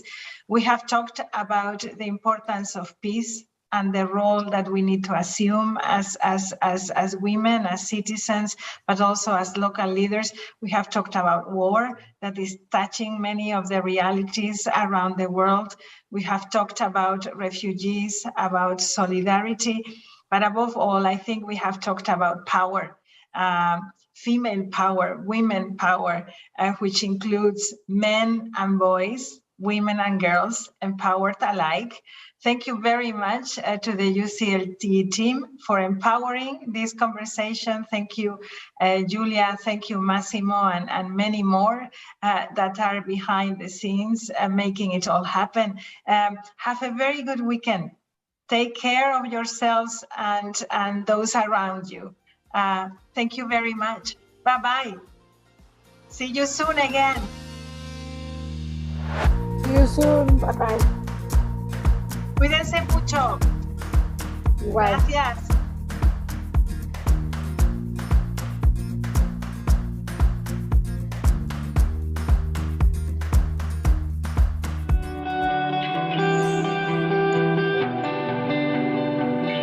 Muchas gracias.